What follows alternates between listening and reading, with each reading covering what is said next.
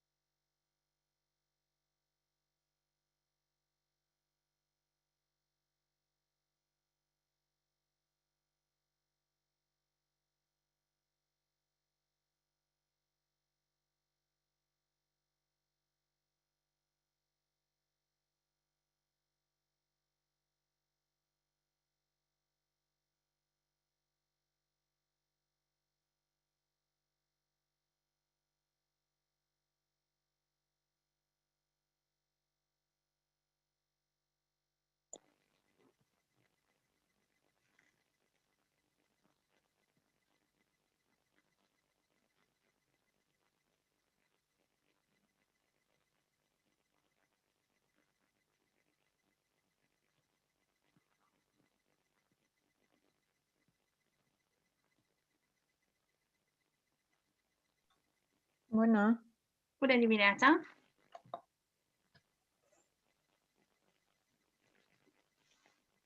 Ce faceți voi? Așteptăm să înceapă conferința. Ce drăguță ești! Îmi place cu părul așa. Mersi, bună! Bună! Tu cum ești, Cătălina? Bine, un pic obosită, dar bine.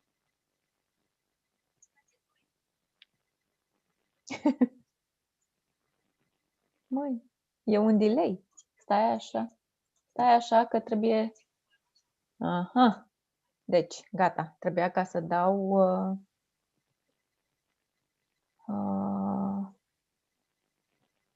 pe YouTube trebuia să dau mute. Ca să nu mă trezesc că cine știe ce... o să fie în reluare sunetul.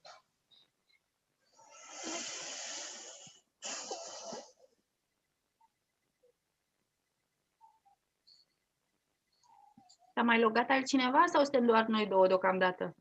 Suntem noi două și pe YouTube spune că 3 persoane vizualizează, dar cred că sunt eu de pe Dă-mi și telefon. mie, te rog frumos, link-ul de YouTube. Imediat. L-am trimis și în... l-am trimis și în mail-ul de reminder care e la... Nu l-am văzut. E pus exact în subiectul. Da. Scuze, nu l-am văzut.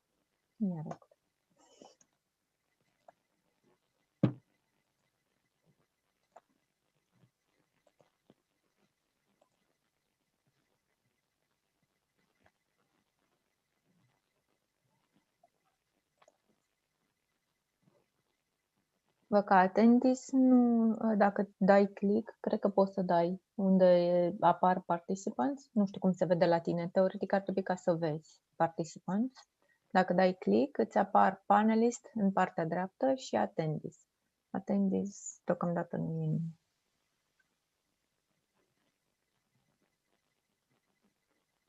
La tine toate bune? Da? Mă bucur să aud asta.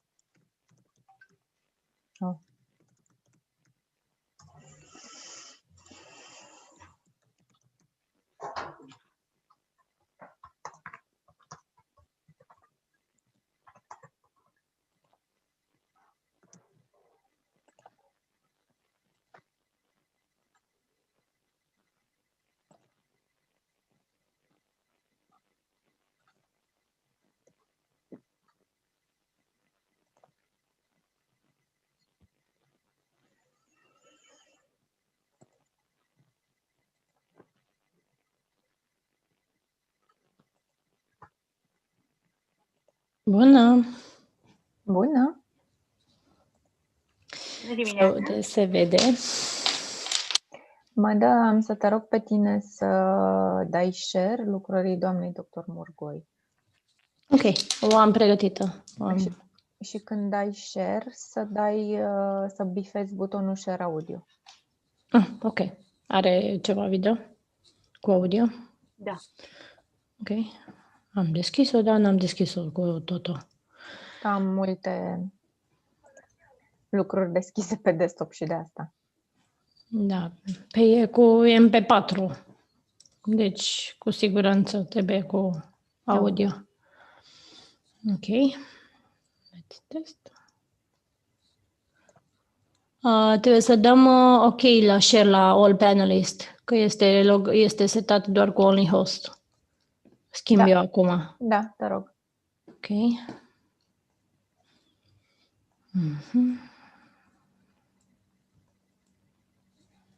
Share sound, optimize, gata. Ok. Will do. Să am grijă, să am cât mai puține chestii deschise. Să facem tranziția mai ușoară. Păi da, asta am verificat mai înainte și erau foarte multe deschise la mine și am zis că Eu programul l-ați deschis, ca să l-am deschis. e ok. Teams-ul mi-l închid că îmi consumă din resurse și din Windows. Mai bine îl închid. Ok. Bun.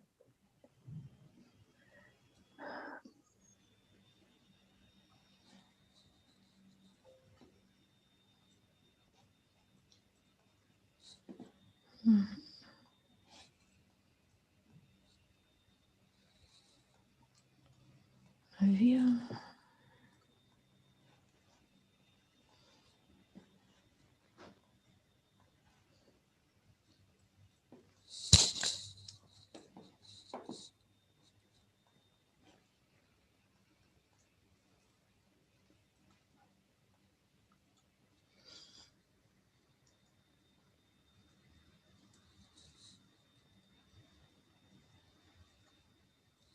Am un fundal pregătit pentru eveniment.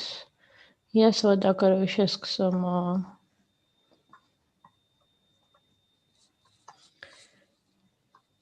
Choose virtual background, să vedem cum se vede. Dacă se vede ok. Ia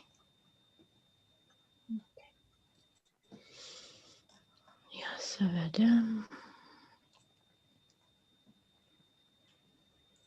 Trebuie să-i dau... Trebuie să-i dau image. Mirror, nu. Gata.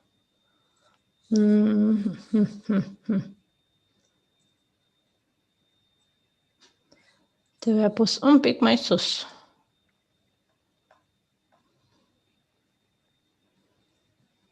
Cum ți se pare? Mai bine nu? O să-l lași la o, adică măcar se vede că scrie Ocular Oncology Conference. Da, mai e așa. Așa. Ok. Că se știe evenimentul. Dar e pentru noi, pentru Clubul Regal, ca background pentru mine, că pentru tine poți să alegi altul. Unde Da, e? ok. Ți-l dau pe WhatsApp dacă vrei. Da, mi-l. Ar fi bine dacă poate lumea să și-l pună. În principiu, că e vizualul evenimentului. Stai așa, ți-l pun și ție.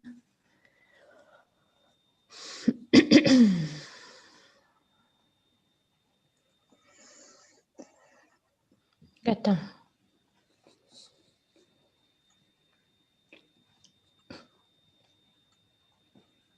Arată bine. Și îl iau.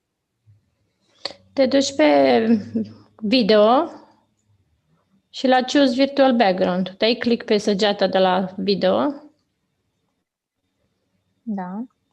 și Choose Virtual Background. N-am decât stop video. Nu. Deci, la Da, Choose... stai. Da. Hello. Hello. You are on mute? You need to unmute, doctor. Yes, Hello. I am muted. Hello. Hello. Hello. How are you? Fine. Trying to finalize some setups. Good.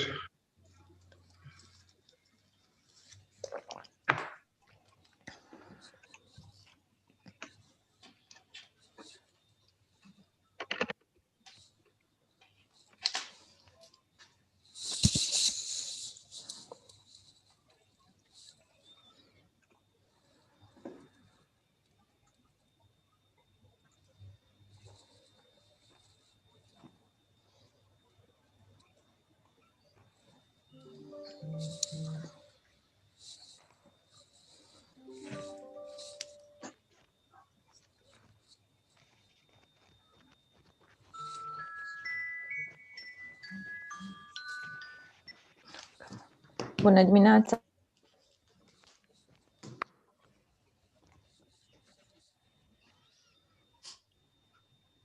Hello. Hello, Dr. Romano.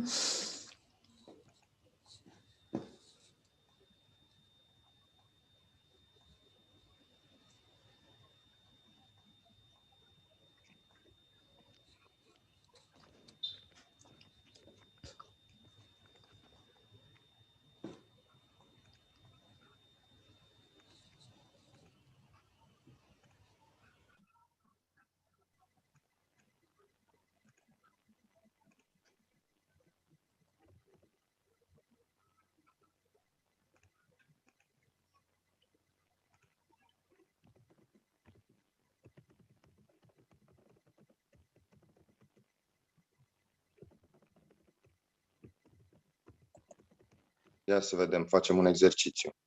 Madalina, mă vezi? Da, vă văd. Trebuie să dați un pic camera mai jos, adică sunteți pe laptop, să lăsați laptopul un pic mai jos ca să putem să vă vedem. Așa, un pic mai... Mai, uite. Așa, e foarte bine acum. Da, Aha, perfect. Bine, o secundă, că închei atunci convorbirea pe telefonul celălalt cu Cristina. Vă auzim foarte bine, da. Bun.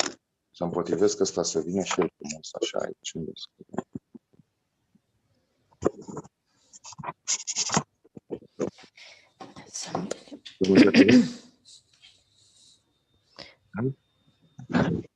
Da, foarte bine. E foarte bine, da.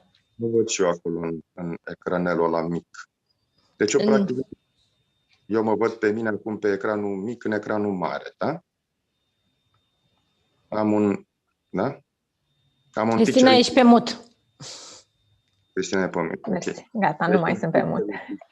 O văd pe Madalina și mă văd pe mine mititeluț așa într-un colț. E okay, este eterna poveste a acestor timpuri. Ești pe mut. Unmute. Da, unmute, da. Se aude, se vede, standard. Da. Ai senzația că ești singur la un moment dat. Nimeni nu știe nimic. Da. Dar... Pentru că eu oricum o să atenția și când le ticuri, vreau să spun. Da. Bună dimineața, doamna doctor Morgoi. Ok. Yes, 1 minut. Madalina, in charge. Da, aici sunt.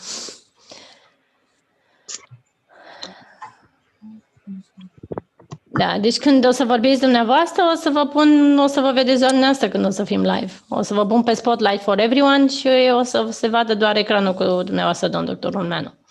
Am o introducere foarte scurtă. Înțeleg că este și un timp alocat destul de... Bună dimineața!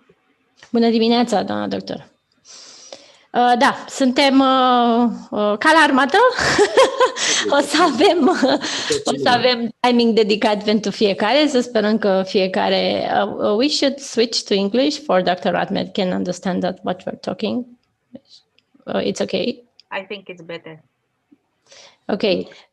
It is settled scheduled. Everyone will have the dedicated time and they were briefed about that time. So you are free to speak whatever you like about your thoughts regarding this event. Good morning. Are you asking me? Hey, Catalina, how are you? Good, thank you. So we are 10 minutes away. Okay. Bună dimineața. Morning. Bună dimineața. Bună dimineața.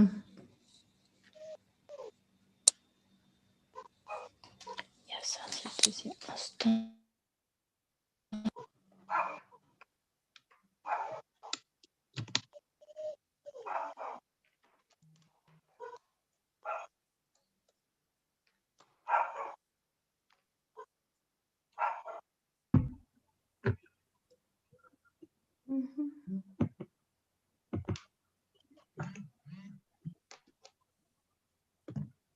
Bună dimineața!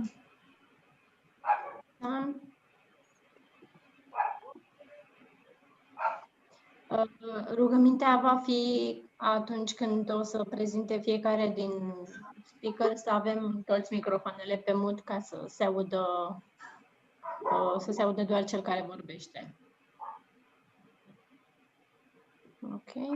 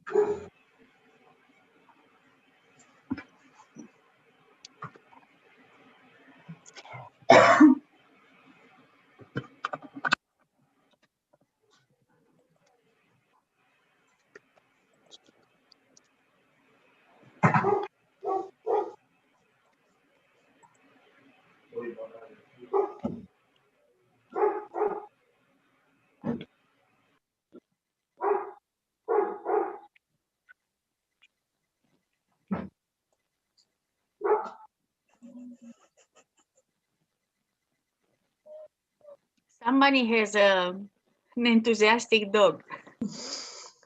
Yeah, it's awaking us. Speaking about dogs.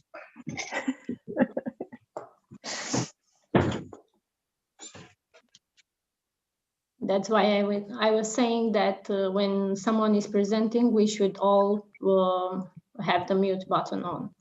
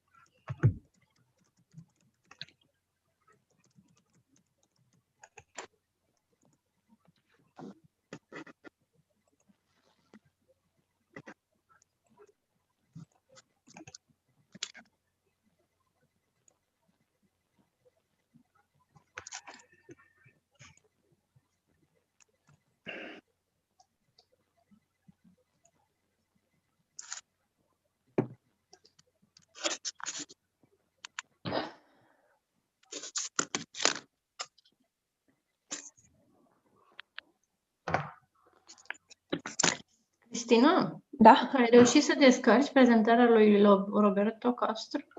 da. Mie nu merge. Nu zice the site can be reached. Am încercat și aseară și am crezut că poate e de la conexiunea mea de la net, dar nu merge. Ok, ți-o trimit acum. Te rog. Site can be reached. A fi un firewall pe aici. Posibil.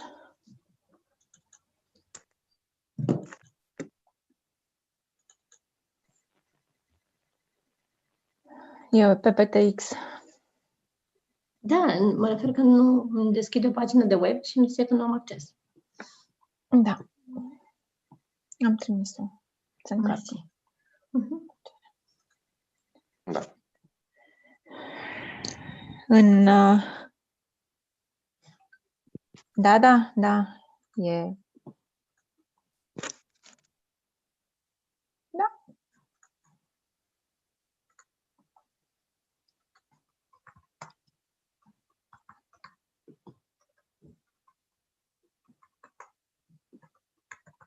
Ok.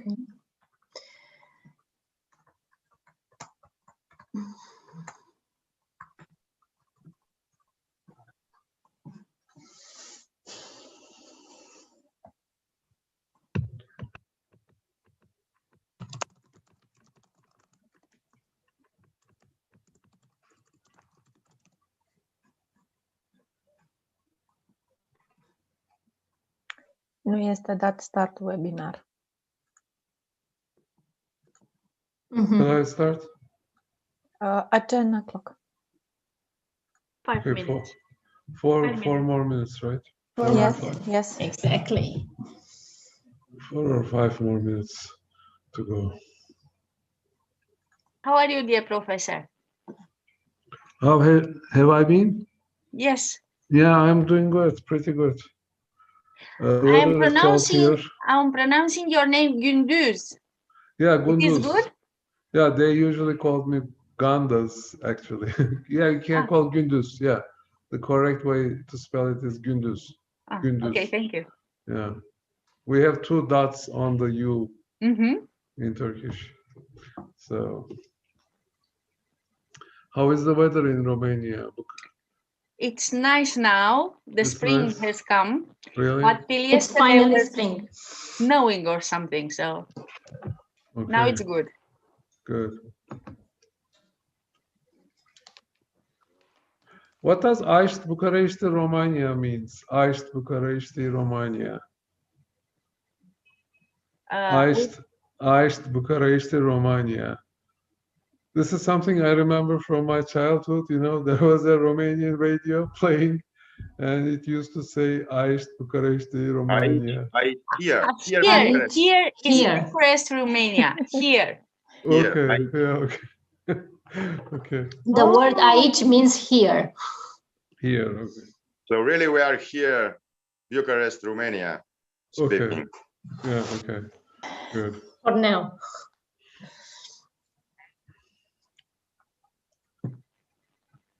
We are going to gather a lot more countries in this So, event. can I Do share you my know screen? by any chance how many countries we have participants from? At the end of the conference, I'll send you a report. It's all over the world, from United States, Brazil, from Africa, from Japan, from Lithuania, from whole Europe, all over the world. Yes, it was promoted heavily. We have some good friends. So Sânziana, you are amazing as always. As amazing as one can be without coffee. I already have it with me. Good morning, dear professor. How Nice are to you? meet you, everyone. Good morning, everyone. Let's enjoy Good this. morning. Good morning. We'll start the webinar in 2 minutes. Dr. Nano, be Yes, ready. Is in position. I'm in position. Here, Bucharest, Romania. I have a question for Professor Shahar Frenkel. Do I say it correctly? Yes. Thank you. Frank. Thank you. That was the question? Yes. Now I have a question for the professor. Do you have behind you a screen or it's real? I love the sea. I wish it was real. Oh, Yeah, we all love the sea. So much of a I'm mess happy it that isn't. it's easier like this. Okay. Enjoy the picture. We are enjoying it after all. Enjoy. 1 minute. How can I share the screen? How can I put the... You have the green button, share screen. Yeah, I know, but I cannot find my... You need to open your presentation. It has to be open. Yes, but first you need to be open. Okay, let me check. It's open now. Okay, and now press again, share screen, please. Press the arrow from the share screen button. Okay. This one. Exactly. We should see now if you are sharing something. Are you able to see? No. No. Just click on the green button, share screen. Yeah, I did that. And the presentation was open? Yeah. Okay, let's try again. Let's try again. As you said. I'm sorry. Don't worry.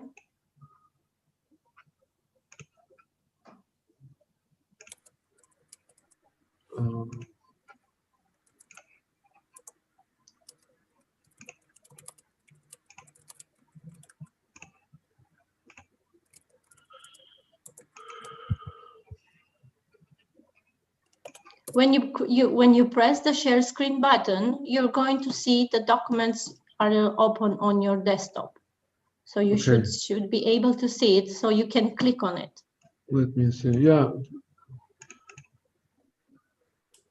Or you can send us to office @cluburregal.ro and we can share it for you. You can share it for me, right? Yes, I can do that. Madalina. Well, I was able to do the Zoom before, but now I cannot. Okay, I will send you the message with the email you can send us. Okay.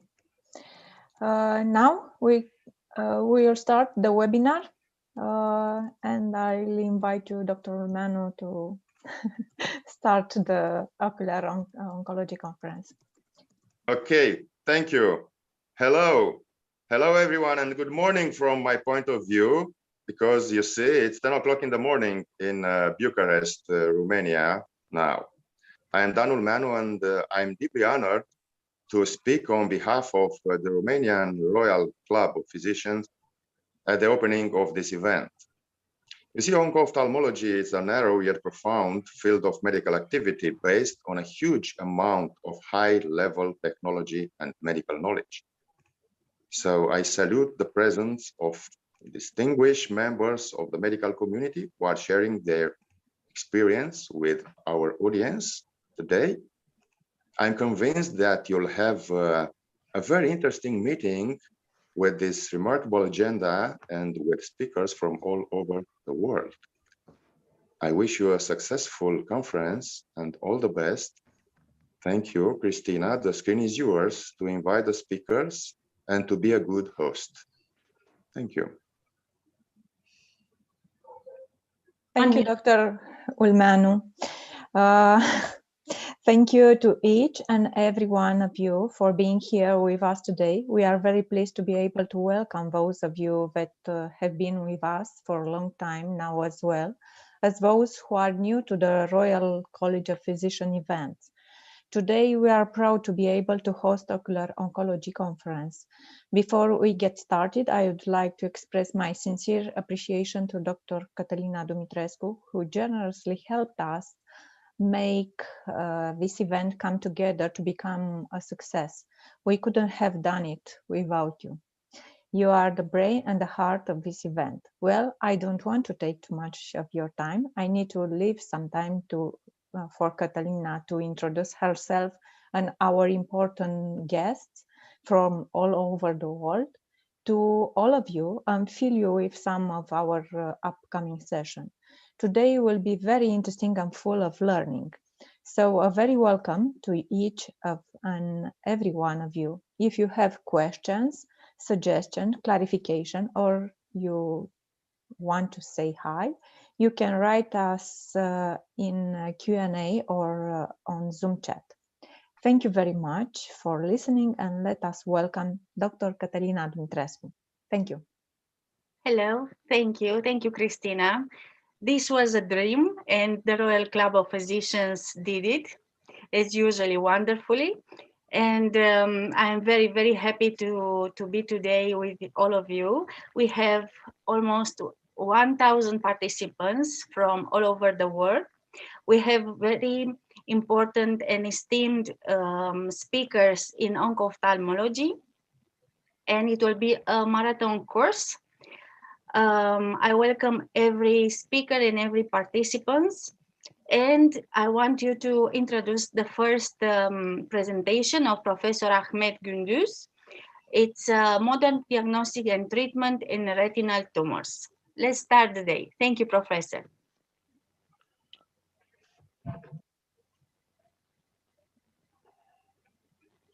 Okay, thank you very much for this opportunity to be able to speak in this meeting. It's a pleasure for me to participate in this program. So today I will talk about retinal tumors, diagnosis and treatment. I will touch upon retinoblastoma, retinal glial tumors, retinal vascular tumors, vitreoretinal lymphoma, and optic disc melanocytoma. So starting with retinoblastoma, as you all know, this is the most frequent intraocular malignant tumor in children. And retinoblastoma occurs with a frequency of 1 in every 14,000 to 20,000 live births. The mean age at diagnosis is 18 months. And more than 90% of the cases are diagnosed before age 3 years. The tumor is unilateral in 2/3 and bilateral in 1/3 of the cases. Retinoblastoma develops due to mutations in RB1 gene, and both copies of the gene must be mutated for retinoblastoma to develop. However, recent research states that this is not enough for retinoblastoma to develop. A third mutation is necessary to transform the RB1 negative benign tumor, which we call a retinoma, to malignant retinoblastoma. This third mutation is currently unexplained. So we do not know what happens. And all bilateral and about 10% of unilateral retinoblastoma cases harbor germline mutations. Therefore, overall 60% of retinoblastoma is sporadic and the rest is germline. This means that about 40% of retinoblastoma patients have germline mutations, and these can be inherited, and therefore retinoblastoma is a long-lasting problem for the whole family. The presenting features of retinoblastoma include leukocoria in 70%, strabismus or squint in 20%, and vision loss in 8% of the patients. In this picture, you can see leukocoria in the right eye of this child. So leukocoria is an important sign that we should not miss, as well as strabismus in childhood. So looking at the growth patterns of retinoblastoma, it usually initially starts as an intraretinal tumor. And as it grows, retinoblastoma may assume an endophytic or exophytic pattern. This picture demonstrates endophytic retinoblastoma, as you can see here. Endophytic retinoblastoma grows into the vitreous cavity, and it simulates endophthalmitis and inflammation. The second growth pattern is exophytic retinoblastoma. In exophytic retinoblastoma, the tumor grows under the retina and causes retinal detachment, as depicted in this picture. Such cases may simulate Coats disease. And the third growth pattern is diffuse infiltrative retinoblastoma. This tumor is often misdiagnosed and mistreated. There is no discrete mass in this variant, in contrast to endo and exophytic retinoblastoma. There is only whitish retinal infiltration, as you can see here in this picture, and vitreous cells. So there is no mass within the eye, and this often leads to misdiagnosis and mistreatment. Such cases usually undergo unnecessary pars plana vitrectomy surgery for conditions mistaken for retinoblastoma. Retinoblastoma, as you all know, is a malignant tumor and can demonstrate extraocular extension in far advanced and neglected cases. So extraocular extension occurs mainly through the optic nerve to the central nervous system, as seen in this patient. The anterior segment photo of this patient shows total retinal detachment, almost extending to the posterior lens capsule. On T1 weighted MR imaging, you can see the intraocular retinoblastoma. You can see the tumor here, total retinal detachment, and optic nerve enhancement from retinoblastoma invasion. Retinoblastoma can also spread out of the eye through the sclera into the orbit. Central nervous system metastasis carries a poor prognosis, and few patients survive the disease. So it's very important to diagnose and treat retinoblastoma at an early stage before it spreads out of the eye. There are two clinical variants of retinoblastoma that need to be discussed. The first is retinocytoma or retinoma. This tumor was previously called spontaneously regressed retinoblastoma or spontaneously arrested retinoblastoma. But we know that this is a benign tumor that has lost both copies of the RB1 gene. Therefore, two mutations have already occurred.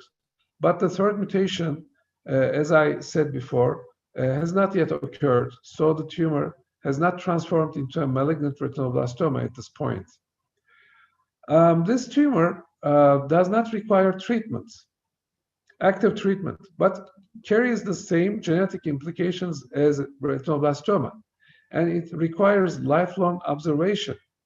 In this picture, you can see the retinoblastoma with its retinocytoma, with its characteristic features, retinal pigment epithelial changes surrounding the tumor, and intratumoral calcification. So these are hallmarks of retinocytoma. Anterior segment retinoblastoma is the second variant of retinoblastoma. This tumor presents with anterior segment findings only, as you can see in this anterior segment photograph. We can think of anterior segment retinoblastoma as a variant of diffuse inflammatory retinoblastoma with only anterior segment findings. There's a white tumor in the anterior chamber angle. Iris and ciliary body are usually affected, and there may be iris neovascularization. There's only minimal, if any, retinal involvement in this variant of retinoblastoma. So diagnosis may be difficult, and a clear corneal fine needle aspiration biopsy may be required in difficult cases to establish the diagnosis. So we currently use the International Classification of Retinoblastoma for classification of intraocular retinoblastoma. The ICRB has replaced the Rees-Ellsworth classification system that has been in use for more than maybe 20 years. This is a simple classification system, and we have 5 groups. Group A is for tumors less than 3 millimeters in size, as you can see in this red cam fundus picture. Group B includes tumors with optic disc and macular location, as well as those having minor subretinal fluid. This is a group BI. The tumor is in a macular location. And this is another group BI with a tumor located next to the optic disc and another tumor nasally. Group C eyes have bigger tumors, as you can see in this picture. These tumors can feature subretinal and vitreous seeds, but these should be localized, maybe less than 1 quadrant, affecting less than 1 quadrant of the eye. Group D eyes have extensive subretinal and vitreous seeds, maybe more than 1 quadrant and extending more than 3 millimeters from the margin of the tumor, as you can see here. And finally, we have group E eyes with advanced tumors, neovascular glaucoma, hyphema, vitreous hemorrhage, anterior chamber tumor, as you can see here, choroidal and scleral involvement on imaging. So this is the classification system that we currently use for retinoblastoma. Retinoblastoma diagnosis is usually made by indirect ophthalmoscopy. Other tests that are used include wide-angle fundus photography, fluorescein angiography, ultrasonography, optical coherence tomography, computed tomography, and magnetic resonance imaging. So this is ultrasonography is one of the most helpful tests in retinoblastoma diagnosis and follow-up. It helps us in measuring tumor base and thickness, as you can see in these pictures. we can measure the thickness of the tumor and the base diameter. It also shows calcification within the tumor. And as a result, there's orbital shadowing that helps in the diagnosis of retinoblastoma because it's one of the few conditions that demonstrates intraocular calcification. There may also be necrotic areas within the tumor. This one doesn't have any necrotic areas, but you can see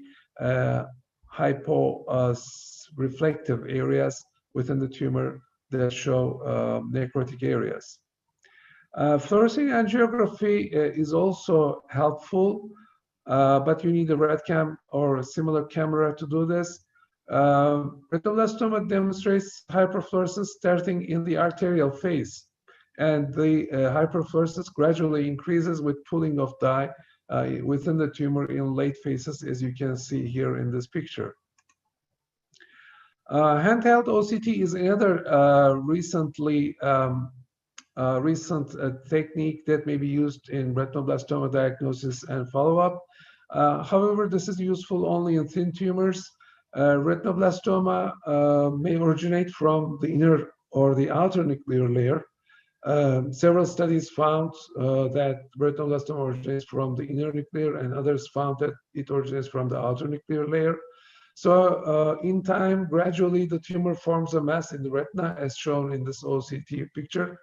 And as it grows, it may distort foveal anatomy.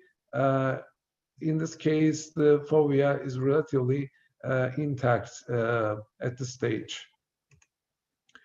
So computed tomography was once widely used in retinoblastoma, but it's not currently preferred because children with retinoblastoma carry risks for secondary malignant tumors if computed tomography is done on these children repeatedly. So it's not a currently preferred diagnostic method. However, it's very useful. It demonstrates intraocular calcification. You see bilateral intraocular calcification here in this eye. There is unilateral. It also shows extraocular extension, but it's very useful. But as I said, it has fallen into disgrace because of this secondary malignancy issue. Magnetic resonance imaging is also helpful in visualizing retinoblastoma. You can see coronal cuts here. This is a T1 cut and this is a T2 cut. You can see that the tumor is hyperintense here and hypointense on T2 cuts. There are very few conditions that demonstrate this combination on T1 and T2 cuts. So MR is also very helpful in retinoblastoma diagnosis. And the tumor also demonstrates contrast enhancement.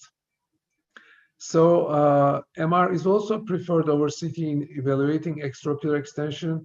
And this is a child with massive extraocular extension from retinoblastoma. And this axial T1 cut very nicely demonstrates the extent of the extraocular extension in this advanced retinoblastoma patient. So the treatment of retinoblastoma has undergone a drastic paradigm shift in the recent years. There has been a shift from enucleation and external beam radiation to various chemotherapy approaches during the past 30 years or so. And these chemotherapy approaches include intravenous, intraarterial, intravitreal, and periocular chemotherapy approaches. And this latter one, periocular chemotherapy, is rarely done nowadays. So we basically rely on these three methods of chemotherapy: intravenous, intraarterial, and intravitreal. So intravenous chemotherapy is widely used worldwide, especially in bilateral cases. Vincristine, etoposide, and carboplatin are the commonly used drugs. We use 3 drugs, and this is usually done for 6 cycles every month. And transpupillary thermotherapy, TTT, and cryotherapy are commonly used for tumor consolidation after intravenous chemotherapy. This is a rare patient which demonstrated almost complete regression of retinoblastoma after intravenous chemotherapy with no additional treatment whatsoever. And we see this kind of regression after chemo in only about 10 to 15% of patients. Others usually require additional cryo, TTT, and so forth. Intraarterial chemotherapy can be used as primary or salvage treatment. Primary use is usually restricted to unilateral cases, groups B and D. And melphalan, topotecan, and carboplatin are usually used for 3 to 6 cycles. This is a patient with a big retinoblastoma overhanging the optic nerve. This was probably graded as group C initially, and after 2 cycles of intraarterial chemotherapy, you can see the nice regression and calcification in the tumor.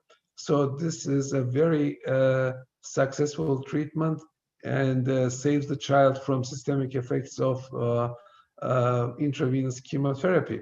However, this requires complex instrumentation as well as an experienced interventional radiologist and neurosurgeon, and this treatment may not be readily available worldwide.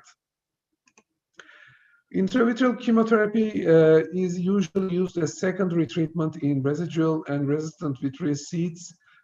This is not usually done as primary treatment.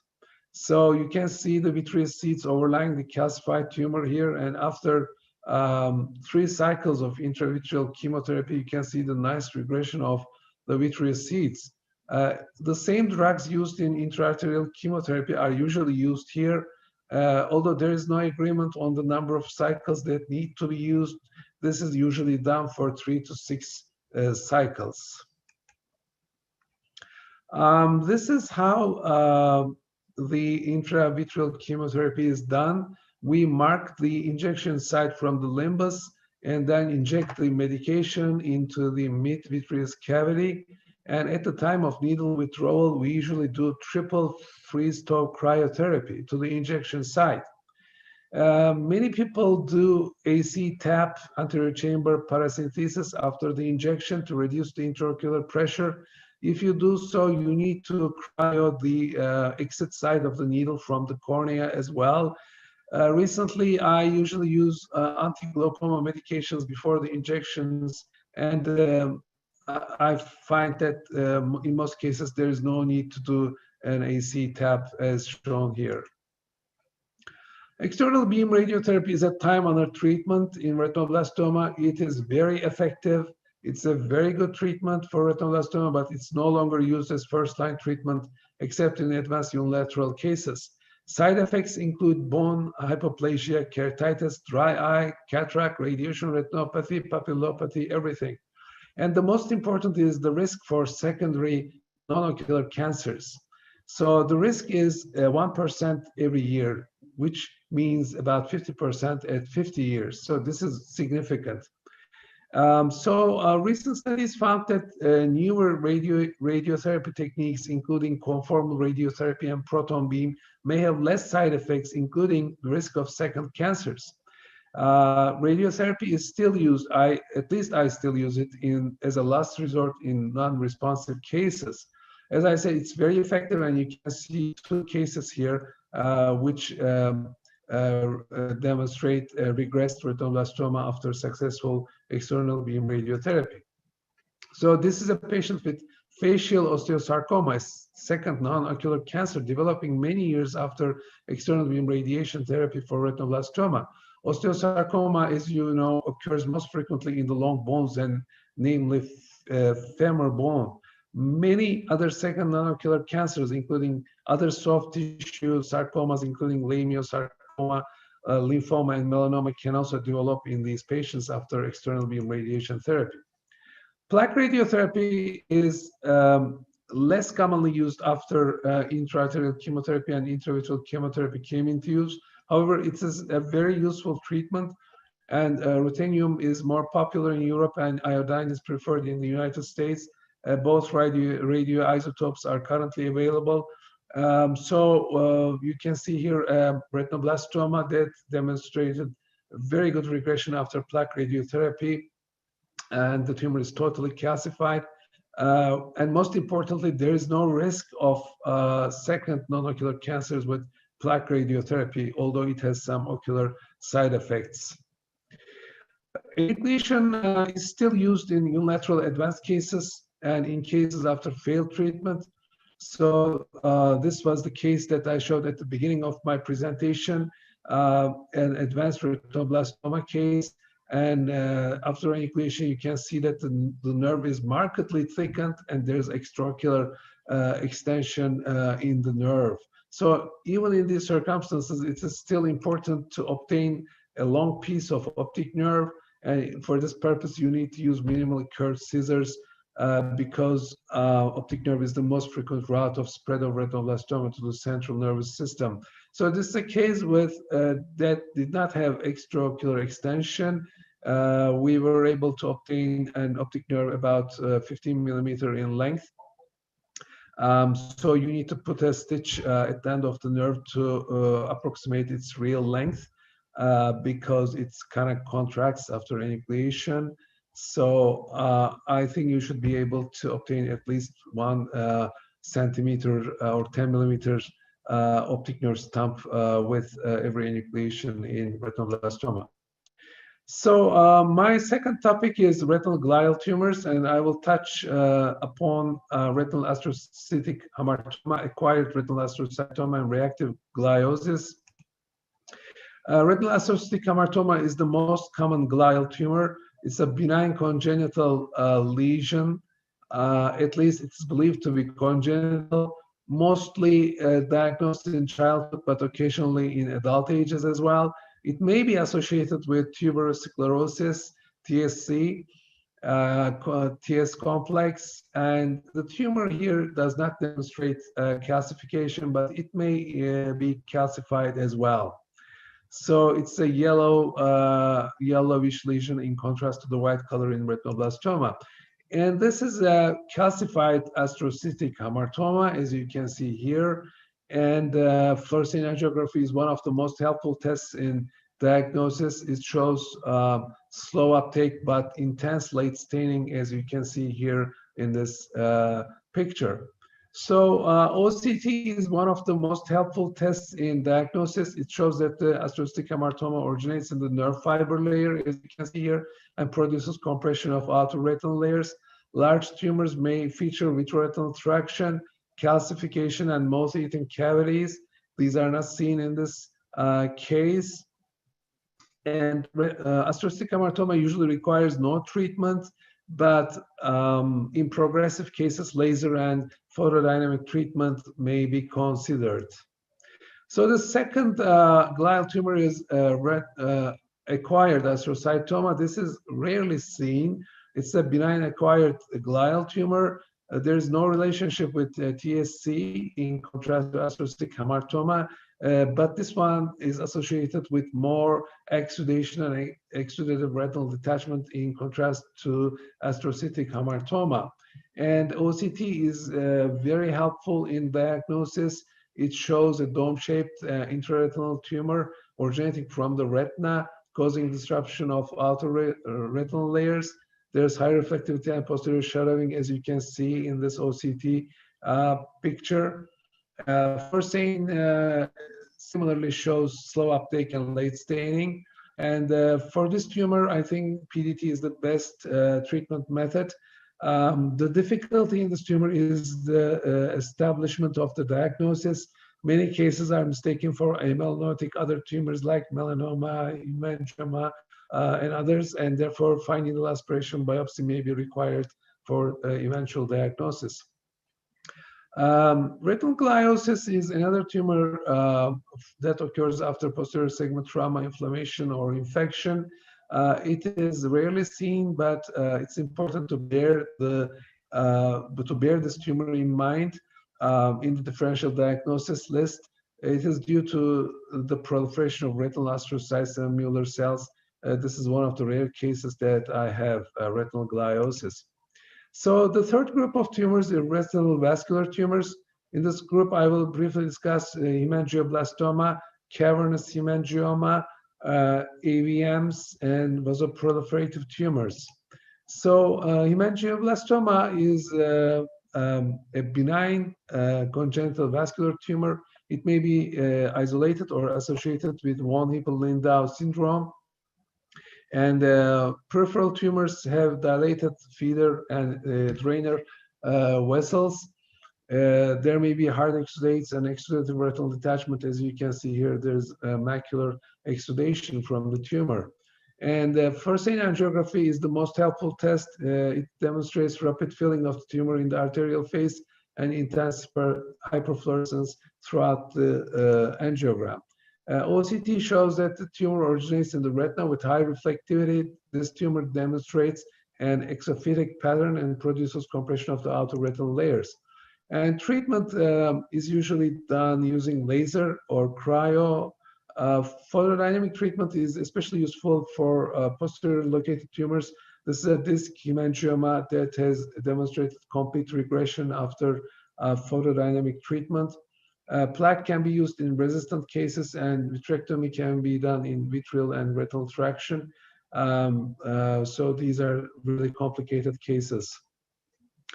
And cavernous hemangioma is also a benign congenital vascular tumor. It may sometimes be associated with CNS and cutaneous hemangiomas.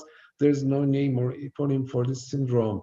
And the diagnosis is usually made by its typical clinical appearance, but fluorescein angiography is especially helpful. It shows slow filling in the late venous phase, and there is this characteristic blood fluorescing interface, hypofluorescence in the lower part and hyper in the upper part, because the RB cells collect in the bottom part of the cavernous saccular dilations, and these areas show hypofluorescence, whereas the upper part have hyperfluorescence from plasma freely entering the spaces. So treatment is usually none. Maybe we can do vitrectomy for recurrent vitreous hemorrhage and membrane peeling. These things usually have a surface epiretinal membrane type of glial contraction. So if vitrectomy is done, there may be an attempt to peel these membranes if there is severe traction and visual loss. So AVM is the final vascular, is the third vascular tumor. It's also a benign congenital lesion. Actually, it's an AV communication and may be associated with Wyborn-Mason syndrome, where we have similar lesions in the midbrain as well. And diagnosis is typically made by clinical exam. Fluorescein angiography shows AV communication without leakage. There's no capillaries in between in most cases, and majority require no treatment as well. So the final vascular tumor is retinal vasoproliferative tumor. The primary type usually occurs in older patients with hypertension. There's a yellow-red mass near the inferior equator of the eye. Often causes heart exudates and exudative retinal detachment. And secondary type may be seen secondary to uveitis, retinitis pigmentosa, Coats disease, trauma, retinal detachment, and others. So this is a typical condition, and we usually do cryo, TTT, or PDT in these cases. Plaque is reserved for resistant tumors, and this was a relatively simple case of was a proliferative tumor, and we did cryo just single session, and the tumor is completely regressed, as you can see here. So coming to the fourth group, which is vitreoretinal lymphoma, I'll just briefly discuss this because I know there's a talk, similar talk on the same subject. We have signs of uveitis and vitritis in this case, as you can see here. Sub-RPE deposits are typical. Most cases are bilateral, but frequently asymmetric. These are usually associated with primary central nervous system lymphoma, which develops late in the course of the disease. And vitreoretinal manifestations are usually the initial signs in 90% of cases. And OCT is extremely helpful. It demonstrates these focal or confluent RPE detachments, as you can see here. And these are due to localized collection of monoclonal B lymphocytes. And vitrectomy is very important for diagnosis because this condition may be missed for white dose syndromes. As you can see in this picture, we need undiluted vitreous specimen for the maximum yield of cells.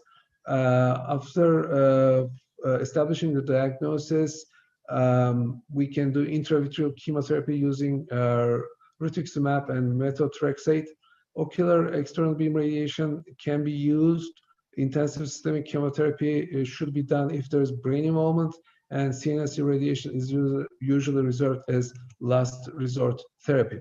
So my final topic is optic nerve tumors, and I will briefly touch upon melanocytoma. This is a heavily pigmented magnocellular nevus, as you all know. This is probably a congenital lesion, although diagnosed in later years of life, and many cases were previously misdiagnosed as melanoma and enucleated. So the fundus appearance is typical, but fluorescein angiography reveals important findings. The tumor is generally hypofluorescent in contrast to melanoma, which demonstrates hyperfluorescence in late phases. But the tumor may have a choroidal component, as you can see here, and it demonstrates hyperfluorescence. Visual field shows enlarged blind spot and arcuate scotomas. And OCT is also helpful. It shows highly reflective dots, which probably represent hyperpigmented cell clumps, as you can see here. And there's also an elevated optic nerve head and posterior shadowing. Swept source OCTA has recently become an important diagnostic tool as well. And in this case, it shows tumor vasculature at various levels on the disc in this cut. So my final slide is this B-scan angio taken from the swept source OCTA. So here the intrinsic tumor vessels are more clearly visible on this scan. Having said that, I wrap up and thank you again for inviting me to this excellent meeting. We can take any questions or comments, whatever the program allows us to do so. Thank you. Thank you so much, Professor. The question will be answered at the end of the session. Now we continue with the presentation of most esteemed Romanian onco-ophthalmologist, Dr. Gabriela Murgoi. Madalina, if you are ready with the presentation, thank you. Oncologia oculară Oncologia oculară din perspectiva oftalmologului de la Institutul Oncology București.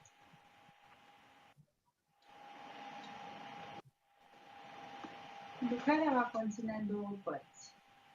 Cazul clinice de oncologie oculară și informații despre radiochirurgia stereotactică în melanomele uverne. Cazurile clinice.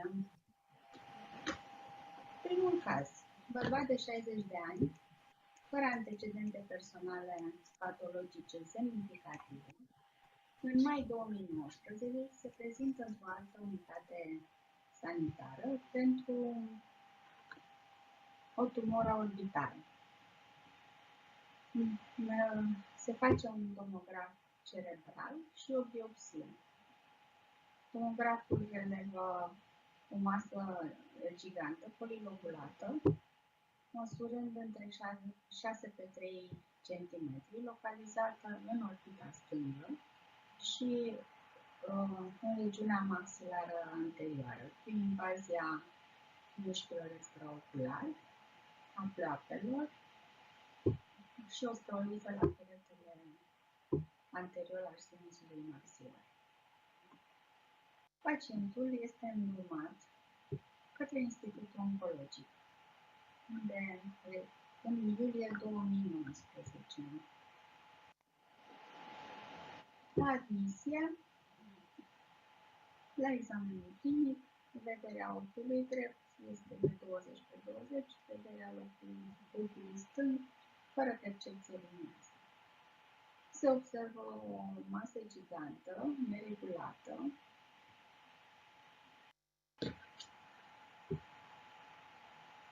ce ocupă toată regiunea orbitală cu invazii în plape, în orbită, cu zone de necroză și hemoragie. Nu se poate vizualiza pentru schimb. Se decide sub anestezie generală exenterația orbitei stângi, rezecția tumorală și exenterația orbitei. Intraoperator se constată afectarea peretelui orbitar inferior. În urmare, excizia a fost incomplete la acest nivel. Putem observa aici masa tumorală, globul ocular și restul țesutului orbitar. Defectul cutanat se acoperă cu restul din plava superioară, care din fericire era indemnă, și la grefă liberă în alte regiuni. Postoperator la 10 zile. Rezultatul de anatomie patologică arată un carcinom squamos moderat diferențiat.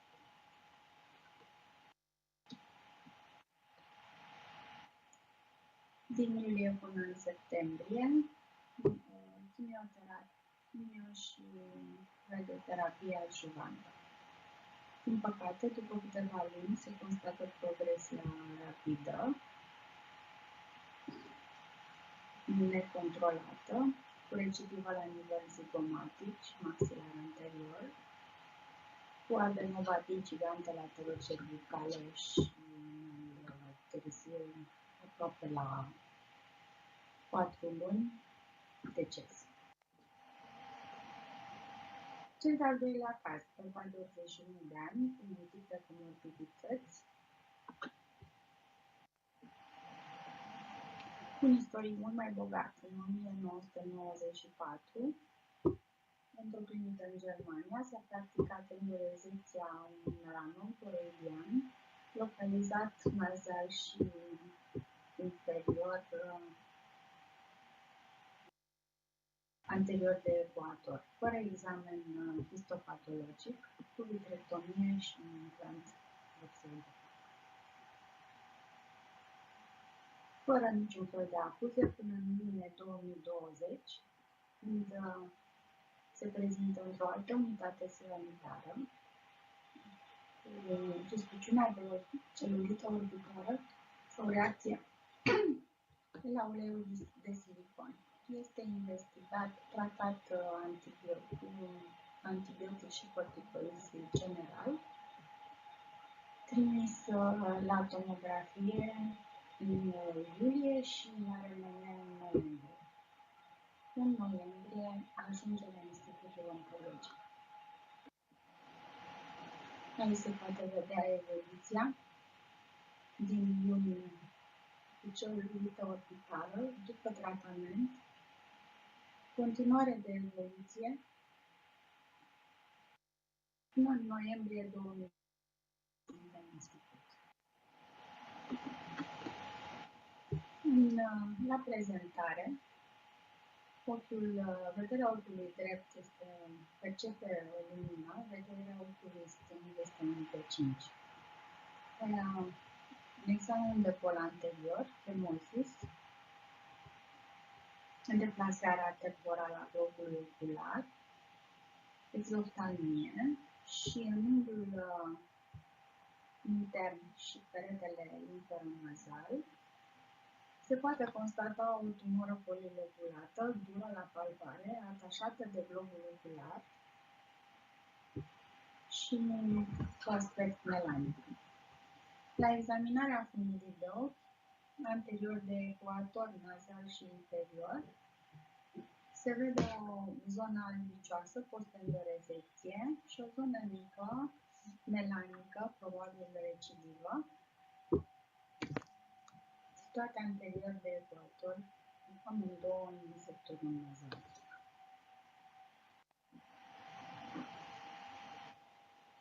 Aici este tomograful din iunie 2020, unde se observă tumora orbitară de pe peretele medial al orbitei, atașată la globul ocular, cel împinge îl dislocă spre temporal, cu progresie până în noiembrie, cu deplasare de nerv optic și invazie de mușchi. Tomografiile de torace și abdomen nu arată metastaze. Sub anestezie generală se practică exenterația orbitei. Intraoperator se constată o tumoră polilobulată, melanoptică, dură, localizată între peretele medial orbitar și globul ocular, atașată la acesta.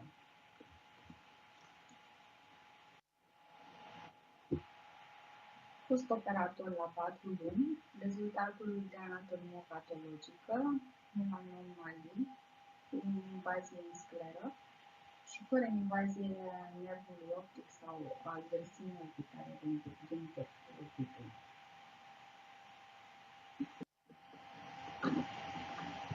Cel de-al treilea caz. Bărbat de 43 de ani, fără antecedente personale patologice, dar cu antecedente familiale de cancer. Se prezintă în Institutul Oncologic în septembrie 2020.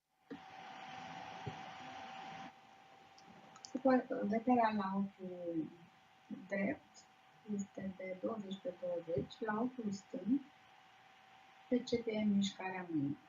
Se poate constata o sperenie conjuntivală, dilatarea vasculară, vasă sentinelă, în sectorul temporal, și o tumoră conjuntivală mare, brună, melanetică, ce implică conjuntiva bulbară temporal și acoperă cornea cam jumătate din suprafața corneei.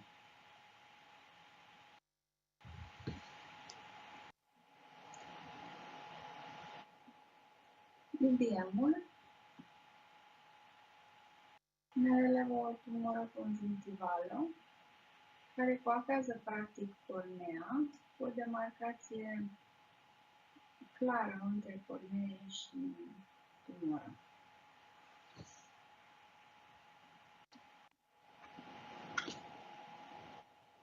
Sub anestezie generală se practică excizia în totalitatea formațiunii tumorale, în exces de conjunctivă. Tumoră aderentă la scleră, dar care se decolează foarte ușor de la suprafața corneei. Practic, fără invazie la nivelul corneei centrale. La rezultatul de anatomie patologică, melanom malic încercat. Vederea la 6 luni postoperator este de 20/20.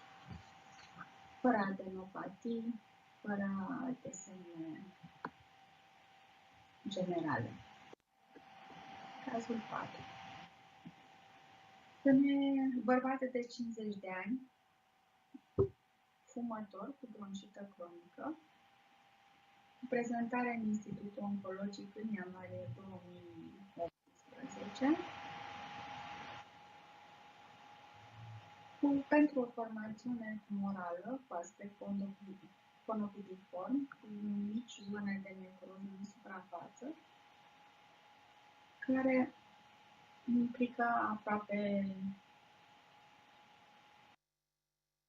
2/3 din conjunctiva bulbară, superior, nazal și inferior, fără afectarea conjunctivei palpebrale și cu invadarea epiteliului corneal. Vederea este 4/20 la ochiul drept, la acel moment, și 20/20 la ochiul.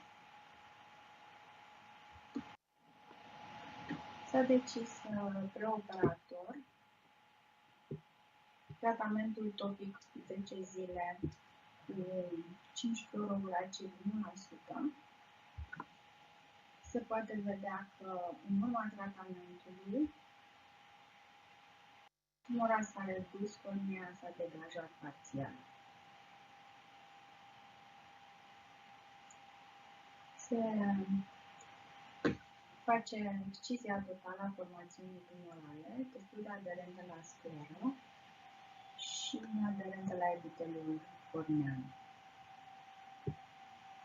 Rezultatul de anatomie patologică, carcinom squamos keratinizat bine diferențiat. Continuă postoperator tratamentul cu 5-fluorouracil local pentru încă o lună. Vederea la 6 luni după operație este de 18/20.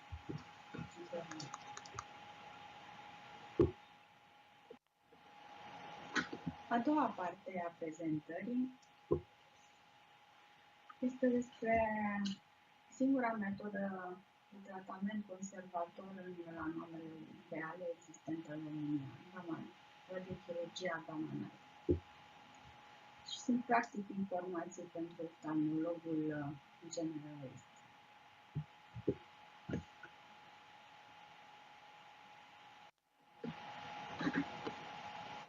Singurul centru din țară de radiochirurgie gamma knife este la Spitalul Bagdazar, centrul de excelență.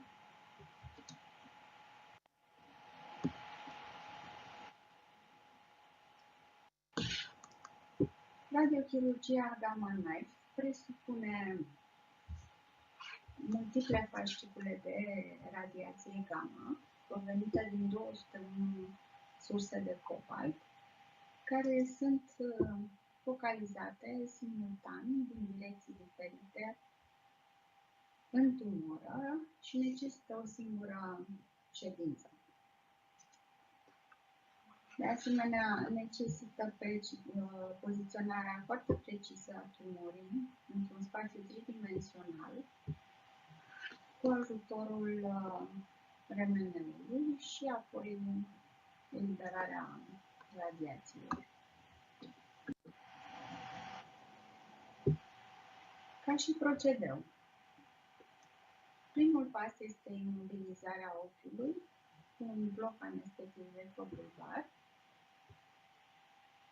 Apoi, capul pacientului este fixat în cadrul de stereotaxie și urmează, cu ajutorul remeneului, poziționarea foarte precisă într-un spațiu tridimensional a tumorii. Planul de tratament se face practic pe imaginea de remene. Acesta este volumul țintă. Marginea de siguranță este cam la 1-2 mm de jur împrejurul tumorii. La cazurile pe care le-am avut, doza marginală a fost de 25 de grei, iar doza maximă primită de tumoră între 38 și 51 de grei.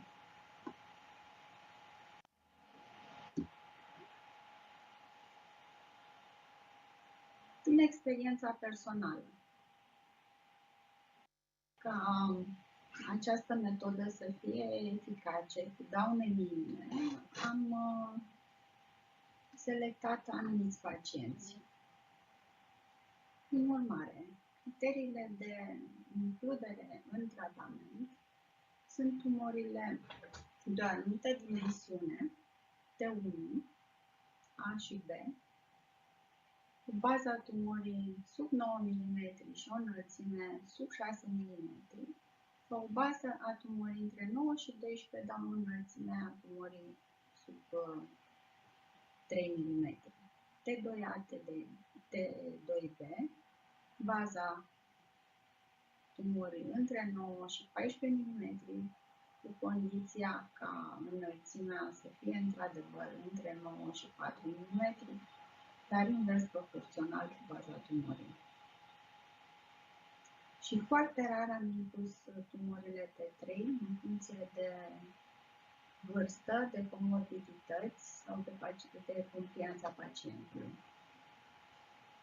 Criterii de excludere: decolarea totală de retină, un glaucom neovascular asociat sau tumorile de păr ciliar cu invazie în camera anterioară, chiar dacă se pot include în limitele de mai sus. Scopul tratamentului. În primul rând este controlul local al tumorii. În al doilea rând, scopul este conservarea ochiului ca organ și pe ultimul loc va fi conservarea unui grad din funcția vizuală.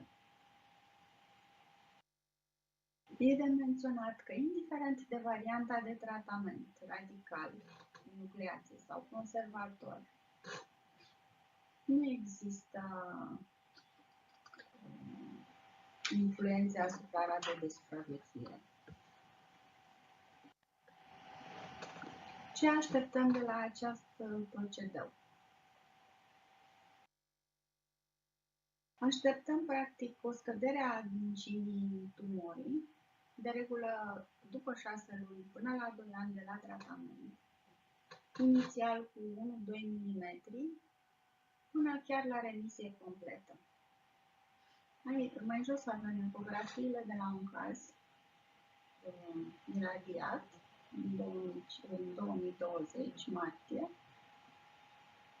tumora inițială.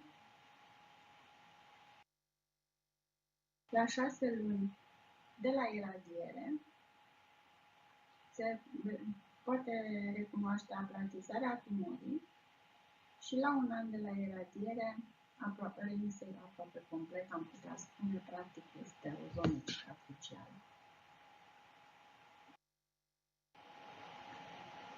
Între 2010 și 2019 am avut 350 de cazuri în România tratate conservator în această metodă. Primul pacient iradiat pentru melanom uveal în România a fost în 2005.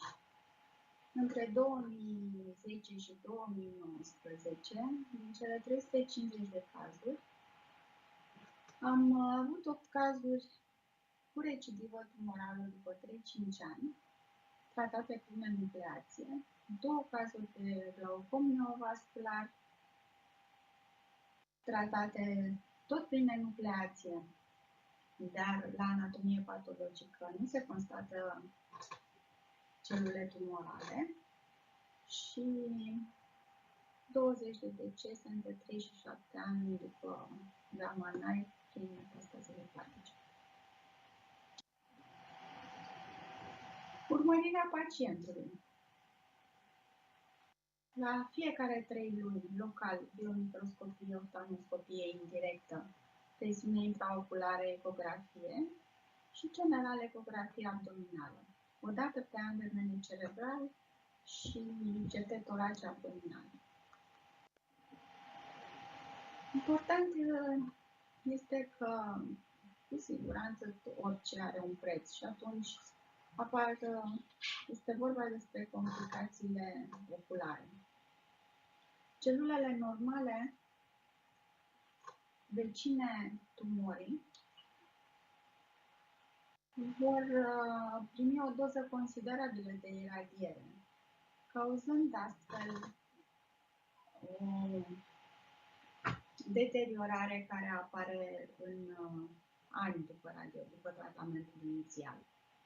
Răspunsul țesutului normal la iradiere este complex. Tulburări de reparare a ADN-ului, moarte celulară, inflamație, hipoxie, angiogeneză. Totul depinde de doza și de timpul de iradiere.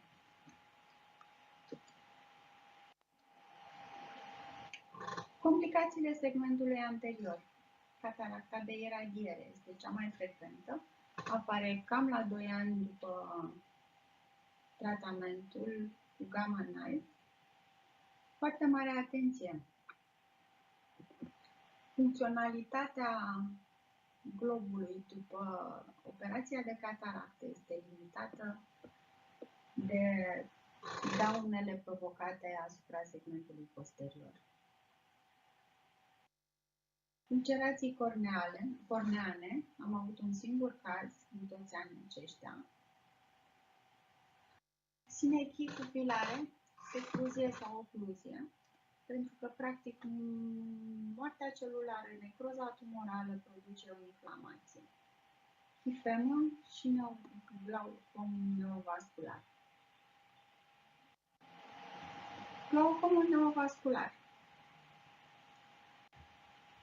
este prezent cel mai frecvent, apare cel mai frecvent în tumorile justapapilare.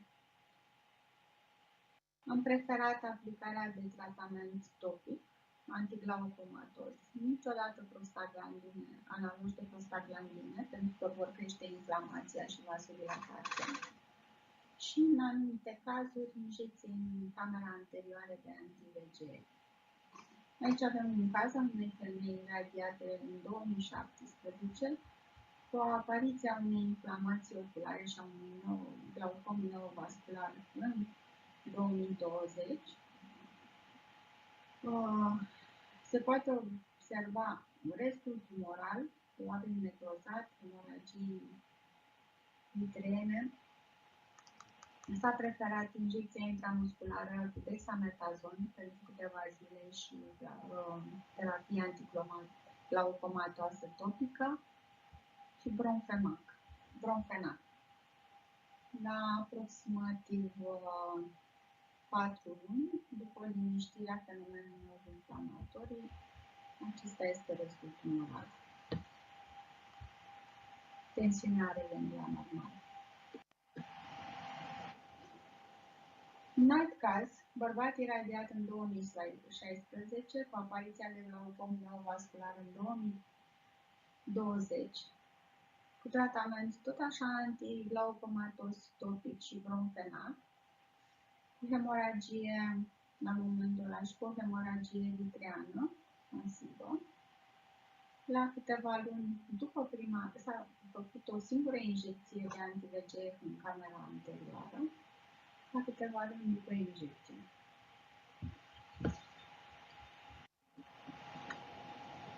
Complicațiile segmentului posterior. Retinopatia de iradiere, cu exudate vătoase, hemoragii și hemoragii, obstrucții vasculare. Phthisis pulpii. Am avut doar 4 cazuri în 20 de ani, în 15 ani, practic, după o lungă perioadă de hipertensiune intraoculară și decolarea exudativă de retină, care la unele cazuri e prezentă inițial înainte de tratament și care devine importantă.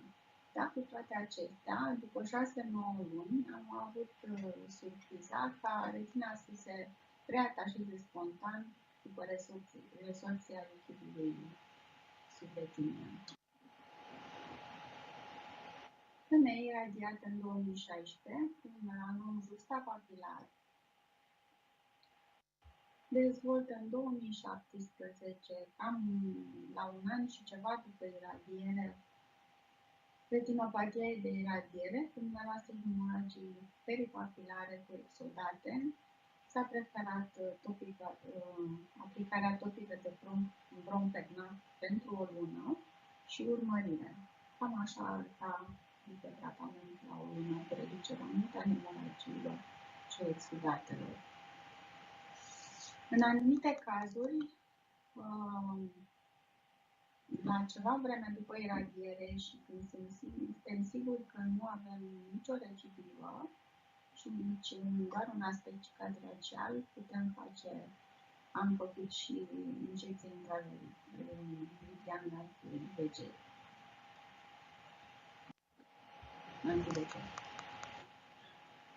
În concluzie, Radioterapia gamma knife este o terapie alternativă pentru melanomele oculare când nu există alte metode de tratament conservator. Este o metodă care aduce un control foarte bun, un control local foarte bun al tumorii și conservarea ochiului. Dar trebuie avut grijă ca tumora să nu depășească un sfert din volumul globului ocular pentru a avea un răspuns mai bun la tratament și un interval mult mai lung până la apariția complicațiilor. E de menționat că la 5 ani nu există diferențe între rata de supraviețuire, indiferent de metoda de tratament conservator sau radical aplicată. De aceea, cu siguranță, radioterapia stereotactică poate aduce o calitate mai bună a vieții. Și cel mai important, nu spuneți pacienților dumneavoastră că orice tumoare poate fi tratată cu o metodă conservatoare sau că acuitatea vizuală va fi prezervată sau nu spuneți că nucleația va fi mult mai sigură și va exclude apariția metastazelor. Vă mulțumesc! Thank you so much, Gabriela. Next, we have Professor Shahar Prenkel from Tel Aviv. Thank you, Professor. Hello, good morning, everyone. It's a pleasure to be your guest at the Royal Club of Ophthalmologists. I would like to share my screen with you.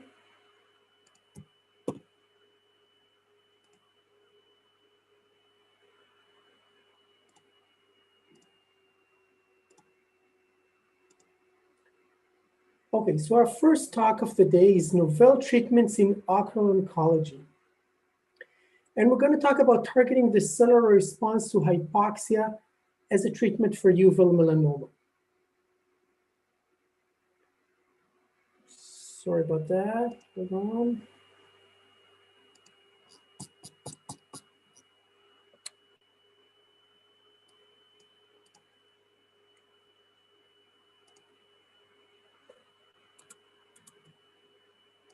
Let's reshare the screen. Okay, so novel treatments for ocular oncology. And Gabriela just finished a wonderful talk about uveal melanoma. And so I'm going to be shorter with this. We use plaque brachytherapy, but as Gabriela mentioned, no matter how the patient is treated for the eye, if the patient arrives to your clinic with micrometastatic disease, and it usually goes to the liver, there's nothing you can do to the eye that will affect the prognosis of the patient. So what can you do? So we've been working on hypoxia. Hypoxia is a condition in which the body or a region of the body is deprived of adequate oxygen supply at the tissue level. When you're close to a blood vessel, you have ample amount of oxygen. As the tumor grows further away from it, you reach hypoxic areas where there's little oxygen, and then you reach necrotic areas where you have completely anoxia, no oxygen at all. And all cells die in these areas. But in the hypoxic areas, normal body tissues, non-tumor tissues, die. But tumors thrive in these areas by activating rescue mechanisms that help them survive the hypoxia. This is compounded by the fact that when you don't have any diffusion of oxygen, if you want to treat with radiotherapy, be it external with gamma knife or locally with brachytherapy or whatever radiation you use, you need the radiation to break down the oxygen and form free oxygen radicals to kill the tumors. And if you want to use chemotherapeutics, be it conventional or targeted or biological therapies, they all have to be diffused from the bloodstream to the tumor. And if you don't have diffusion of oxygen, you also don't have diffusion of chemotherapeutics. So these areas are resistant to treatment. And so this is our target. Now, the response of tumors to hypoxia is orchestrated by two major regulators, two transcription factors called the hypoxia-inducible factors, HIF, and CREB, which is the cyclic AMP response element binding protein. Now, there's a vast complexity of intracellular signal transduction pathways that lead to the activation of CREB, and CREB by itself controls thousands of genes, about 5,000 different genes. HIF controls abundance of genes as well.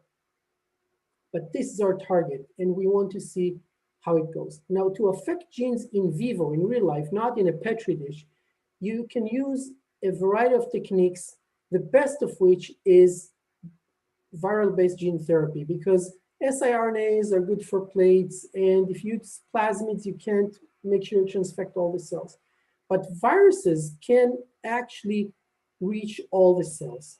And when you take DNA transformed to RNA to protein, then folds into a specific protein, and then you get an action, you can block this chain by targeting the RNA. So our goal was to develop a novel targeted treatment for solid tumors. In targeting a unique property of growing tumors, which is resistance to hypoxia, and construction of armed viruses that will propagate only in dividing cells, another property of tumors, because everywhere in your body you don't have dividing cells. You have them lining your respiratory and alimentary tracts, you have them in the bone marrow, but most of the cells in your body do not proliferate. So they will not be affected by the virus if you choose a specific virus. And we've already said that if we take target 1 and 2, we switch those happy cells into sad cells that would die in hypoxia, but we have to treat those red areas where you have oxygen and chemotherapy can't reach. And this was aim 3, which is to devise a combined treatment. Now, when you talk about your selection of viral treatments, the best one for our purposes would be a murine leukemia virus, the one at the bottom of the table, which has certain properties. It only infects dividing cells. It is a replicative virus, which is really important because all the other viruses, you have to give repeated injections of those viruses, and then the immune system will become aware of them and will develop resistance to your treatment. But MULV will infect a portion of the tumor and then spread inside the tumor without any need for repeated injections. And it stably integrates into the genome of the tumor. So if a tumor cell then detaches from the mass and spreads out to form a metastasis, this metastasis will already be infected and have this gene therapy we're trying to accomplish. So we've devised an animal model where we take the luciferin from fireflies. You see that you can see light coming out of fireflies. If you take the gene that does that, you put it inside your cells, you will be able to follow the tumor inside the mouse without having to kill mice at every time point.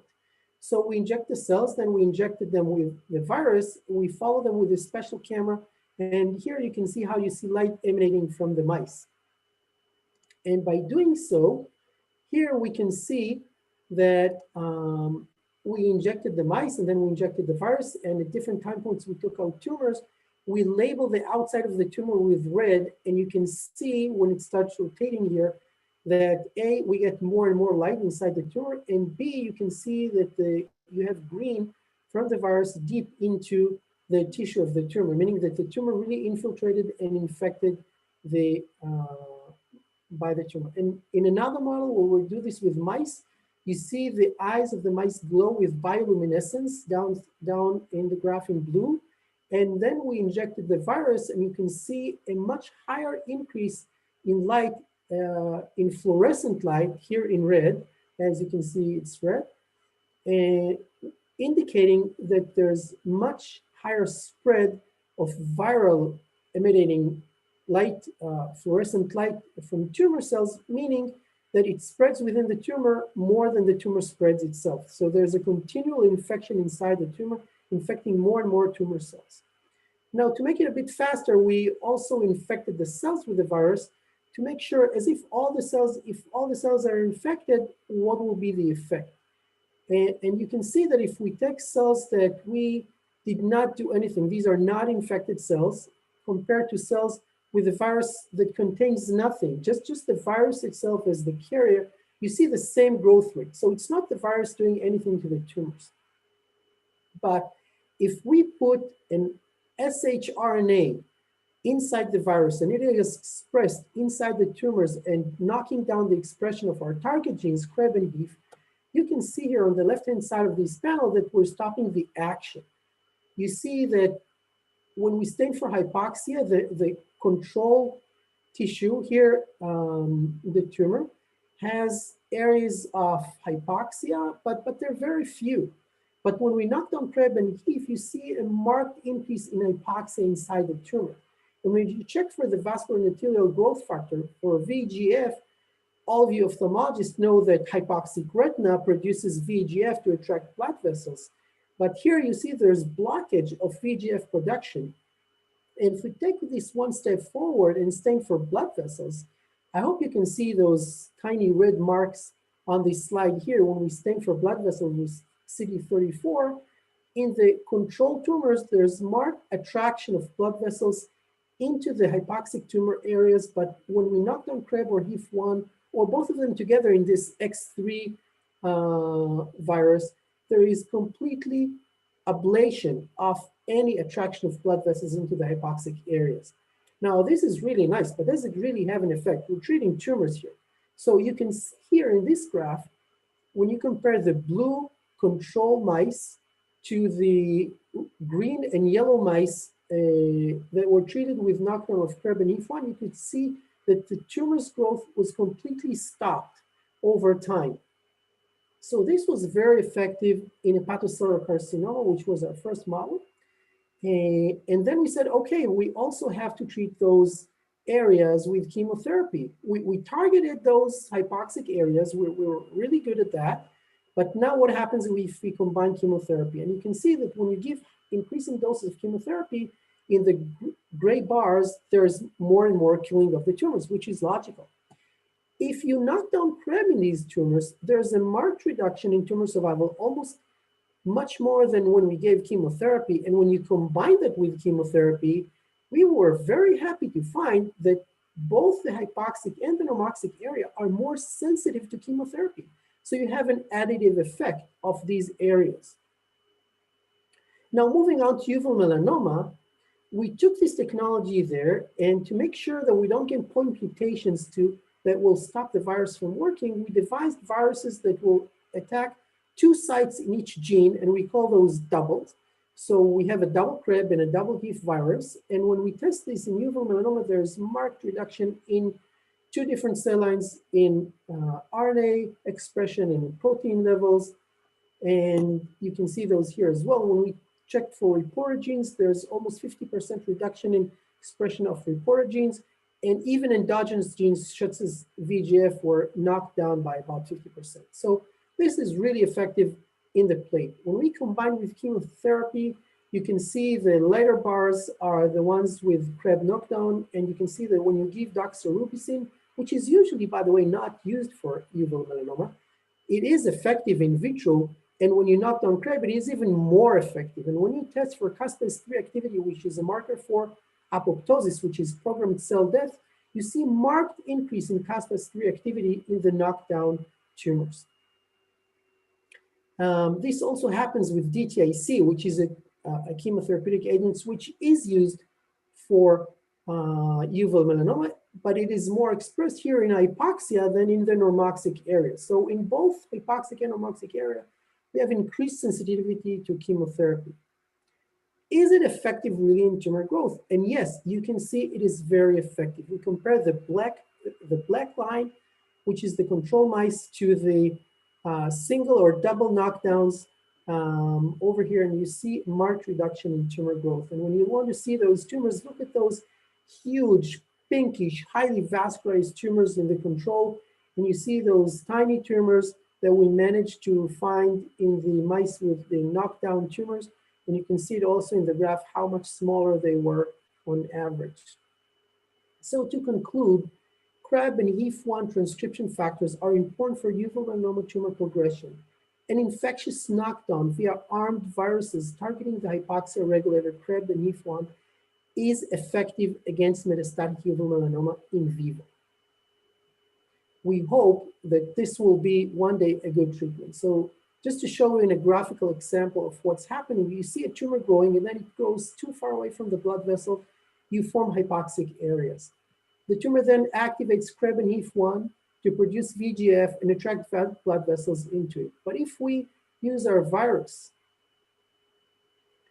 to block that, the tumor cannot continue to do that. It cannot continue to pull blood vessels, form hypoxic areas, grow vessels, and continue to grow. If you block with your virus, then what happens is those hypoxic areas cannot grow anymore, and you stop the growth of the tumor.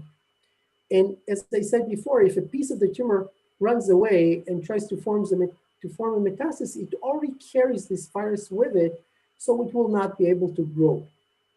So this is very effective, but further research is required because tumors are not exactly the same, and even different cell lines of the same tumor do not respond in the same way. So there's still some more research to do. And I'd like to thank my collaborators from the Hebrew University, my group of students who worked on this program, and our funding agencies.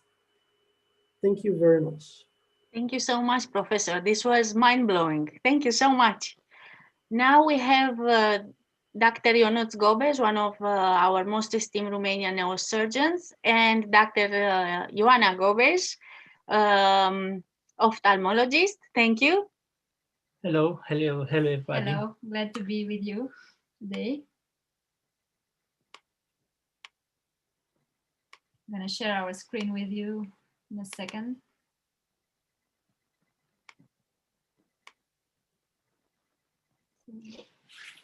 Okay, today I will speak about management of visual impairment in pituitary adenoma. Actually, the preoperative assessment, it's about endocrinological assessment, visual assessment.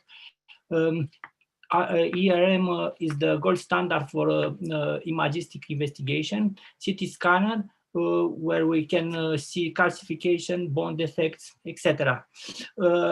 In this image, you are a prolactinoma, that is a prolactin secreting macroadenoma, and it's very important to know that this kind of tumor have the first option treatment, the medication, the medical treatment, not the surgical one. There are exceptions when we have a very important visual impairment. We can do a decompression before beginning the medical treatment. The visual assessment, the most important part is the visual field, and we can have all type of visual field deficit, but the most frequent is the bitemporal hemianopsia. When we are doing a visual assessment, we can find the visual field deficit. Like I say, there are many possibilities, but the most important is the bitemporal hemianopia, optic atrophy, papille edema, bilateral hypertensive optic disc edema, for example, in setting of Cushing disease, that may mimic the papille edema, nystagmus, C-cell nystagmus that is specific for chiasmal lesions. It's very important to know that the dimension of the adenoma, it is not always determinant for the visual impairment. It's very important the anatomy of the optic nerve and the chiasm. We have the chiasm that can be prefixed, normal, or postfixed. In the postfixed version, for example, very often we have a very big tumor without any visual impairment. Here we can see on the MRI the microadenoma that is defined like a tumor that is less than 10 millimeter. Here we have macroadenomas with the visual impairment we can have many possibilities.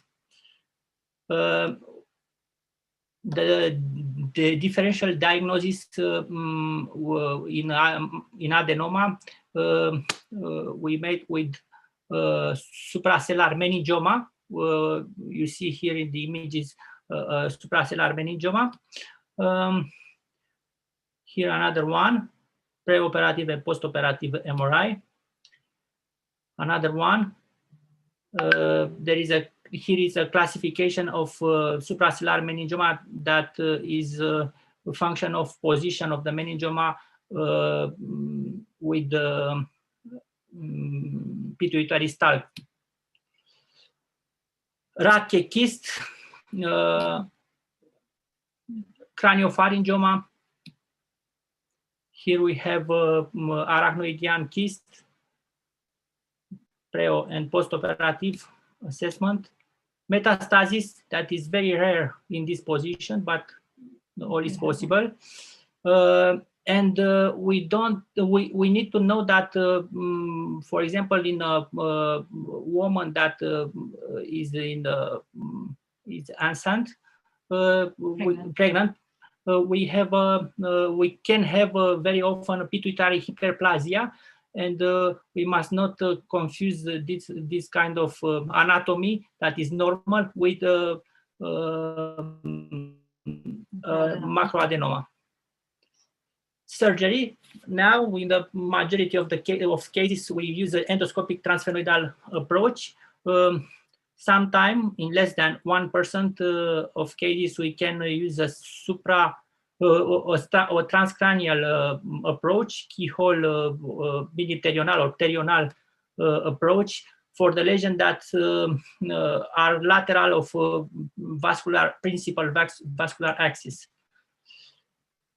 Here we have some of endoscopic views during the surgeries for this kind of tumors.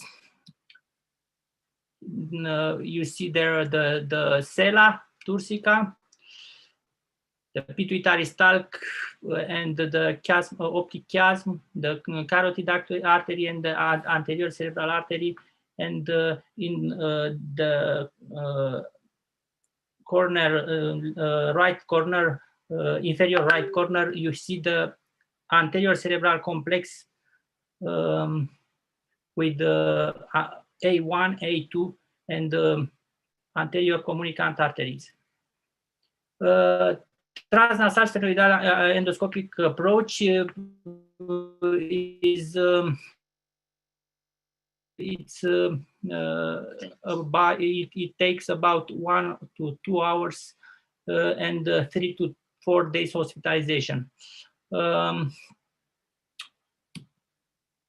Post-operator, usually we have minimal pain and very often dry nose, and for that we prescribe to our patient the seawater for 1 week, stop work for 2 weeks, no fly for 3 weeks, and no blow their nose for 3 weeks, and no diving for 6 weeks.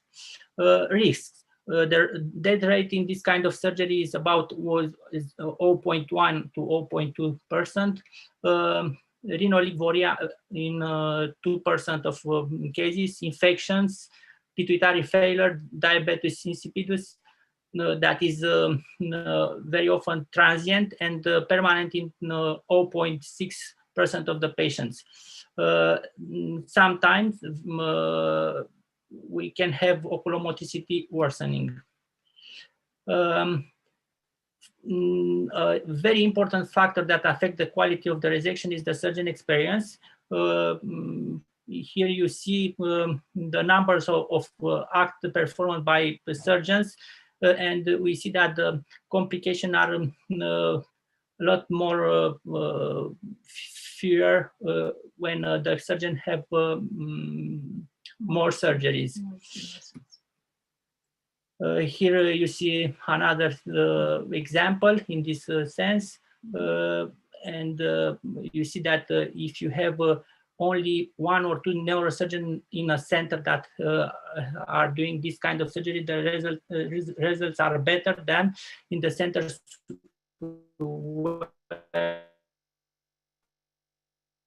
that when to do the MRI postoperative. In day one postoperative very often, but it's very difficult to interpret the results. In the left side, you see that it's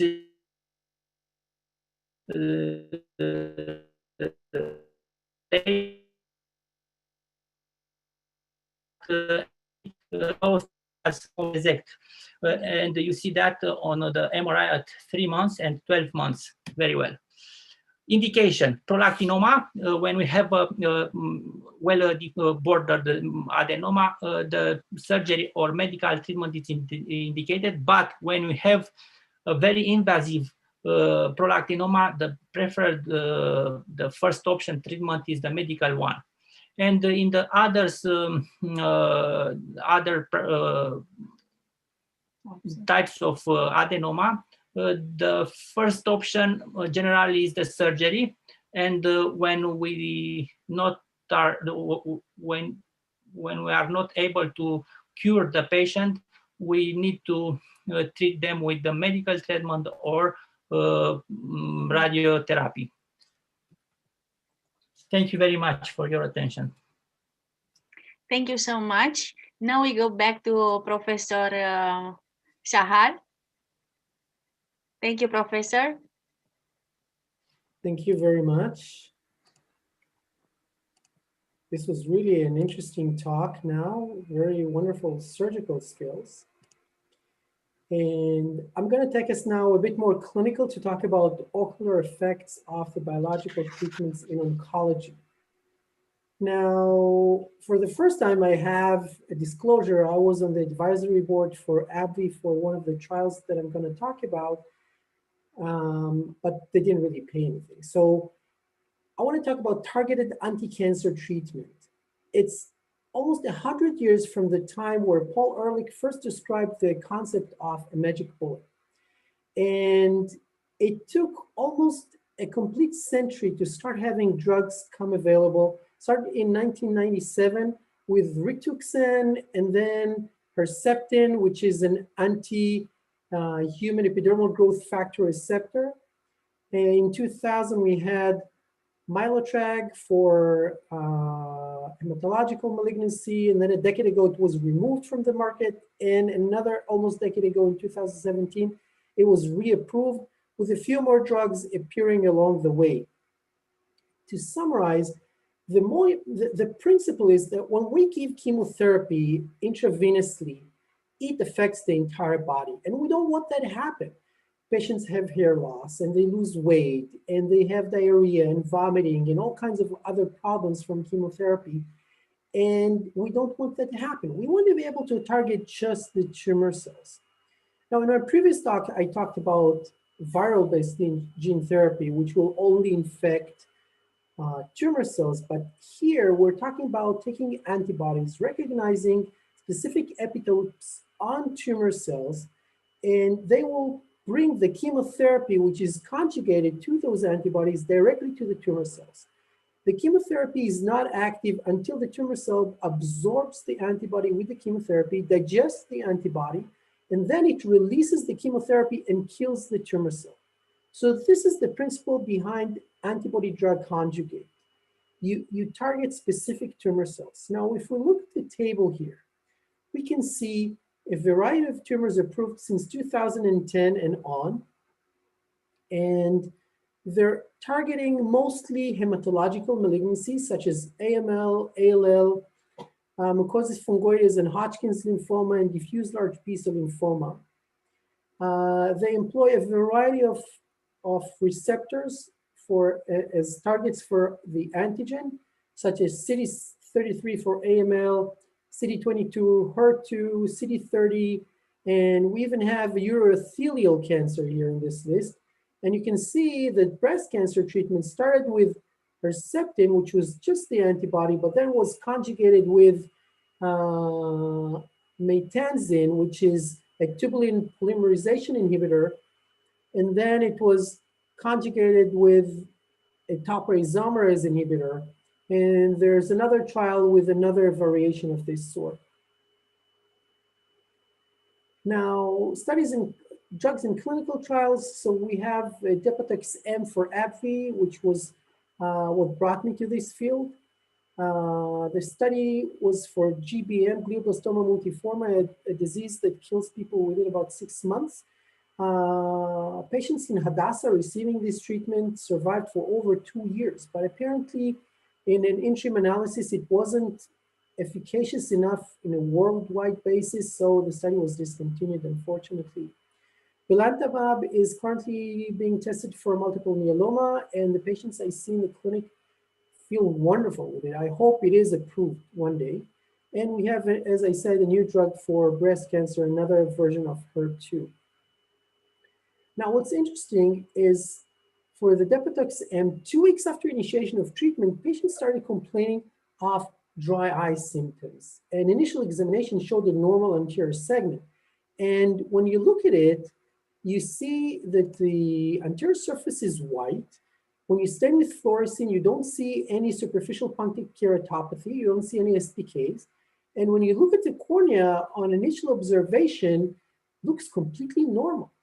But if you're an astute enough observer and use retroillumination, meaning to shine the light on the cornea on one side, have it touch the iris and then bounce back to the posterior surface of the cornea and light up the cornea, you will see this bubbly appearance where the error is and in the superior part.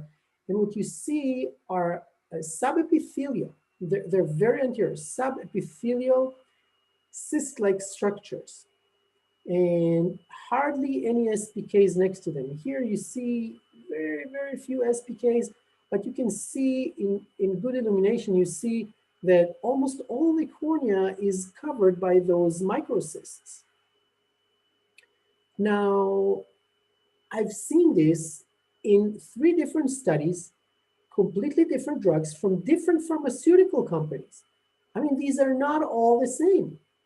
We've seen 5 GBM patients, 5 belantamab patients. They keep coming. There are more and more of those. And actually, I forgot to update this slide, but we had 2 women with trastuzumab deruxtecan from AstraZeneca. And all the patients developed corneal subepithelial pseudomicrocysts. Microcysts started at the limbus, and then they migrate centripetally towards the center. Only mild SPKs were detected. Patients complain of visual acuity deterioration when it gets closer to the center of the fovea, but much more than what you expect by the affected part of the cornea. And insufficient treatment results in corneal erosions. In the initial study, they recommended use of steroids for that. We added copaceous lubrication, but that was insufficient. They later on recommended adding vasoconstriction eye drops on the day of infusion and the use of cold compresses, in thinking that if you minimize blood flow to the limbus at the time of infusion of the drug, you will minimize the effect of the drug. But as it turns out, the drug stays in the body for at least 2 weeks, so that's not enough. And GSK in their belantamab study dropped the use of steroids because they said it's ineffective. Actually, we've seen that ourselves, but they probably have much more data. And on the AbbVie advisory board, when we met, we found that use of bandage complicates markedly reduced the patient's complaints and even slightly improved their visual acuity.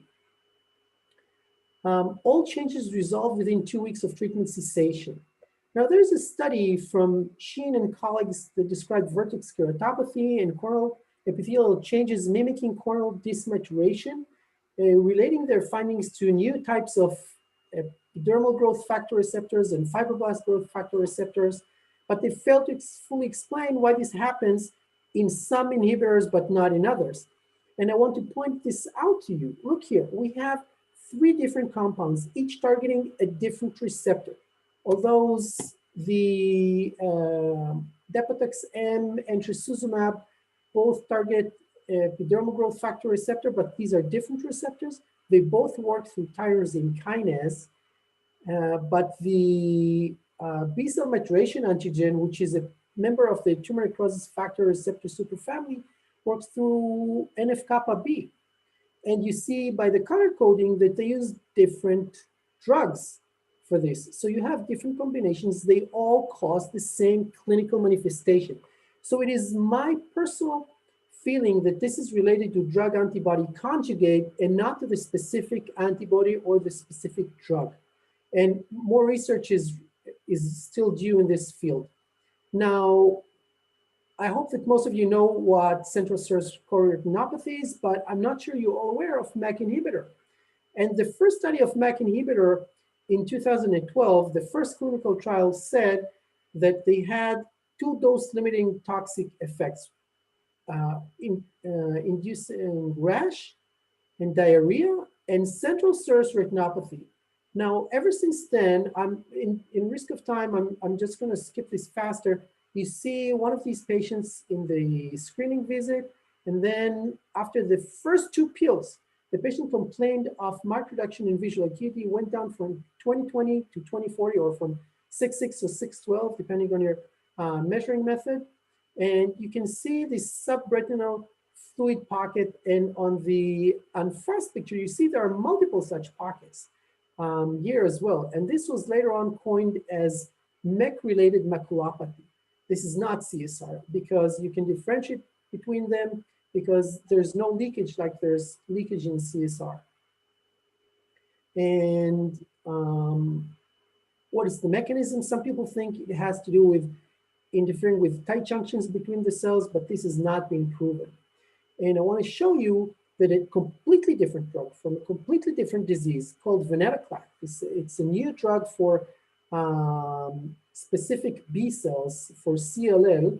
We've had a patient, it's a completely different mechanism. The venetoclax replaces a pro-apoptotic protein that is stuck in BCL2, and then it attacks the mitochondria, which are the energy factories inside the cells. And this patient just had a small hemorrhage, but after treatment started, went down from 20/20 to 20/70 vision. And you can see this formation of a pocket of fluid under the fovea, but in the other eye, there's only a mild reduction in visual acuity to 20/28 or 0.7 vision, you see these other pockets. This is just like the MEK-related maculopathy. And if we put the OCT on the retinal color pictures, you can see those pocket of fluids on the macular area. Unfortunately, these patients succumb to their disease quite fast, but it did deteriorate upon continuation of treatment, and then treatment was discontinued because of systemic complications. So in the risk of time, I'm going to skip that part, but I just want to tell you that biological treatment enters the armamentarium of the oncologist, but it is important for the ophthalmologist to learn to recognize the ocular adverse effects and know how to treat them. And what's most important is that you need to know if these are reversible or not. And you need to reassure patients, because MEK-related maculopathy, for example, will resolve even if you don't discontinue treatment, even if you don't taper down the treatment. It will just resolve spontaneously. So you can tell the patient that, listen, this will happen, and this is what I tell patients now with treatment for multiple myeloma. I tell them, listen, you will have reduction in vision. You will have burning eye, dry eye sensation. We will be able to treat you. And when the treatment is over, when you're better with your malignancy, then all those eye side effects, or most of them, will resolve. So you can continue treatment and don't be discouraged from appearing of side effects. And there's a wonderful and a very comprehensive summary of additional side effects in UpToDate, for those of you who are subscribed to UpToDate, because there are cornea and anterior segment toxicity from a wide variety of treatments, such as the EGFR receptor inhibitors, HER2, tyrosine kinase inhibitor, tamoxifen. Even traditional chemotherapy does problems to the eye. And you should remember that Taxol, for example, causes fibrosis of the canaliculi. And so you get tearing because you get clogging of the canaliculi in the eye. And that's not a problem it's not dry eye, it's just blockage of absorption of tears from the eye. You have uveitis from immunotherapies and from BRF inhibitors used for melanoma, cutaneous melanoma. And you have retinal toxicities from a variety of treatments and even periocular toxicity. By the way, EGFR receptors cause thinning and elongation of eyelashes. And many patients complain that their eyelashes are stuck in their eye. This is used for lung cancer, for example, and for gastrointestinal cancers. And you should be aware of that. And you should see those very thin, elongated eyelashes. I don't think it's reported in the literature. And optic nerve toxicities. So all of these are things that you should be an astute observers. And going back to my first presentation in this talk about those drug antibody conjugates, we think that these are related to limbal stem cell damage. You can't use anterior segment OCT to find them. You can find them with high resolution confocal microscopy, but good clinical examination will show them. They are very hard to image and take a picture of, but clinically it will be very easy for you to see them if you just look for them. And whenever you come across a patient with a new drug for cancer that which you haven't seen, you can look it up online and then see what you have to look for and be cautious of and be able to educate your patients accordingly. Thank you very much. Thank you so much, Professor. Now I introduce the most amazing Sânziana Istrate. Sânziana, you have the floor. Well, after Professor Frankel's speech, actually, I think his background is from Mars, not from Earth. This was very mind-blowing, really. So thank you very much.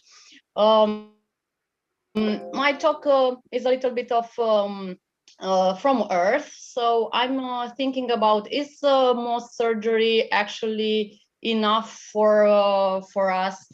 And we also know that the lid anatomy is actually a complex structure. And I'm sure that the topic from Dr. Castro Seco will be as mind-blowing as Professor Frankel. And I'm not going to tell you about how the basal cell carcinoma or squamous cell carcinoma are around the population.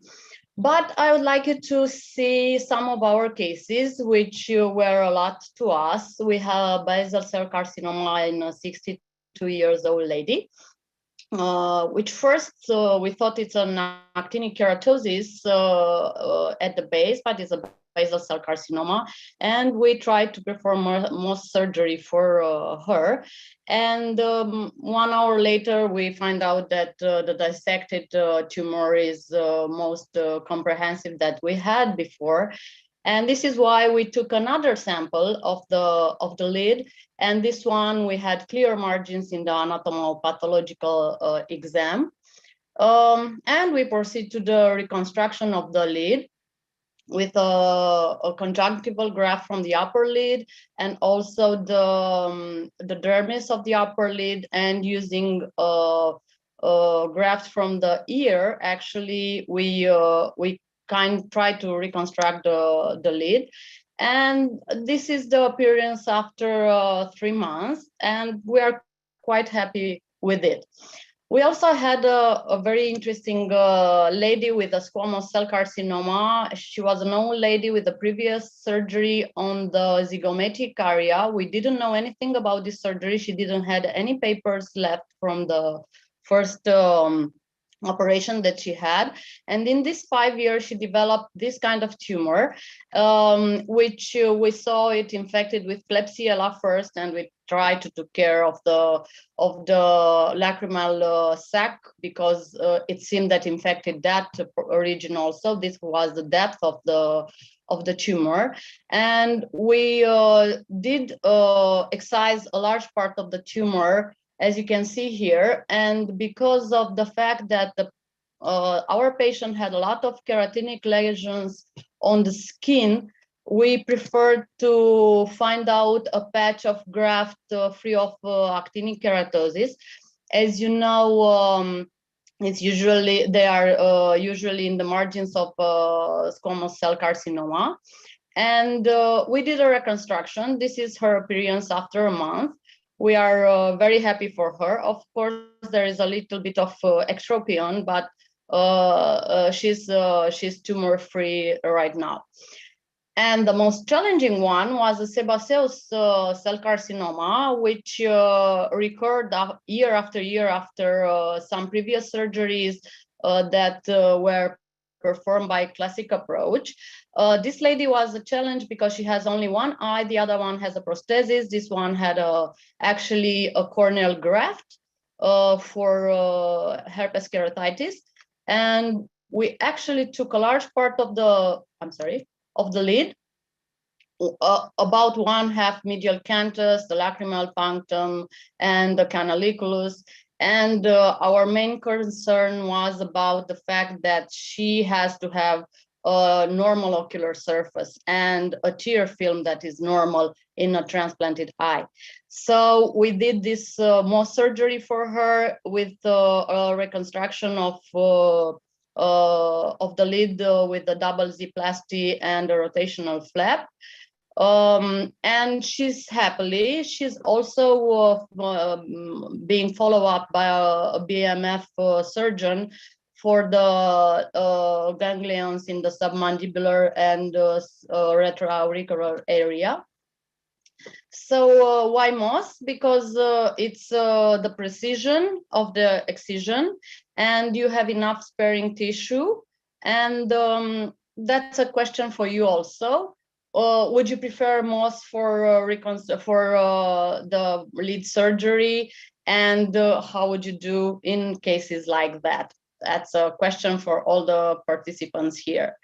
And this is my team, which I thanked a lot, and my residents also. They are working with me and they are helping me in the most challenging cases. Thank you very much. Thank you so much, Diana. We will end the first session with a presentation from Professor Frankel, vitreoretinal lymphoma. Thank you. Okay, so I hope this will more be down to earth, so you wouldn't say this is from Mars again. So I'm going to tell you about vitreoretinal lymphoma diagnosis and treatment for the past 20 years.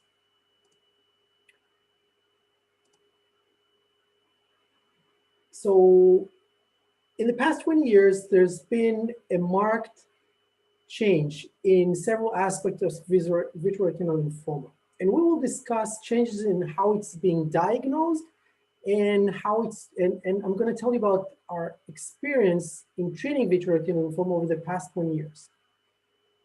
The first part of the talk about the diagnosis was published in Oncology, and you can read further details if you want.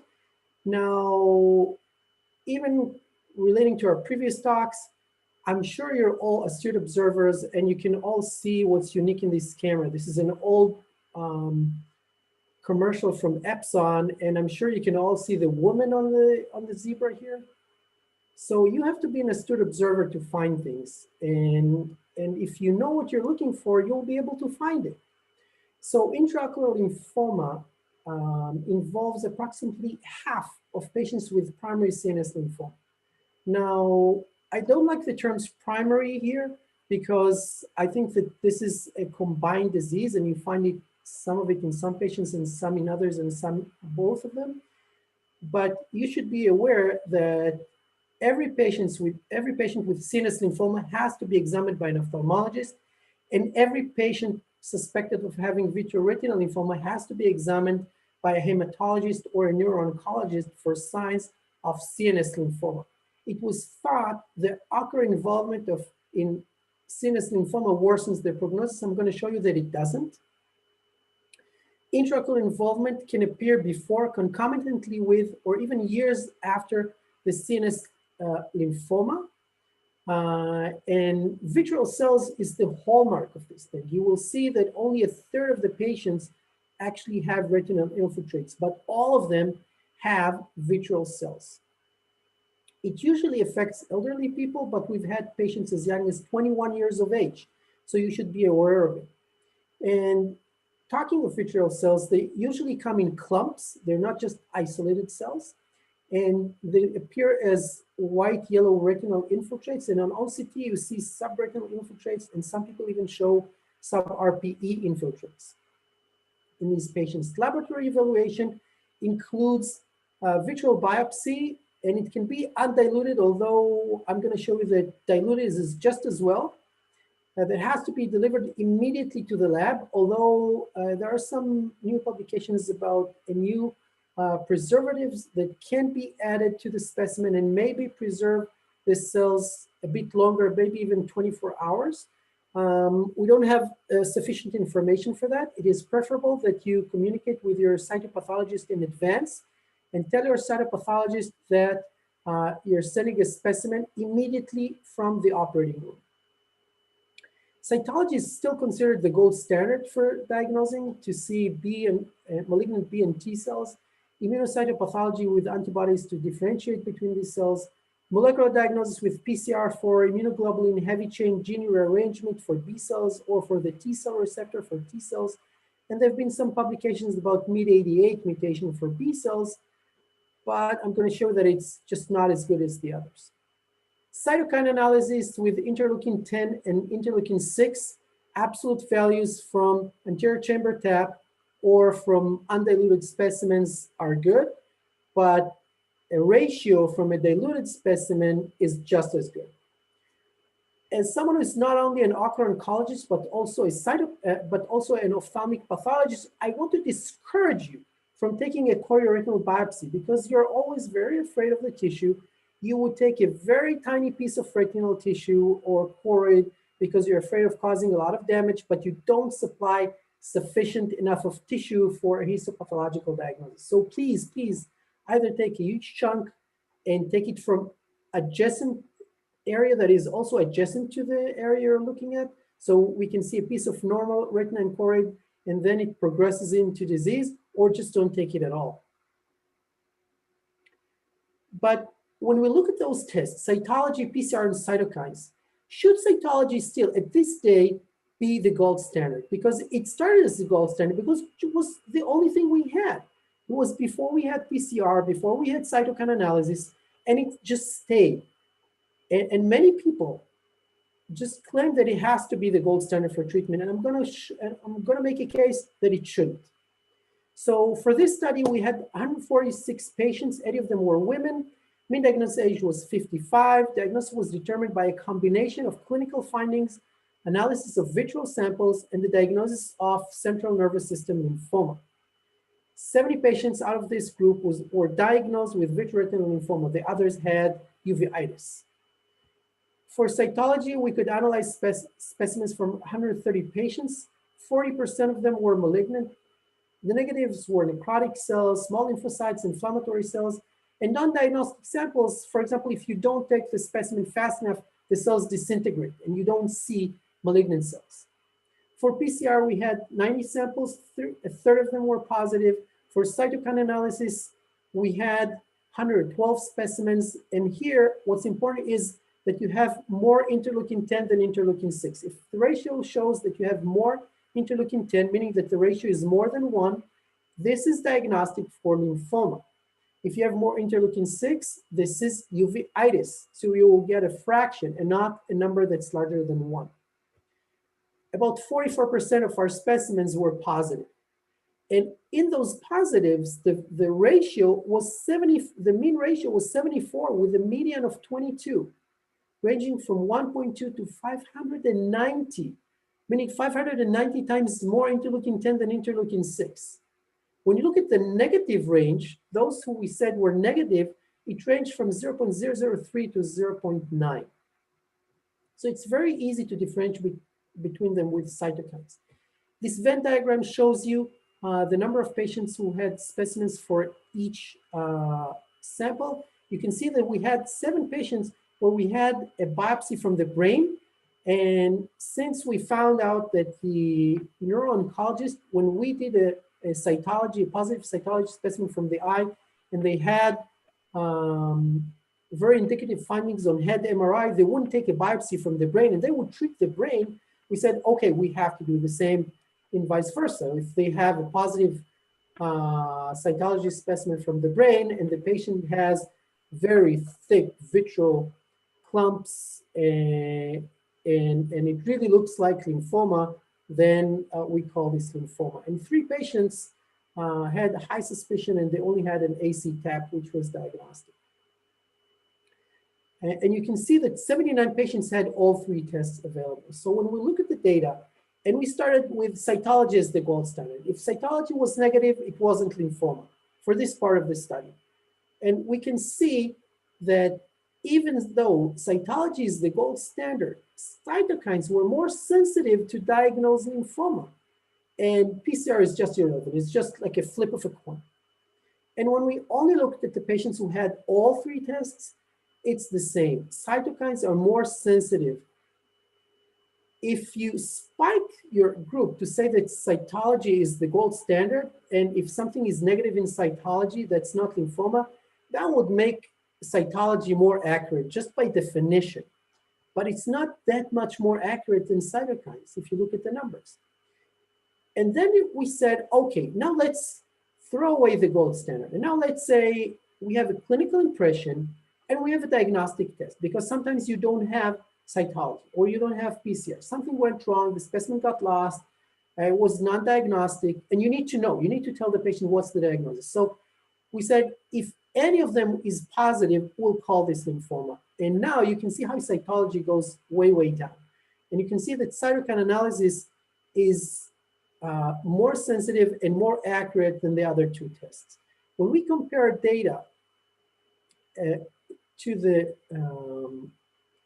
positive and negative predictive values, you see that even at the bottom line, cytology is a bit more specific, because if you see malignant cells in cytology, then they're malignant cells. So that's more sensitive, more specific. But cytokines is a lot more sensitive, and it has a higher positive and negative predictive values. Compared to the literature, we see in the largest studies comparing these 3 tests, or at least having data about these 3 tests, then you can see that in all these studies, and in red it's our study, then the positive rate for cytokines is higher than for PCR and cytology, and MID88 is just not as good. Here's another study which tried to find another marker, this CD79B, much worse even than MID88. And MID88 here also had 70% predictability. So although it may be promising, but it's still not as good as cytokine analysis, or even as cytology.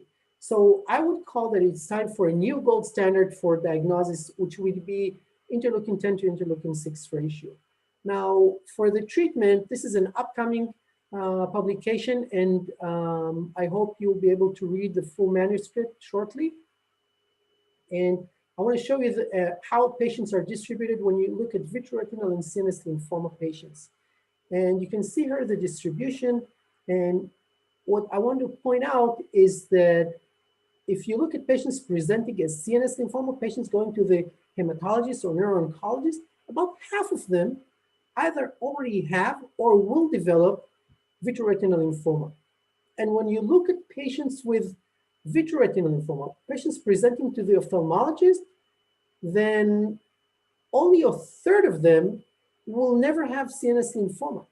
So this goes to show that you have to have a close collaboration and close sharing of patients between the uveitis specialist or the ocular oncologist who see those vitreoretinal lymphoma patients, and the hematologist or the neuro-oncologist. And when you want to see how long it takes from one diagnosis to the next, then you see that within 3.5 years of diagnosis of vitreoretinal lymphoma, you will probably be diagnosed with CNS lymphoma. It takes longer from the diagnosis of CNS lymphoma to develop vitreoretinal lymphoma. And we think that this is capped at about 54% because they just died, because we don't have good enough treatments for CNS lymphoma. And if one day there are better treatments for CNS lymphoma, we will have more of CNS lymphoma patients developing vitreoretinal lymphoma. Treatment used to be low-dose fractionated radiation, but 20 years ago in Portland, Oregon, they started a protocol of intravitreal methotrexate. Mind you, this is way before people started injecting Avastin like crazy, like hundreds of injections a week. And when Professor Pear, my mentor and now colleague in the Ocular Oncology service helped them develop this. We developed this protocol. So we give 400 micrograms it started in 0.1 ml per injection. We later on went down to 0.05 ml, which is the same volume as you give Avastin. The protocol calls for twice weekly injections for a month, 8 injections, and then once weekly injections for 2 more months, another 8 injections, and then 1 monthly injections for 9 months, a total of 25 injections over 1 year of treatment. This is just to show you how effective this is, how the vitreous haze is clearing up, how the retinal infiltrate is clearing up, and in another patient, how it clears out very nicely. And timing is crucial because if someone holds on to a patient with what you would call a non-resolving uveitis, an extended uveitis, if you don't think of vitreoretinal lymphoma fast enough, patients will lose vision. This patient came with hand motion vision in one eye with lymphoma. We started treatment, and then her good eye, which didn't have lymphoma, developed lymphoma, and her vision went down from 0.7 vision to 0.2 vision, and we immediately started treatment. She went up to 0.8 vision, which is like almost 20/20 vision. So for this study, we tested 81 patients. A bit more than half of them are women, 134 eyes. As I said before, vitreous involvement was in all of them but one. Retinal involvement was only in a third. For those we could detect which cell type it was, 90% were B cells. Only 3 patients in the vitreal lymphoma group died during follow-up, about 19% of patients, but none of these deaths were related to the eye condition. One of them, for example, died from a car crash. The 5 and 10-year survival rates due to the CNS lymphoma are 83% and 60% respectively. There was no difference in survival with or without retinal involvement, so you don't have to worry about that. And if you look from the time of the first diagnosis, be it CNS lymphoma or vitreoretinal lymphoma, for those patients having both diagnoses, there was no difference in survival. So appearance of vitreoretinal lymphoma in a previously diagnosed CNS lymphoma patient does not worsen prognosis. It will worsen the prognosis of the vitreoretinal lymphoma patients because you cannot die from the eye disease, but you will die from the brain disease. Patients receive a mean of 19 injections. However, they only needed 5 injections to completely clear cells from their vitreous. And patients who were followed for more than 12 months in this study received a mean of 21 injections. And even those who had only 15, 16 injections apparently had no local recurrence. 2 patients, though, receiving the full 25 injections had a local recurrence in both of their eyes. So it's 2% of the patient, 2.5% of the patients, or 3% of the eyes. And so this is a very low recurrence rate. And I'm pointing this out because there are many, many studies in the last decade which don't give sufficient enough of injections. They only give injections till the cells go away. And they have sometimes 50 or 60% local recurrence rates. And this is just terrible. If you give the full protocol, you will not have a high recurrence rate. And you will gain vision. More data about the vision due to time constraints you'll have to read in the paper. Just a couple of words about complication rates. All patients develop conjunctival hyperemia and keratopathy, and a result of that, reduction in visual acuity. As I said in my previous talk about treating systemic cancer patients, you have to reassure patients. Once you stop giving injections every week, this will go away. Even if a patient's vision goes down from 20/20 to 2200, vision can return to 20/20. So this is not a reason to stop injections.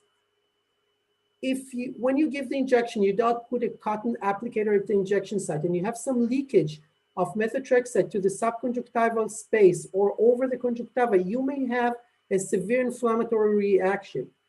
And about 20%, actually 18% of the patients will develop a neovascular glaucoma.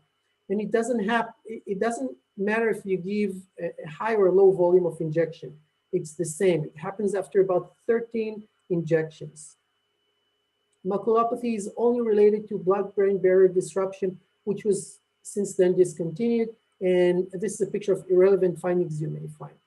So in conclusion, methotrexate treatment is very effective, only 2% risk of local recurrence if you give appropriate protocol, but maybe it's enough to give only the first 3 months of treatment of the 16 injections and then stop.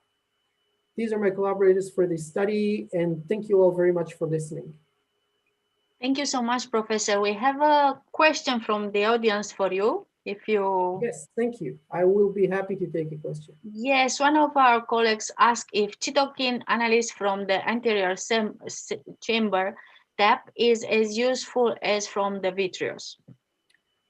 Well, there's a very nice study by Nathalie Cassou from Curie Institute in Paris, and she showed that a measurement of 50 units of interleukin-10 in an anterior chamber tap is diagnostic.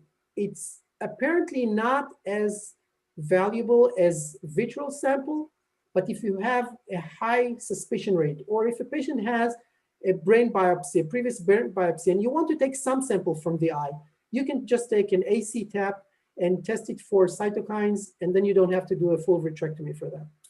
Okay, thank you. I have a question, and your topic is just from Mars also today. I'm sorry. It's my opinion. I'm keeping it. I saw last week a suspicion of CNS lymphoma in an older patient, about 83, with a paralysis of oculomotor nerve. And due to the cataract, maybe I wasn't able to assess the vitreous very, very well. Do you think that a sample from the AC and the cytokines or interleukin would be helpful for their diagnosis? Because in the CNF fluid, they didn't find anything. So, yes. If you take an AC tap for cytokine analysis, that could be very, very helpful for the diagnosis. But you know that in cancer, if you reduce the tumor burden, you have better treatment. So if it's just one eye involved, I would do a phaco-vitrectomy for this patient and take the specimen. By the way, I haven't mentioned this, but when we do a vitrectomy, we take an AC tap, and only then do we insert the trocars for the vitrectomy. And then we connect the syringe. If you look at the vitrectomy, the tubing coming out of it has a screw about 10 centimeters after it leaves the eye. You can connect a three-way port there, and you have your assistant aspirate directly from the eye, not from the cassette. It has to be very delicately so you don't collapse the eye from very rapid vacuum, but you can fill this 10 cc syringe tube for the sample, and then you will have a clear lens that the patient will benefit from. You will clear any vitreal cells there. You will still need to give chemotherapy if it's lymphoma, but it will be much easier for the treatment because the dilution in fluid versus vitreous is much easier. And so if the patient doesn't want to have phaco-vitrectomy, I will just take an AC tap. But if they're willing to do that, that would get a better solution. Yeah, thank you very much. I will do that. Thank you. Thank you, all the speakers, all the participants. We wrap up the first session. We'll go back in approximately 15 minutes. Thank you so much, everyone. Bye. Thank you. Thank you.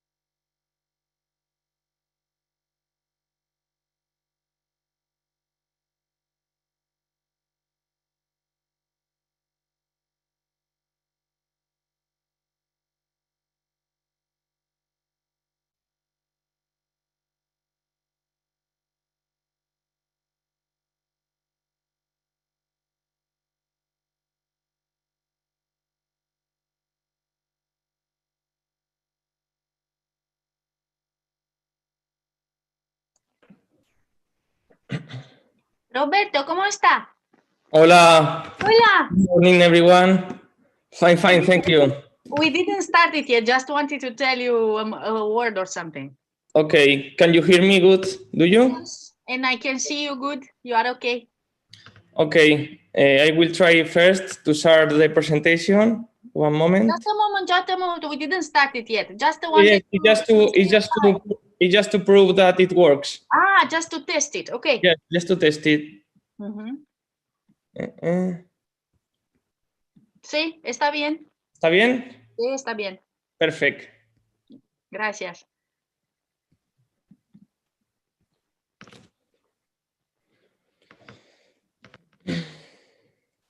Cristina?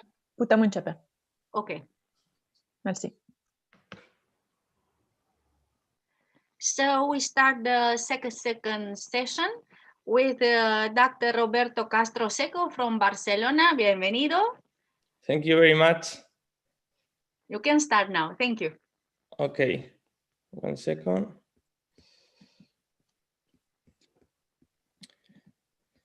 Okay, as I say, Catalina, my name is Roberto Castro Seco. I'm speaking from Barcelona. I work usually in these two hospitals that are here written. Thank you for the invitation to this event. I'm going to speak about malignant palpebral tumors and their treatment. There are several types of palpebral tumors, and they vary depending on the age, the location, the history of growing, and the extension, among other factors. And when we see a patient with a palpebral mass and we suspect that it's a tumor, before treating it fastly, we should think about the characteristics of the tumor and the patient. And when we have the suspected diagnostic, we can treat it, we can remove it. And finally, when we are sure that in cases of malignant palpebral tumors, in the remaining tissue, there are not tumoral cells, we can reconstruct the eyelid. First of all, when we are thinking about the tumor the patient can have, we have to wonder these 4 questions. What is the tumor? Where is the tumor? How much tumor does the patient have? And who has the tumor? Regarding of what is the tumor, when we suspect, when we see a palpebral mass, it can look like something not tumoral, like a sty. It can look like a good tumor, like a capillary hemangioma. It can look like a bad tumor, like a vasocellular carcinoma. And it can look like a very bad tumor, like a sebaceous cell carcinoma. In the group of not tumoral masses, we can have inflammatory masses, infectious, traumatic, and cicatricial. It's very important in cases of not tumoral masses, take in consideration medical history and be conscious that a lot of them can be treated with medical therapy. In the group of good tumors, there are papilloma, cysts, keratosis, vascular tumors, and nevus. And for the treatment, we can use simple excision or ablation, never been radical. In the group of bad tumors, there is basically vasocellular carcinoma. And in the group of very bad tumors, there are ischemic cell carcinoma, sebaceous cell carcinoma, Merkel cell carcinoma, malignant melanoma, or recurrence of one of the malignant tumors. Next question to answer is where is the tumor? There are 4 places in these eyelids where the tumor can be: the superior eyelid, the inferior eyelid, the lateral canthus, and the medial canthus. And depending on where the tumor is, we can suspect the patient has one tumor or another. For example, tumors, sebaceous cell carcinoma are more frequent in the superior eyelid, and vasocellular carcinoma are more frequent in the inferior eyelid or the lateral canthus. This is an example of a tumor in the medial canthus, which is a ischemic cell carcinoma. Next question is how much tumor does the patient have? And we have to take into account two factors. One is the area. Usually benign tumors occupy small areas, and malignant tumor usually occupy large areas like these ones. And the other factors evaluating the extension of the tumor, the other factor is the depth. We have to be aware that the eyelid can be divided in two layers, the anterior lamella made of skin and orbicular muscle, and the posterior lamella made of tarsal plate and conjunctiva, both of them separated by the orbital septum. A tumor can be the anterior lamella, a tumor can be in the posterior lamella, and a tumor can be in both lamella. And last question, but not less important, is this one. Who has the tumor? We have to evaluate the characteristics of the patient, the age, the history of growing of the mass, the previous diseases, and the skin color. Thus, a malignant palpebral tumor is more frequent in elderly people with poorly pigmented skin and with a history of rapid growing mass. There are diseases like the Gorlin syndrome that predispose to develop malignant palpebral tumors. Then, after getting the suspected diagnostic, is the turn of treating the mass. In case of not tumoral masses, the treatment can be medical, and in cases of benign tumors, it could be surgery, but with simple exeresis or ablation. Both ways are not useful when we try to remove malignant palpebral tumors. We make a radical exeresis without being aggressive in cases of vasocellular carcinoma, trying to get all the sample for sending it to make a pathological study. And we keep an aggressive exeresis in case of other malignant tumors, which are needed to be sure we have removed them for the high risk of relapse or metastasis in case we leave some tumoral cells in the eyelid. We try to do a surgery in block, getting samples of the apparent healthy tissue which is near the mass. After treating the mass, after treating the tumor, and when we are sure that there is no remaining tumoral cells in the part of the eyelid we leave, we can start to think in the reconstruction of the eyelid. There are some surgeons that in cases of malignant tumors, they prefer to wait 1 or 2 weeks till the pathologist tell us that there are not tumoral cells in the edge of the sample we have taken. And when we reconstruct, we have to be aware that we have to reconstruct both lamellars, both the anterior lamella and the posterior lamella. In cases of small tumors with a small tissue defect, we can try a direct closure, but in cases of usually malignant tumors, as they are, we have to take a big piece of tissue of the eyelid, we have to do other more complex techniques to reconstruct the eyelid, which involves flaps and grafts. A flap is a piece of neighboring tissue with irrigation, and a graft is a piece of distant tissue without irrigation.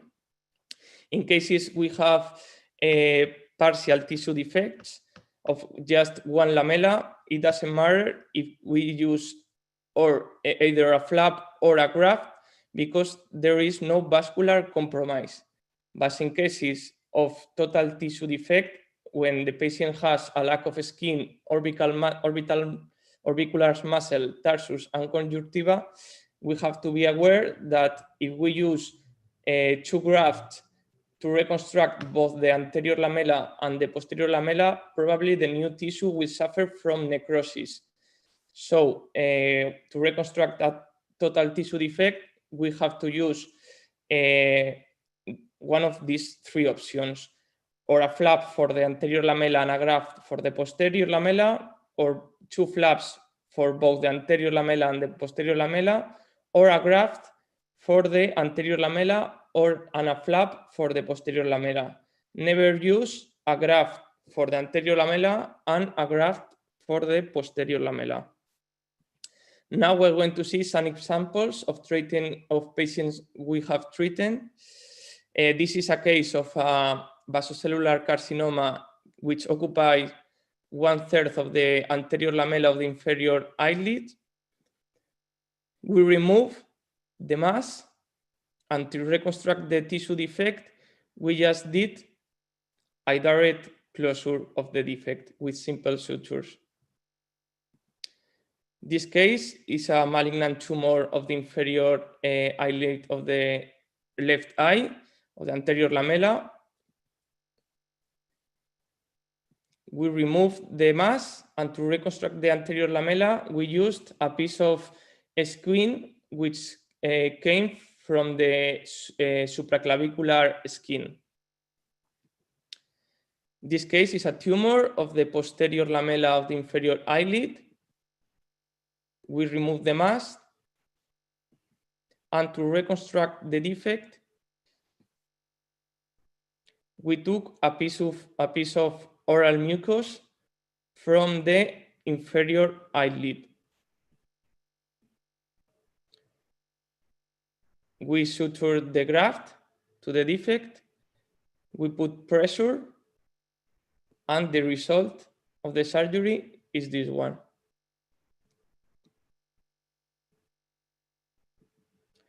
This is a case of a vasocellular carcinoma which affects both the anterior lamella and the posterior lamella.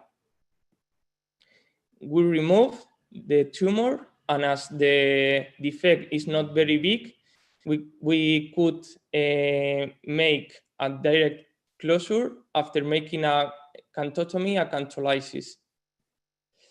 This one is also a vasocellular carcinoma which occupies both the anterior and posterior lamella, but as it is bigger than the last one, and we had to remove almost half of the inferior eyelid, we took a flap called tensile flap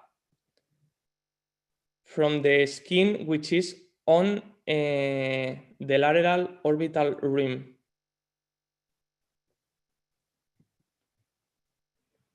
This is the result.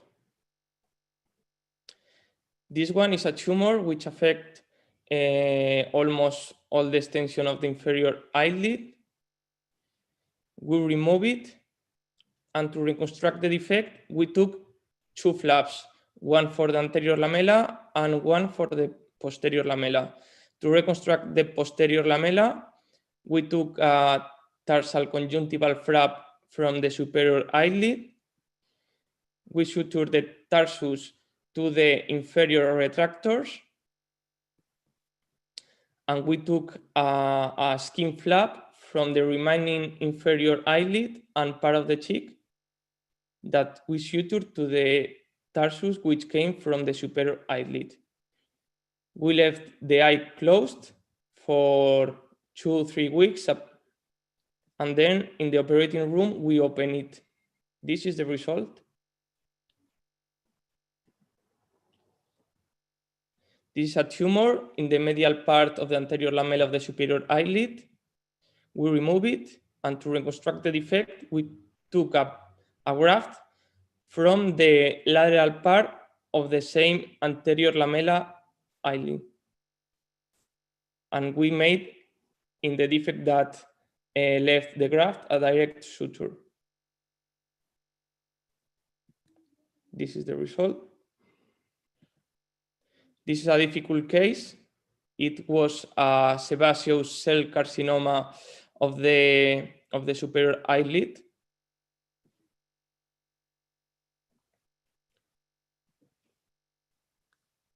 We removed it. And to reconstruct it, we took a flap to reconstruct the anterior lamella, and a graft, a cartilage graft for the posterior lamella. First, we searched the elevator muscle aponeurosis. We made a skin flap from the inferior skin eyelid, respecting the palpebral edge. We took the inferior retractors, and we suture them to the elevator muscle aponeurosis. Then the cartilage we took, it was from the ear. This is the process to take it.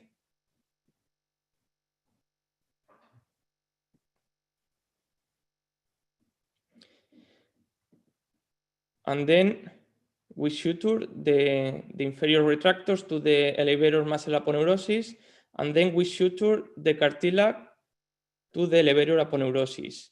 And we also made some cuts on the surface of the cartilage to reduce the curvature.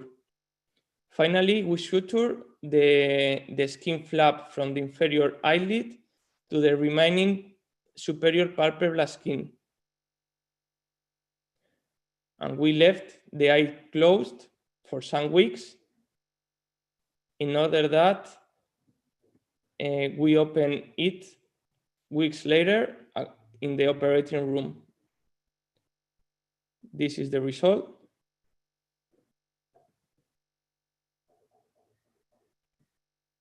This is a case of a malignant tumor in the inferior eyelid, which affect the lateral canthus. We remove it, and to reconstruct it, we did the same technique that I presented before, taking a flap, tarsal conjunctival flap from the superior eyelid, but with less extension, and a skin flap from the remaining inferior eyelid skin and cheek. And we suture it to the new palpebral edge. And this one is a difficult case too. It was a squamous cell carcinoma of the medial canthus.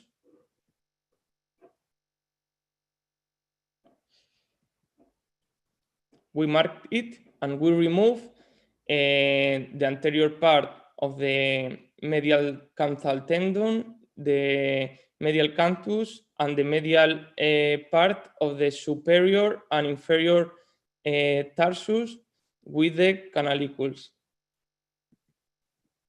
To reconstruct the defect, we made a skin flap, a double tensile flap of the skin, which is on the lateral orbital rim, and we move the remaining eyelid to the nasal part, and we suture it to a graft that we put in the defect, and it was a graft which came from the retroauricular skin. This is the result. And that was all. Thank you very much, and be welcome to Barcelona, this amazing city. Okay, thank you so much. We hope we can fly soon there because it's amazing. Thank you so much, Roberto. Gracias. Thank you very much for the invitation. Now I invite Professor Raffaele Parosani. Raffaele? I'm here. Thank you. I try Grazie. to share my screen. Thank you for your kind invitation and for the organization of this course. I speak about conjunctival tumor treatment because I think that for more ophthalmologists, the main approach to oncology is the conjunctival tumor. And if we look to the conjunctival tumors, we have a very large amount of different lesions. I want to speak of very malignant and malignant lesions because they are the problematic ones. We have to keep in mind that there is no more time to be a surgeon as sole surgeons, because we have to think that ocular oncology means today that we have to perform an integrated oncological approach to this disease. That means that most often the first step is surgery, but not often, but that we have other arms to use: topical chemotherapy or immunotherapy and radiotherapy. The first thing I want to keep in mind is that the first surgical excision of malignant tumor of the conjunctiva define the final outcome. And when I put this patient in the operating room, the patient tell me that probably the problem was not this situation, was the first surgical approach. And this is absolutely true, because the first surgical approach is important. We have to keep in mind that, as we have seen before, the problem is not only the tumor removal, that is obviously the first problem, but we have to guarantee a correct reconstruction of the conjunctiva. And personally, I prefer amniotic membrane because it's absolutely useful and easy to obtain, at least in Italy. Which are the key points of the adequate surgical technique? First of all, we have to guarantee adequate margins. What does it mean? We have not millimeters. We not to look at millimeters of margin. We have to obtain a complete tumor removal. We have to avoid to use lamellar technique, because the tumor, when it's over the cornea, is simple to remove by a gentle scrape. You do not need to have a deep excision in the corner, because you remove the Bowman layer. That is the only way you have to put the tumor inside the eye. Avoid this. Avoid useless manipulation. It's not more simple in a giant tumor, but it's simple in smallest one. And please use dry surgery. Dry surgery means avoid the use of water. The cornea have no any problem to stay without water for 1 hour or half an hour, because the day after completely revitalize. Which is the concept? This is some of the concept I tell you. There's not need to have any deep excision of the corneal part. You can see that the tumor at the Bowman layer has a sort of limits. Therefore, you scrape it from the cornea. You have to remove both conjunctiva and Tennant's capsule. I prefer to start in the bulbar part of the conjunctiva, because it's more easily, and you have the good movimentation of the mass. You see that they have not need too much margin, but good margin. And then you approach the limbus. The limbus is the only part in which the tumor is strictly attached to the sclera, and therefore is the part which after you have to perform cryotherapy, because probably in any case you have a tumor in the limbus that remains. In a big tumor, I prefer to put the tumor outside the field of the surgical fields. I take the muscle to avoid the damage of the muscles, and then you remove it. Cryotherapy of the limbus, because is another harm that you have. Amniotic membrane reconstruction in the same time. And the amniotic membranes have a side. The side is the epithelial side must be up. You touch the membrane to see that if the membranes is not attached to the dryer, that is the correct way to put the membranes. And then you shoot the membranes to the remnant conjunctiva and to the episclera to have a good reconstruction of the ocular surface.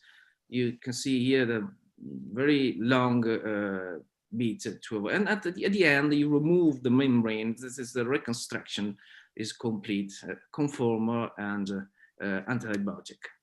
So this is what we do, and that's probably what we need to do. And I want to stress another time: avoid lamellar technique. In my experience, the only case in which tumor come inside the eye were cases in which a lamellar surgery was previously performed, because Bowman's layer is absolutely impossible to be pasted by the tumor.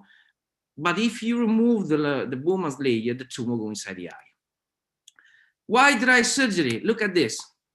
This is a malignant melanoma at the start of the surgical procedure. What's happened when I put the dryer? These are malignant cells. That means that if you use waters during surgery, this malignant cell go inside the orbit and go inside the lacrimal drainage way. Therefore, you cause a metastatic probability to this patient. Avoid water. When I have this surgery, I don't want that there is any kind of water in my surgery area. And then another important thing. Conjunctiva is not as a palpebral. The conjunctiva, if you take the anatomical piece and you put to the histology examination, the conjunctiva rotated, and so the pathologists cannot tell you the margin are adequate.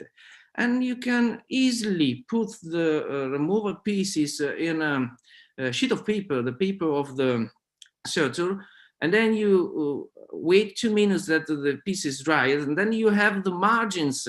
You have to ask the margin to the surgeons. And this is what happened after surgery. The amniotic brain disappears in 20 days, more or less. There's some cases. There's a long-term follow-up. There is a more difficult situation when you have a very large tumor involving both the conjunctival and the tarsal conjunctiva.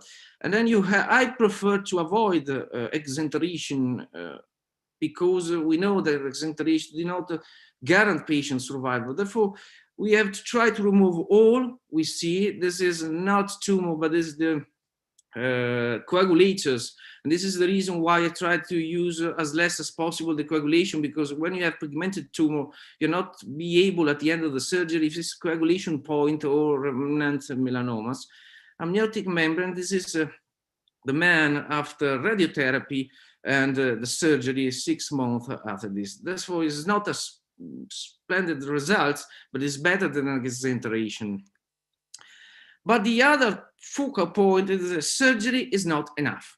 Surgery is not enough because if you look, for example, a simple or not so malignant lesion like intraepithelial neoplasia or squamous cell carcinoma of the conjunctiva, if you remove completely this lesion, you have 5% of recurrence in sin and 30% of recurrences in squamous cell carcinoma.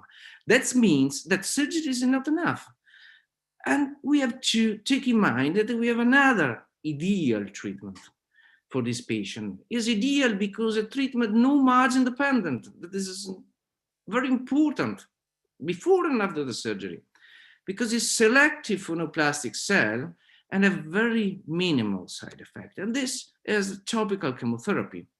We have 3 agents, fluorescein, mitomycin C and interferons, that may be used in different way. I prefer personally to use 5-fluorouracil for epithelial tumor because it's the less toxic. Therefore, I use the less toxic when possible. I use mitomycin C for pigmented tumor because it's more toxic and because the fluorouracil doesn't work in pigmented tumor. Sometimes I use mitomycin also for epithelial tumor, but it's a second step. I do not use interferon, not because it doesn't work, but because it costs too much. And with the other 2 drugs, I can do what I want. Which is the protocol: 1% dilution 5-fluorouracil for epithelial tumor, 0.04% of mitomycin for pigmented, 4 times a day, and the course are 4 weeks for 5U and 2 weeks for mitomycin C. Why use topical chemotherapy before surgery? Because we can reduce multifocal lesion and we can have the simple surgery. This is in this paper, you can see that we have used topical chemotherapy because before removal, squamous cell carcinoma, multifocal squamous cell carcinoma, we have the reduction of the multifocal area of the carcinoma. Therefore, the surgery is simple. Look at this. We have diffuse dysplasia of the conjunctiva, also involving the canal punctum, and after fluorouracil, we have resolved this problem. You have not to touch the punctum. You perform the other surgery, the palpebra cannot be touched. But we have not to use 5-fluorouracil or mitomycin before surgery only. We have to use it after surgery for the same reason I tell you before, because even we are very good surgeons, this lesion recur in the years, even with free surgical margin. Therefore, I personally use often topical chemotherapy in an adjuvant way after surgery in this patient. You perform a surgery, you wait 2 months, there is a complete scar, you put the chemotherapy, and so the patient is safe for his life. But sometimes we can use it also as a sole treatment. It's common for me when I started to use, for example, fluorouracil for squamous cell carcinoma as a neoadjuvant treatment before surgery. After one cycle, the lesion disappears completely. Therefore, sometimes these drugs work also as a sole treatment. Is there some cases, the published cases, for example, these diffuse cases, you have to remove a very large part of the conjunctiva, you put 5-fluorouracil without surgery, this is the results, long-term results. And this is a case that we often show. This is a case of Professor Medina of 10 years ago. This patient came to our clinic because having a cataract surgery in the other eye, because many ophthalmologists say to the patient that this is a lost eye, because there is a very great dysplasia that is 5 years that is here. There is no way to do anything. I would tell to the patient, okay, we perform surgery in the other eye for the cataract, but try to use 5-fluorouracil. And this is the result after 2 cycles of 5-fluorouracil for this lesion. There's another case that we are publishing, the JAMA, very large papilloma with dysplasia that underwent a complete resolution, only in this case using mitomycin C. Is different for pigmented lesion because mitomycin was well in primary acquired melanosis in 70% of the cases. We have a resolution of this lesion, but 25% of the lesion do not respond. This is a big problem because primary acquired melanosis is by definition diffuse, and surgical approach is often so difficult. And take in mind, do not use mitomycin C for malignant melanoma because it doesn't respond to mitomycin C by definition. The only part that responds is the intraepithelial part, the dysplasia. So I come to the end, but you have to remember that we have other treatment. First of all, radiation treatment, and first of all in radiation treatment, brachytherapy. Why? Because in melanomas of the conjunctiva, the recurrence rate is so high that now all persons that manage this lesion start to treat after surgery by brachytherapy the removed area, because we are more or less sure that when we remove a conjunctival melanoma, in 50–60% of the cases you have recurrence. And then you can put the plaque as in intraocular melanoma. This is a young girl at the 6th recurrence of the hypopigmented recurrence of a conjunctival melanoma. After 6th recurrence, I say to the patient, I don't want more to have a surgery. I put a plaque, brachytherapy, iodine brachytherapy, same dosage of uveal melanoma. And this is the results after brachytherapy. You can see that conjunctiva is hypoxic, but there is no any remnants of the tumor. And this is another case of melanoma recurrence in the upper and the lower lid, which is the solution for this, exenteration, removal of the pulp. We have performed this. That is the reverse brachytherapy. You put the plaque that have the radiation outside the eye, you close the lids, and this is a resolution after 1 year's free follow-up. This is not perfect, but it's better than an exenteration for a recurrence of conjunctival melanoma. So in conclusion, we have to guarantee when we perform this treatment an integrated oncological approach, because surgery is not the only option, and surgery is most often not enough. Thank you so much. Thank you so much, Professor. Now we have Dr. Andrea Ciubotaru. Andrea, you are with us? Of course. Hello. Okay. Hello. Thank you. Hello, everybody. Oh, I cannot see now.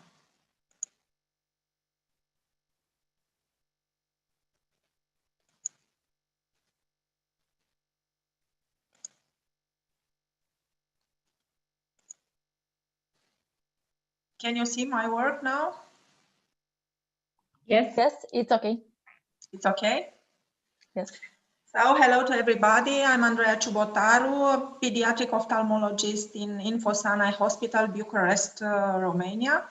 And I will present today a case of optic nerve and chiasm glioma associated with neurofibromatosis type 1. As you all know, neurofibromatosis type 1 is an autosomal dominant inherited disorders with an incidence of 1 to 4,000. Optic glioma, one of the most significant complications of NF1 in childhood, developed with a prevalence of 15%. The period of greatest risk for the development of symptomatic optic gliomas in NF1 is during the first 6 years of life. Optic nerve glioma is a slow growing tumor which typically affects children. 30 of patients have associated NF1 and those have better prognosis. About 10 of optic pathway tumors are located within an optic nerve. 1/3 of the tumors involve both optic nerve and chiasm, and further third involve the chiasm micelle, and 1/4 is predominantly in the hypothalamus. About our case, it is a girl, 4 years and 10 months old, diagnosed with global development disorders, ataxic syndrome, sleep disorders, and neurofibromatosis type 1.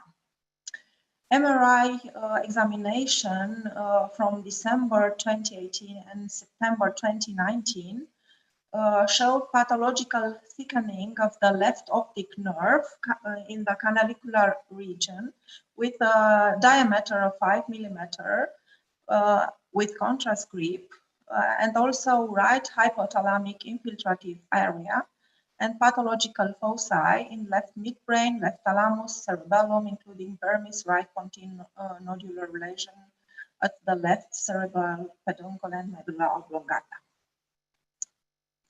Further on, the MRI examination from May 2020 showed pathological thickening of the left optic nerve in canalicular region with a diameter and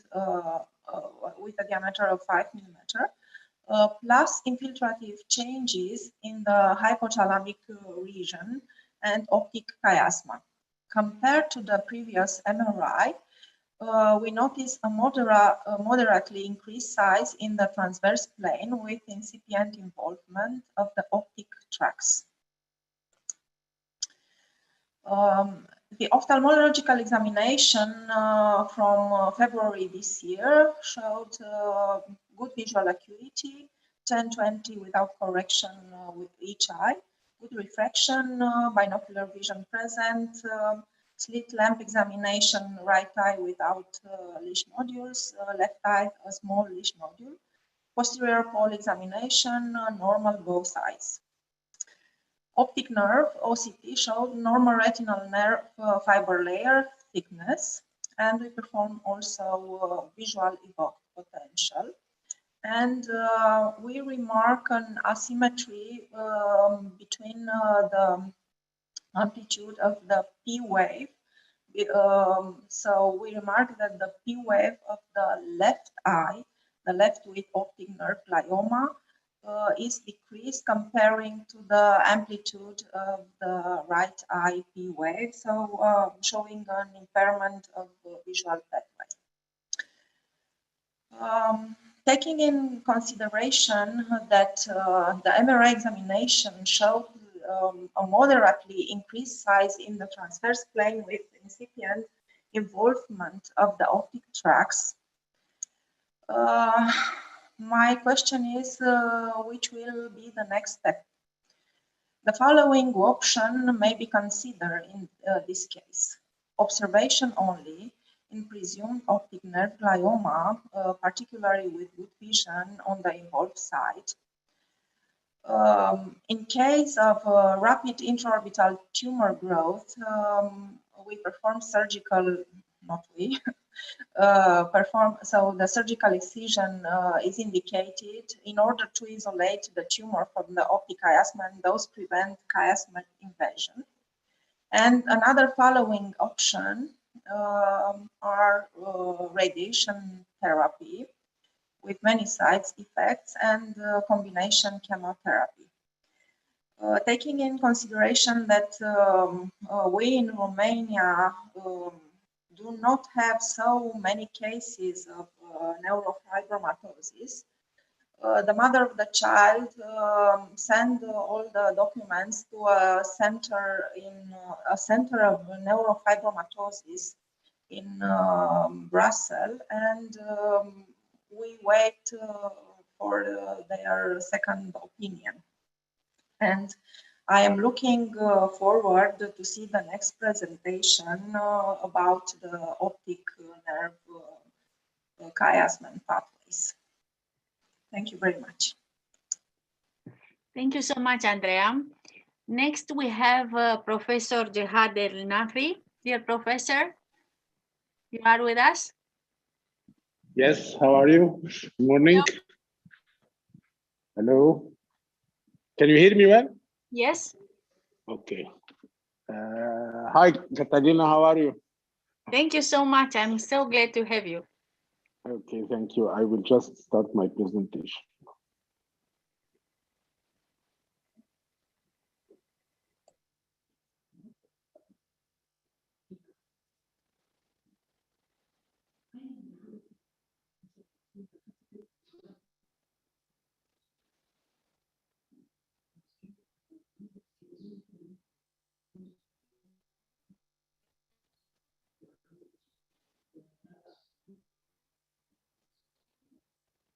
Can you see my screen now? Yes. Yes. It's not in full. Yes. Good morning, Mr. Chairman, ladies and gentlemen, dear colleagues. This presentation will be about optic pathway gliomas.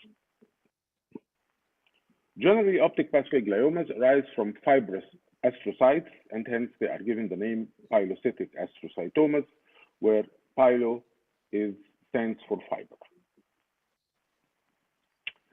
Astrocytes play an important role in the support of neurons, regulation of calcium metabolism, and regulation of blood flow through cerebral tissue.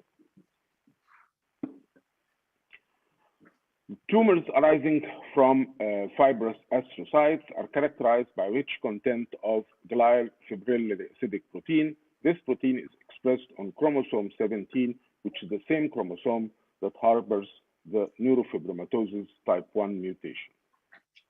As you can see, rich staining with GFAP is characteristic of optic pathway gliomas. These gliomas are pathologically also rich in Rosenthal fibers, which are cigar-shaped eosinophilic fibers present in the processes of the fibrous astrocytomas. They are characteristic but not diagnostic of the tumors and result from interaction of the GFAP protein with ubiquitin. As regards the microscopic picture, it is very variable in cytology and cellularity, ranging from hamartomatous proliferation up to aggressive and malignant tumors, and they are characterized by round and spindle nuclei, dendritic processes, and wide areas of mucinous degeneration. This mucinous degeneration is characteristic of optic pathway gliomas and is made use of in the surgical technique that will be described in the surgical section. Optic pathway gliomas are generally not common gliomas. They only present 2% of cerebral gliomas, but they are the most common primary tumor of childhood and represent 15% of supratentorial tumors, the most common site being the cerebellum. But in neurofibromatosis type 1, the frequency is markedly increased. Pilocytic astrocytomas generally present in below the age of 10. 3/4 of masses develop before the age of 10, hence the name usually given, juvenile pilocytic astrocytomas. 90% will develop below the age of 20 years, and adult onset is more aggressive and not related to neurofibromatosis. Generally, 30% of the optic pathway gliomas will affect the optic nerve, and 70% will affect the chiasm with or without hypothalamic involvement. The first attempt at clinical classification was proposed by Dodge in 1958, and the stages were as follows. Stage 1 indicates optic nerve involvement only. Stage 2, the chiasm is involved with or without optic nerve involvement, and stage 3 is hypothalamic involvement. As you can see, this classification is of some prognostic importance, but clinically it's not very useful. The largest series of optic nerve gliomas was presented by Dutton in 1994. His patients had equal sex distribution with a mean age of onset around 9 years, and visual loss was present at presentation in almost 90% of the cases. However, the younger the child, the more difficult is the complaint of visual loss, and diagnosis is usually delayed and missed until proptosis appears. Proptosis is usually early of the axial type, and then as the tumor enlarges, the eye may be displaced in any direction according to the direction of growth. As regards fundus examination, the tumor arises in the anterior part of the optic nerve, and this represents almost 1/3 of the cases. The fundus will usually show papilledema, while if the tumor arises in the posterior part of the optic nerve, and this represents about 2/3 of the cases, the first presentation will be primary optic atrophy. Bilateral tumors are almost diagnostic of neurofibromatosis type 1. Neurofibromatosis type 1 is the most common inherited tumor predisposition syndrome, affecting 1 in almost 3,000 population.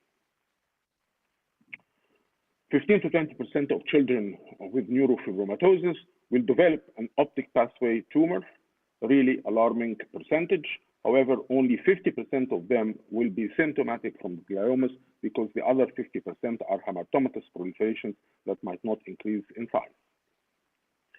The optic pathway gliomas in neurofibromatosis 1 are most commonly seen at a younger age, and with the majority of them presenting below 7 with a mean age of 4.5 years. As you can see in this MRI, how huge an optic pathway glioma can grow, involving the optic nerve, the chiasm, and the hypothalamus and near brain.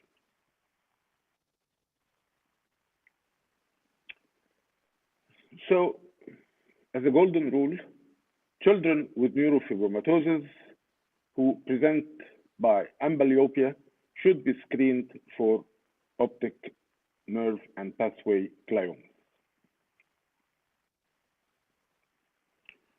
The Optic Pathway Gliomas Task Force has recommended yearly eye examinations in children with asymptomatic neurofibromatosis through the age of 6.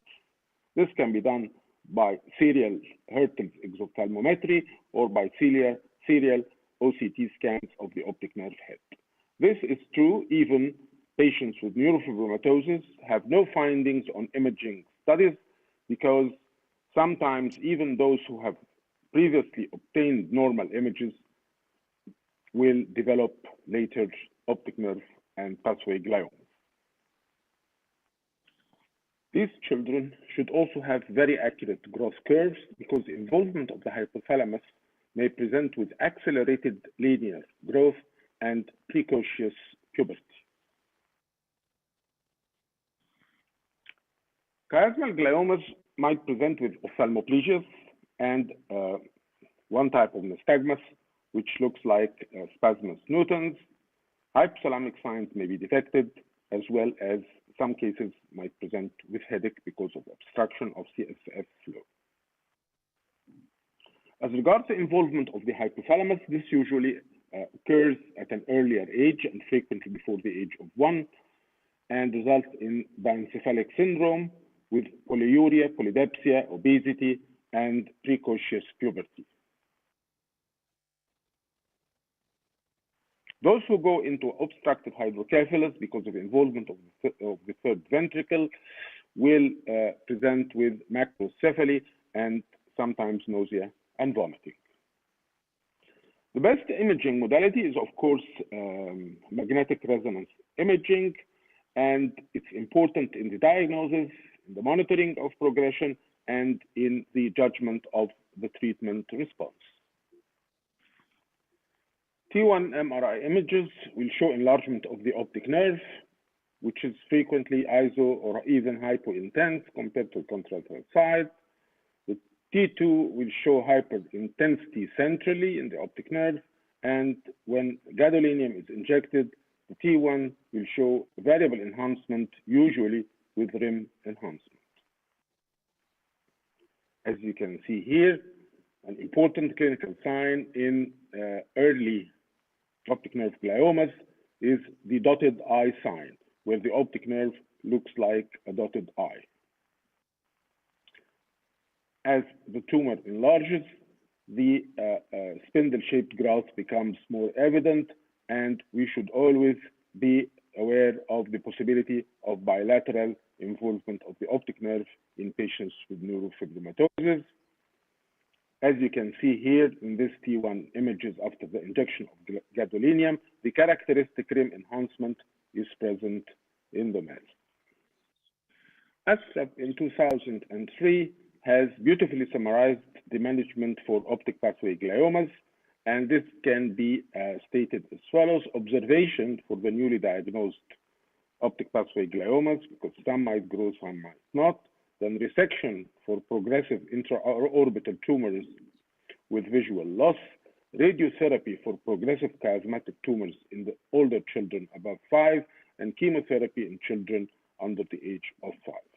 Surgery can be done for some exophytic chiasmatic tumors because of the compressive effects on the surrounding structures. The growth rate in optic pathway gliomas is totally unpredictable and very variable, especially in children with neurofibromatosis 1. As an overall estimate, the progression and recurrence rate for optic pathway gliomas is around 37%, combining tumors in all locations.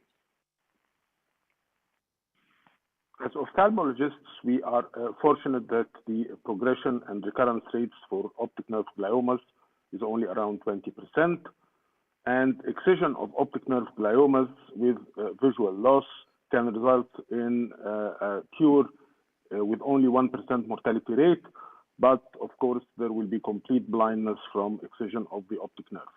Although there could be progression to the other eye or to the optic chiasm, this is characteristically very low. Typically, only symptomatic and clinically or radiographically progressive optic pathway gliomas would require consideration for treatment. Resection is an option for optic nerve gliomas, but is generally reserved with those with poor or complete loss of vision, severe proptosis that is cosmetically unappealing, or producing severe pain in a blind eye. Resection is generally not an option for intrinsic chiasmal or retrochiasmal optic pathway gliomas. Extrinsic and cystic components can be debulked on a case-by-case basis. Surgery with shunt placement can be performed for unresectable tumors presenting with hydrocephalus and increased intracranial pressure. The approach for removal of isolated optic nerve gliomas was through lateral orbitotomy. This is followed by dissection and excision of the whole length of the optic nerve and the tumor, and this approach was always associated with some degree of third nerve palsy, presenting as variable ptosis and exotropia. Also, some cases will develop corneal hypoesthesia that could be severe and resulting in corneal ulceration because of the involvement of the fifth cranial nerve branches.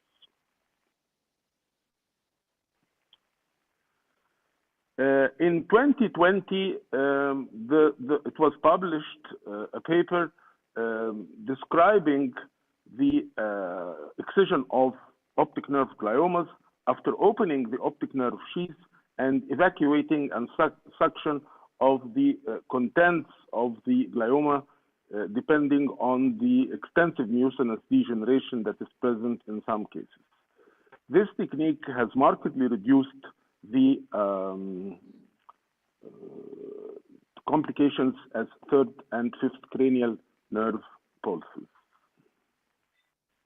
Inspired by this technique, I modified the approach by doing a medial transconjunctival approach similar to the one I use in optic nerve sheath fenestration, by doing a medial conjunctival incision, detachment of the medial rectus, exposing the optic nerve, opening its sheath, expressing and sucking the contents of the optic nerve glioma, and then excision of the optic nerve. This 20-year-old male who had complete loss of vision because of his optic nerve glioma limited to the orbit wanted to have his proptosis corrected because of the disfiguring appearance. So the approach of the medial transconjunctival technique was applied. The tumor was excised by expression and suction, and the optic nerve was totally excised with good cosmetic result without affection of the third or the fifth cranial nerves, but of course with complete absence of any visual improvement. If the optic pathway glioma is not amenable to surgery, both chemotherapy and radiotherapy can decrease the size or stabilize the growth of the optic pathway glioma, and generally chemotherapy will have fewer side effects and should be generally considered. First, chemotherapy is based on a carboplatin regimen. Usually carboplatin is combined with vincristine, and stabilization can be achieved in 70 to 90% of cases. As we said, chemotherapy should be considered before radiation because it has fewer and less dangerous complications than radiotherapy in children. As regards radiotherapy, the progression rate was 40% and the mortality rate was around 27%. For hypothalamic gliomas, the progression rate was 50% and the mortality was around 43%. Of course, radiotherapy will have many complications in children. Almost 50% of children treated with radiotherapy will develop side effects of radiation, the form of cerebrovascular disease, atrophy, and secondary malignancies, common mental retardation, cataract radiation therapy, and the list goes on. Many authors believe that although radiation therapy may have short-term benefits in delaying optic pathway gliomas progression, it has little influence on the final visual outcome or survival. Finally, I would like to say mulțumesc to all of you. Thank you so much, Professor. Now we have Dr. Emil Ungureanu. Emil, thank you.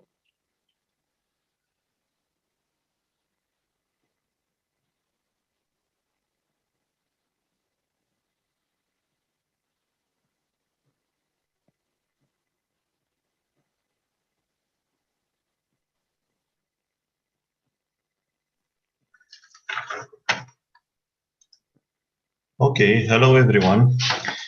Honored panel, dear colleagues, it's a great honor and opportunity to talk during this conference. The case that I want to talk to you about is an old patient of mine, probably not the most exciting case ever, but for me it was important. Okay. It was a male patient, 72 years old at that time. He has presented with a painless mass of the orbit in the right orbit, which was pushing the superior eyelid, and clinical the tumor recalled lacrimal gland involvement. According to him, he noticed that mass only 3 weeks previously, and during that time he has developed diplopia ptosis. Probably the tumor was older than that. The right orbital mass was around 4 centimeters long and 2 centimeters wide. It was painless. He has associated secondary eyelid ptosis and the right eye abducens nerve paralysis, which apparently was not connected with that episode. He has also presented a macronodular mass on the left temporal region, 2 times 2 centimeters above the left ear. He had the leukopenia with 55% lymphocytes and also a decreased number of platelets as well. At echography, well circumscribed mass with low internal reflectivity, CT and MRI, as you can see in those pictures, it was a mass which was contiguous with the right lacrimal gland, which extended posteriorly behind the equator of the globe, and he also presented in this picture enlargement of the lateral rectus muscle in the left orbit. Here you can see the mass from the temporal region above the left ear. The tumor in the right orbit was iso-intense. About orbit lymphomas, as you probably know, most of them are non-Hodgkin lymphoma, and most of them have an B lymphocyte origin. We have primary orbital lymphomas and secondary orbital lymphomas. The primary ones, most common, low-grade malignant extranodal marginal lymphomas. Other types of lymphomas are follicular lymphomas, diffuse large B-cell lymphomas, etc. Secondary lymphomas are represented by intermediate or higher grade follicular lymphomas, and they involve the orbit in 46 to 74% of cases, eyelid 5 to 20% of cases. For our patient, CT and MRI have revealed abdominal involvement. We have performed biopsy from the lacrimal gland and from that tumor in the left temporal region, and the immunohistochemical analysis suggested B-malt lymphoma. Diagnosis was stage 3 lymphoma because of the systemic involvement and the bilateral orbital involvement. Differential diagnosis that we have considered are other inflammations of the orbit and, of course, other types of lymphomas. Treatment options, as previous speakers have pointed out as well, radiation therapy is very, very good for localized disease, which was not the case for our patient. Chemotherapy is not used for localized disease except diffuse large B-cell lymphoma, but it's the mainstay of the treatment for systemic lymphoma, such as was the case of our patient. For the patient, the treatment was classical, was CHOP with cyclophosphamide, doxorubicin, vincristine, and oral prednisone, and the evolution was good. Prognosis for those kind of lymphomas is usually good, and for systemic lymphomas, mild lymphomas, 80% of them survive beyond the 5-year mark, and 77 beyond the 10 years mark. About the follow-up of this patient, I have first seen them 8 years ago, and for him the treatment went well, no particular problems, and he used to come once or twice each year for us to see him. Unfortunately, in December he has died from COVID-related complications. Thank you very much. Thank you, Emil. We have another presentation for Professor Parozani. Raffaele? I'm here, thank you. Just a second. Okay. I think that you can see the screen. So, yes. This, my second presentation is a retinal presentation as a pole-to-pole of the eye, conjunctiva to the retina. And is a presentation about the retinal side effects of ocular radiation, thinking to put inside a critical approach, because most often we think about inject antivascular endothelial growth factor and go, but probably there is something different that we have to know, which is radiation retinopathy. Is a progressive vascular occlusion, yes, that's true. Is characterized by microangiopathic abnormalities, by retinal neovascularization in the third stage. But in the macula, there is also two different things, that it is ischemia and edema. But if you look to this old pathology report, the first pathologic report say that radiation retinopathy is characterized by reactive inflammation and gliosis and so on. And take in mind the concepts of the inflammation. So it's true that radiation retinopathy and maculopathy is vascular occlusion. You see the classical fluorescein angiography. Now we have also OCT angiography. We can check the macular status without the eye. Microangiopathic abnormalities, we know that similar but not identical to that we found in diabetic retinopathy. Also here we have in the macula the OCT angiography. You can imagine all this abnormality without dye. At the end, neovascularization, as the same, we can use both fluorescein angiography, but for the posterior pole also OCT angiography. But there is another actor that sometimes we forgot. This is the choroid. This is an old paper, 20 years or more papers before, in which we have demonstrated that the radiation side effect is not limited to the retinal vessel, but also involve the choroidal circulation. And what we can see now also with OCT angiography, you can see that changes in the void of the choroid, that is an ischemic choroid. But we have the retina, we have the choroid, but we have one forgotten actor, mainly when we think about the uveal melanoma. And the forgotten actor is the tumor.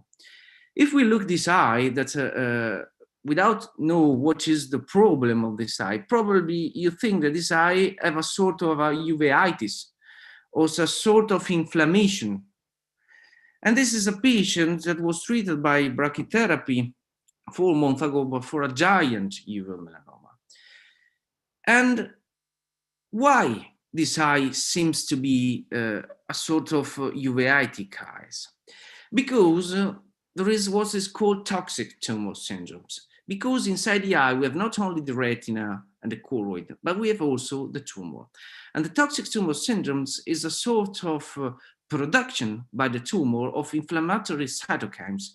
They change the intraocular microenvironment. Why this?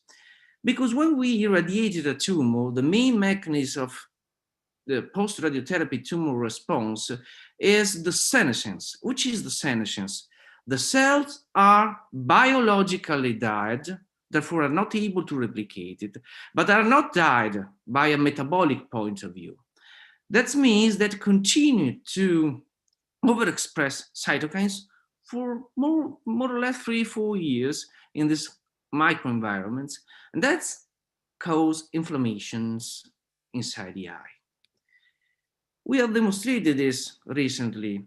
And if you look at this paper, you can see that there is many pro-inflammatory cytokines in the aqueous humors of eyes treated for uveal melanoma.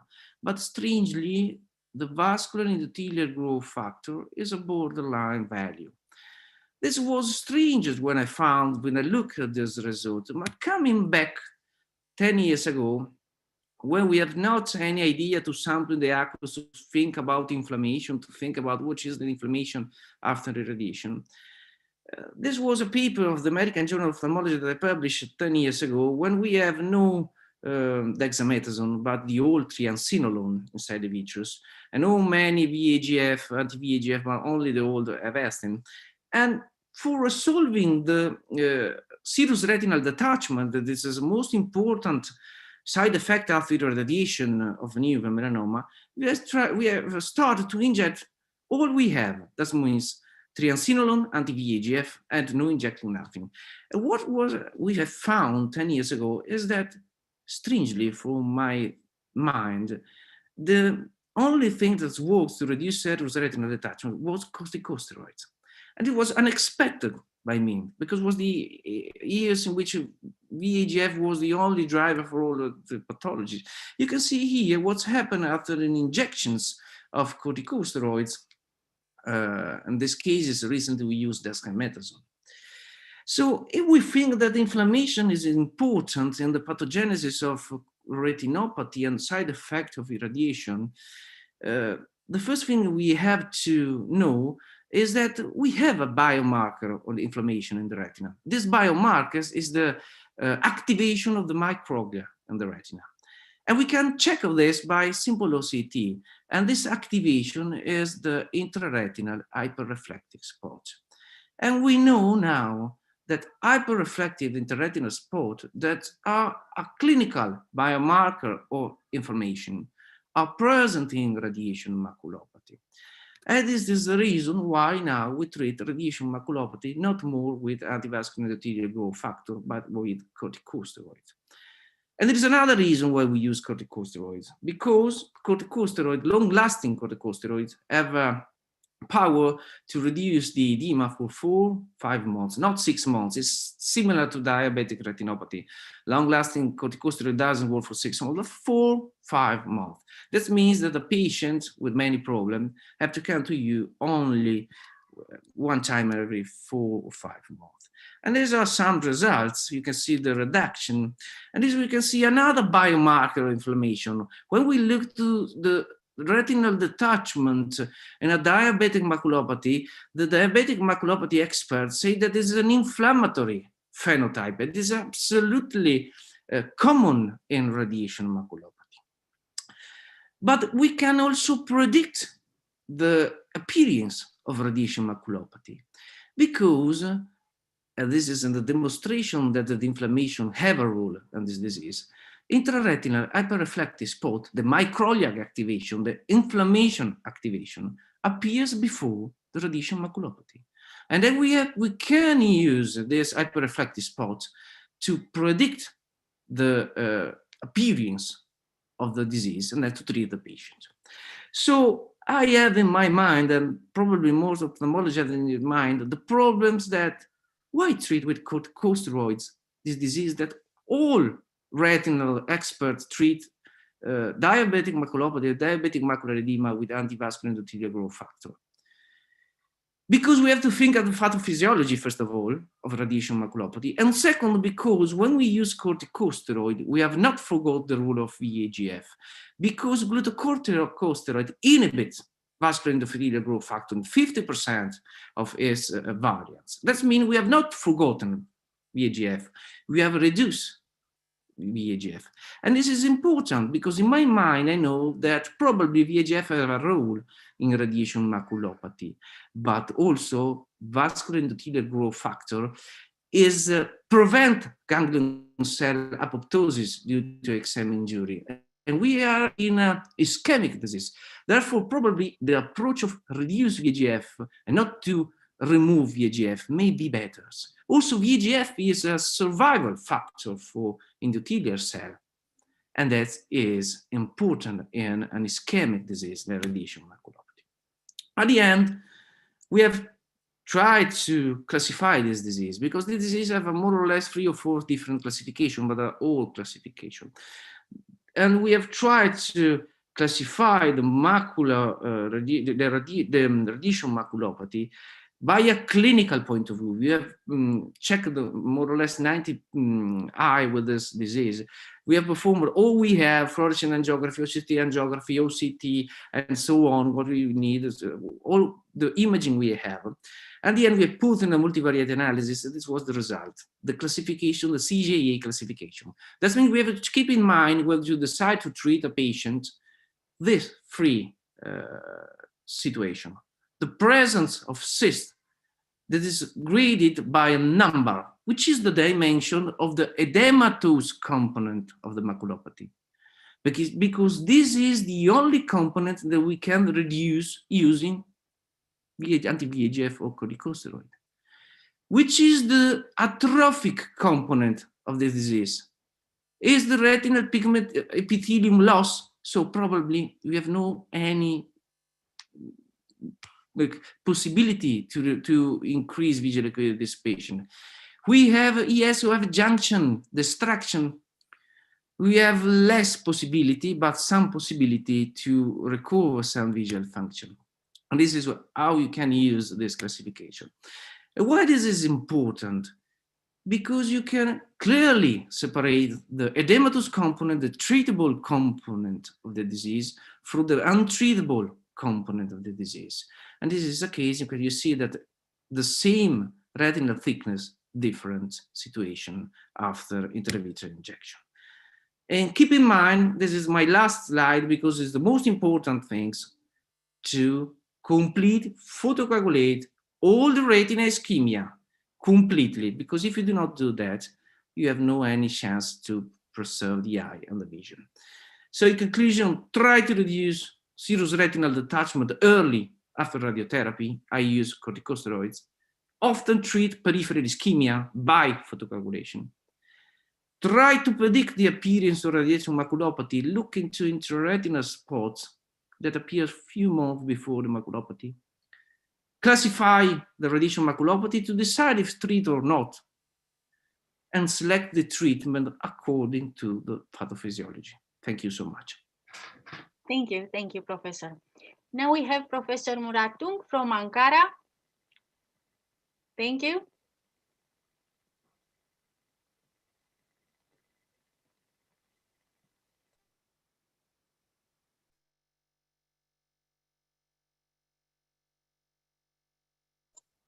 Hello, everybody. Can you see my slides? Yes, it's okay. I would like to thank Catalina for organizing such a wonderful meeting, first of all. And today, I would like to share our experience with CyberKnife treatment in OAL melanoma, which is a new version of stereotactic radiotherapy. As you all know, choroidal melanoma appears as a dome-shaped lesion in the eye, and this is the most common primary intraocular tumor malignancy in adults. As we see, orange pigment is the pathognomonic sign of these tumors, which is caused by lipofuscin pigmentation, and the ultrasound is the most helpful method for imaging.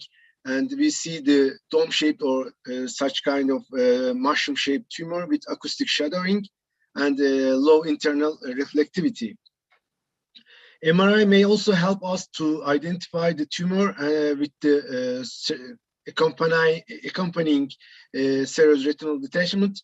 In T1, we see a hyperintense bright lesion as a tumor, and on T2, we see a hyperintense dark tumor, and the grayish color is the subretinal fluid, not the tumor.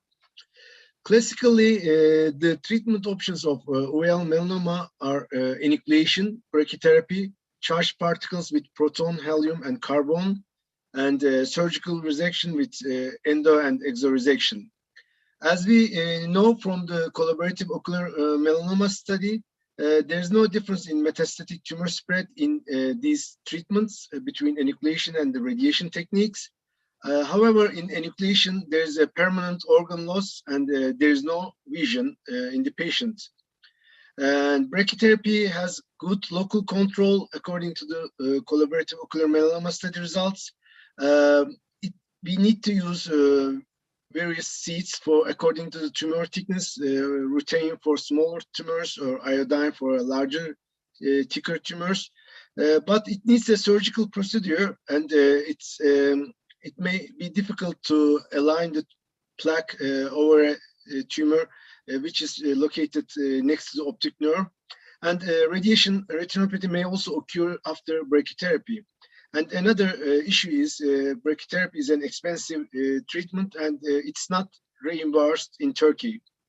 And charged particles such as proton, helium has a well tumor control and less ocular complications, but this is not available in many countries, proton treatment. And surgical resection is also an invasive surgery, and there's a secondary retinal detachment and secondary loss of eye due to these secondary complications. I would like to give you a small video with CyberKnife. This is the machine that we treat.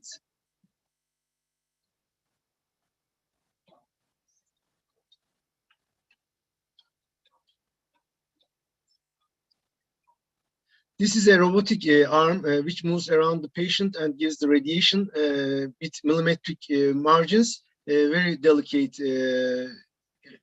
radiation array. And the CyberKnife procedure is composed of 4 steps. The first step is setup and imaging.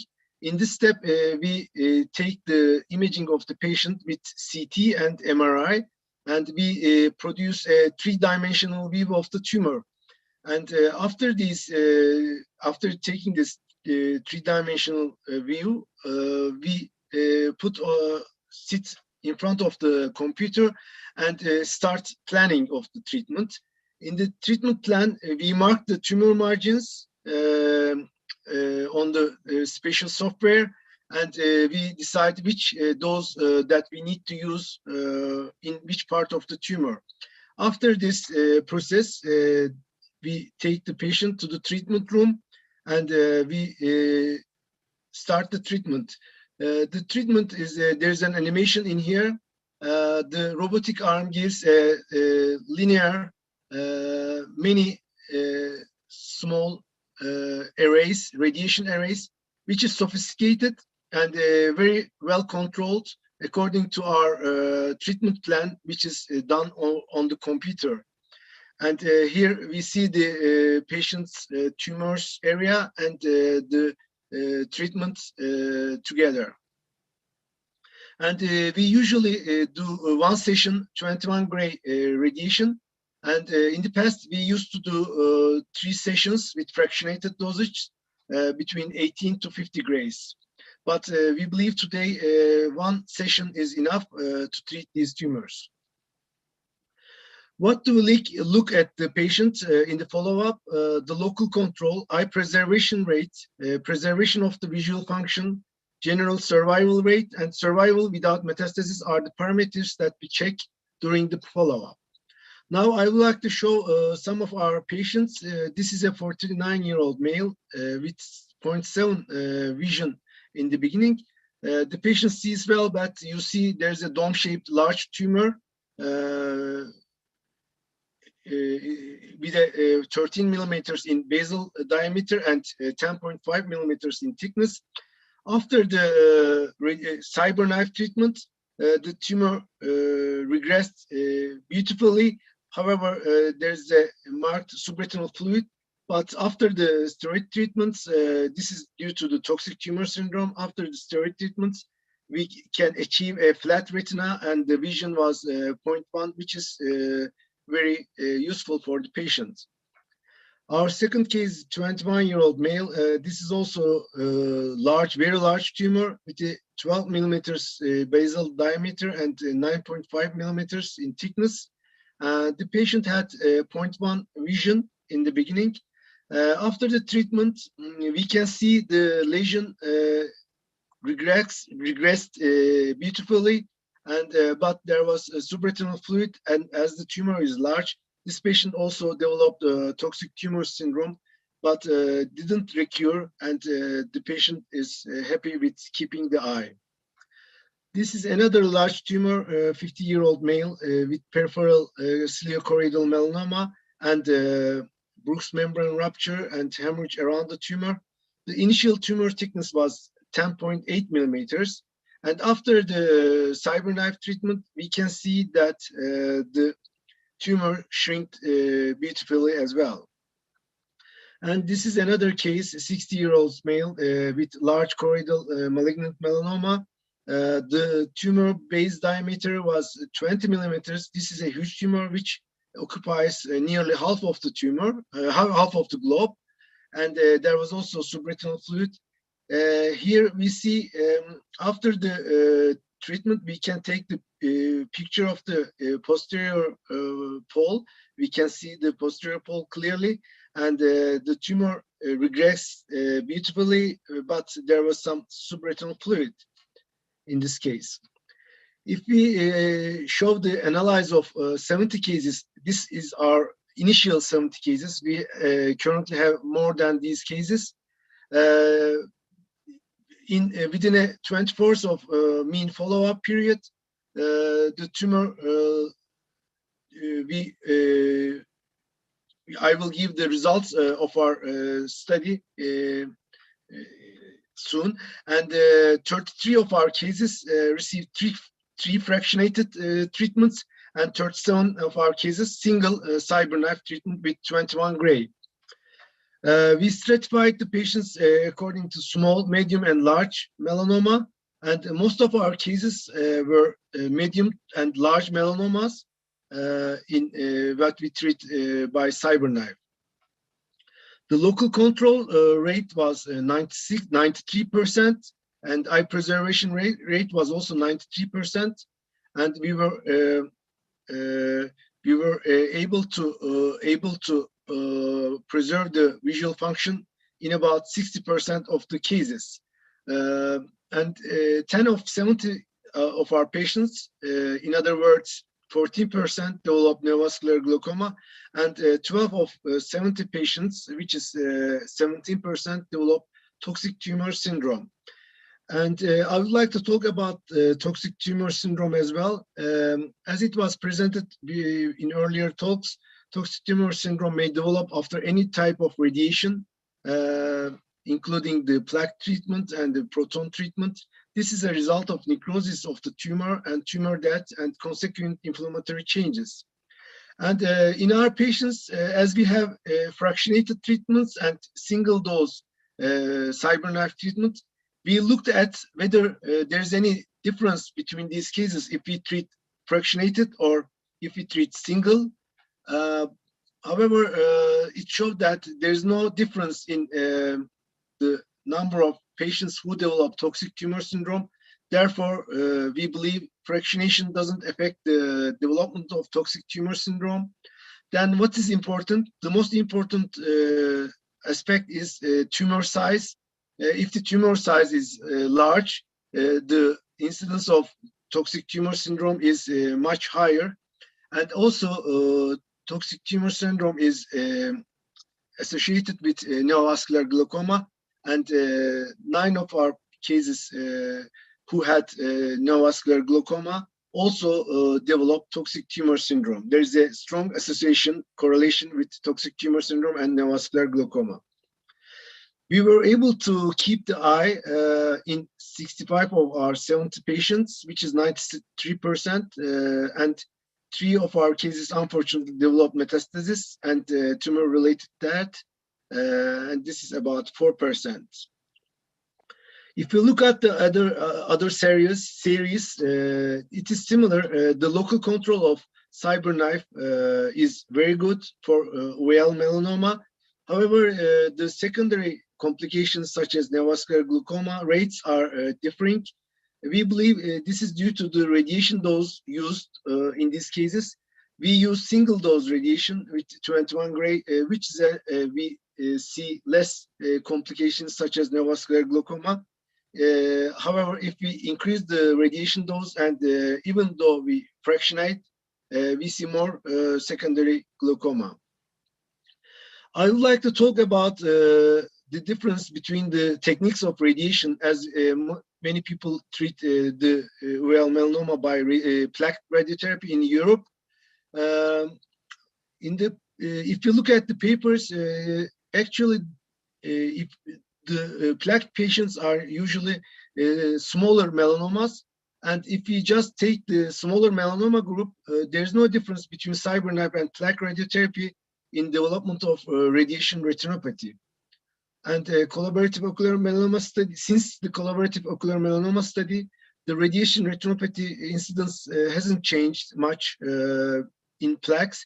The COMP study gave 49%, and currently it's 38%. So radiation retinopathy is still a problem, even plaque treatment or after CyberKnife, we can see radiation retinopathy. And this is a paper comparing the CyberKnife with ruthenium plaque. As we see, as I said before, the tumor size is very important in development of radiation side effects. And if you take the same group, which is smaller than tumors smaller than 6 millimeters in thickness, the difference is not significant. So there's no difference between CyberKnife and ruthenium if we take the only small tumors. In proton, the healthy tissues are better protected. However, if you also take the smaller tumors, there is no difference in the rate of radiation retinopathy between proton and the CyberKnife.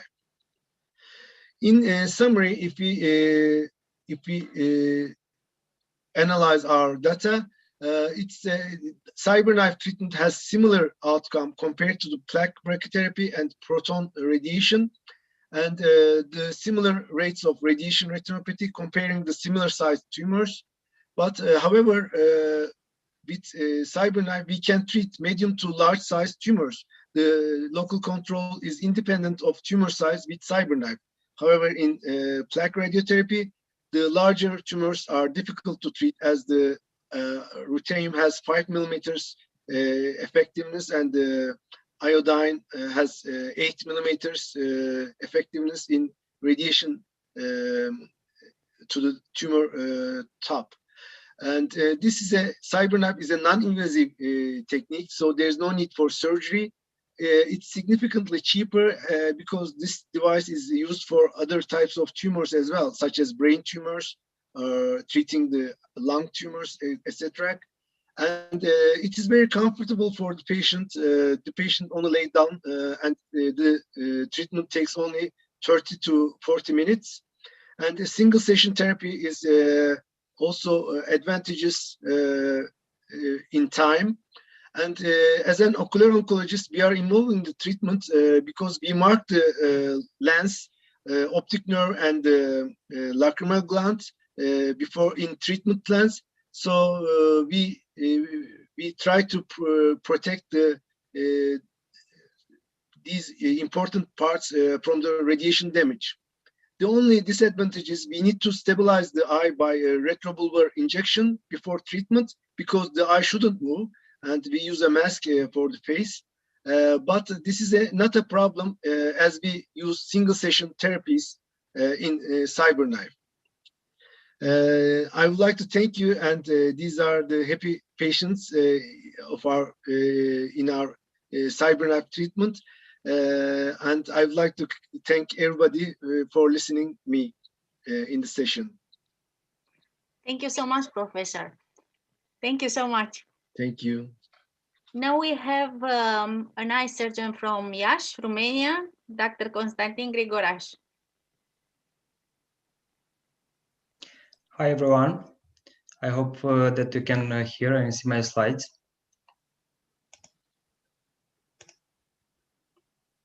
Okay. Yes. Okay. Yeah. Yes. Well, this is the case. First of all, I'm honored to be part of this conference. Thank you all, the doctors before. Thank you, Catalina. And I want to share with you some of my interesting cases. First, this is a 76 years old male who was referred to our clinic for this hypopigmented tumor in the inferotemporal quadrant of the iris with an irregular surface with bump and lumps and sentinel vessels, feeding vessels on a surface, and the UV electropion also present by retraction of the tumor. The gonioscopy and the UBM show that the tumor spreads into the angle, having a large base at the iris root. So thinking about the possibility to be iris melanoma with or without ciliary body involvement, I decided to make iris and the ciliary body sectorial resection. After preparing the scleral bed, I dissect my superficial scleral flap with a crescent knife.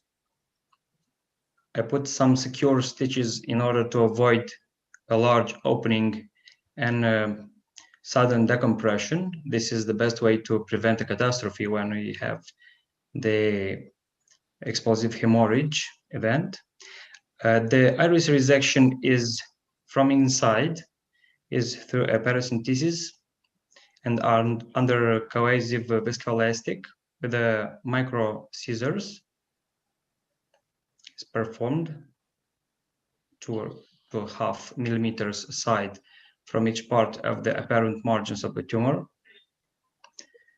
And in the scleral bed with a 45 degrees knife, I perform the deep sclera and cornea resection.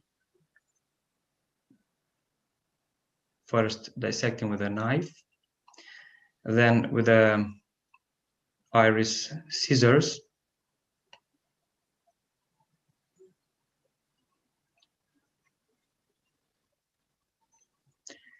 in order to avoid decompression, I prefer to work half of the surface, I mean, to close half of the eye opening while resecting from the other half. I carry out the deep sclera and uvea resection with the scissors, iris scissors. This is the most important part of the surgery, the most delicate part of the surgery, when the surgeon can damage the lens capsule,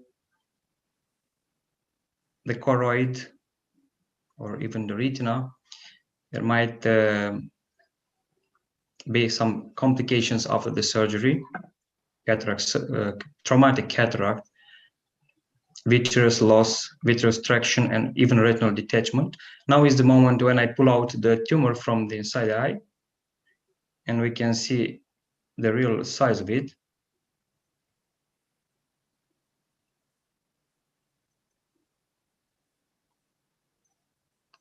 And we can see the structures of the angle, the scleral spur, the trabecular measure. This specimen will be sent to anatomopathology to see if we are in secure margins or not, and to see the histologic type of the cells. After the tumor is pulled out, a careful vitrectomy is carried out. And then at the end of the operation, at the end of the surgery, I close the scleral flap and the conjunctiva. Well, the anatomopathology, what says? The hematocilium eosin slices show the blue stained tumors. It's a big tumor, it's spread from the pupil to the ciliary body. We can see that the cells in the base of the iris and the ciliary body are epithelioid cells. The spread of the tumor is even present in the sclera at the scleral spur.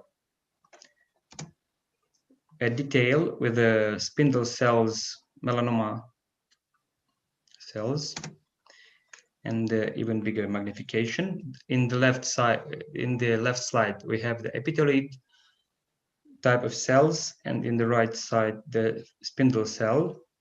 We know that the epithelioid melanoma cells are more aggressive and metastasize much more frequently.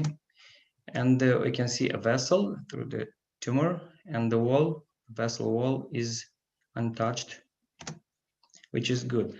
Now, this is the patient immediately after the surgery, and 1 month after, he developed the traumatic cataract, and now he's about to undergo the cataract surgery and possibly IOL implantation.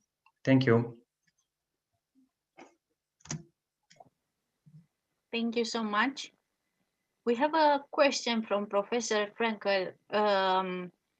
Why did you consider surgery and not plaque? How did you?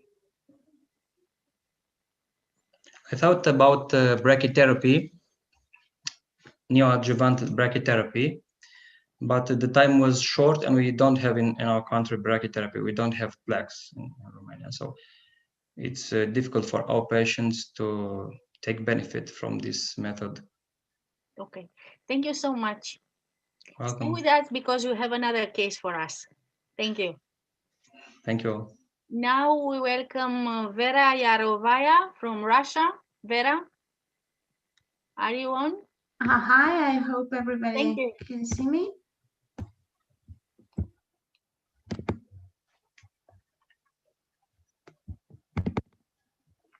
Can you see my presentation? Yes. Yes. Okay, so we'll start.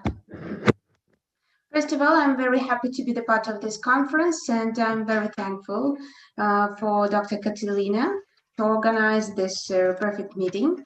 And we'll speak about prognostic map of uveal melanoma, our approach, techniques, and results. Nowadays, uveal melanoma prognostication is one of the most important part in the cure of these patients. And it is known that prognostic biopsy of uveal melanoma should be feasible, minimally invasive, informative, safe, and comprehensive. So we'd like to present our experience of prognostic FNAP in patients with uveal melanoma. Prognostic FNAP of the tumors was performed in 131 cases, either at the time of plaque therapy or at the time of stereotactic radiosurgery. There were 72% of males and 28% of females, and the mean age was 53 years old.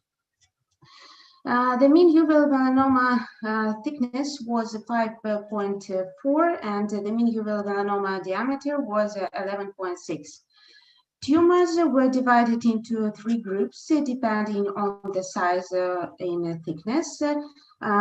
Less than 3.5 millimeters, then from 3.5 to 5 millimeters in thickness, and tumors higher than 5 millimeters. FNAP in our group was obtained via transscleral and transvitreal approach, and transvitreal biopsy was done in cases with choroidal tumors located posterior to the equator. Transscleral biopsy was performed for celiac choroidal and anterior choroidal tumors just prior to placement of radiation implant. And the tumor margins in these cases were marked with the use of transillumination. FNAP was obtained with the use of our custom designed needles of 25, 27, and 30 gauge. And as you can see, in the majority of cases, 27 gauge needles were used. It is known that the diagnostic yield of biopsy correlates with the volume of the received tissue, and to provide sufficient material, some authors perform biopsy in tumors thickness not less than 5 millimeters. We proposed custom designed thin wall needles of 25 and 27 gauge, and in contrast to regular needles, as you can see on the slide, these needles have a thin wall, and that provides to wide inner space. That allows to receive a great volume of tumor material, and moreover, all available needles have a bevel which can limit full entry of the needle tip into a shallow tumor. Different angles of the needle that were proposed in our cases allow to improve awareness of the depth penetration and provide to aspirate more cellular material, and also prevent vitreous and retinal aspiration.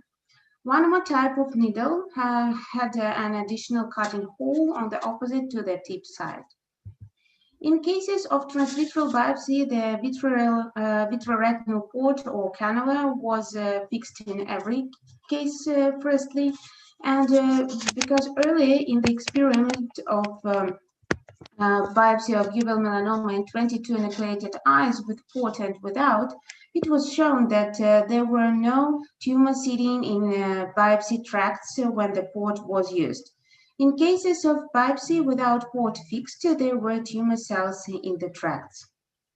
The new ocular oncology technique of liquid biopsy was used, and it was proposed to divide biopsy material into 2 fractions: remnant liquid and cells that allow to perform comprehensive testing of the samples.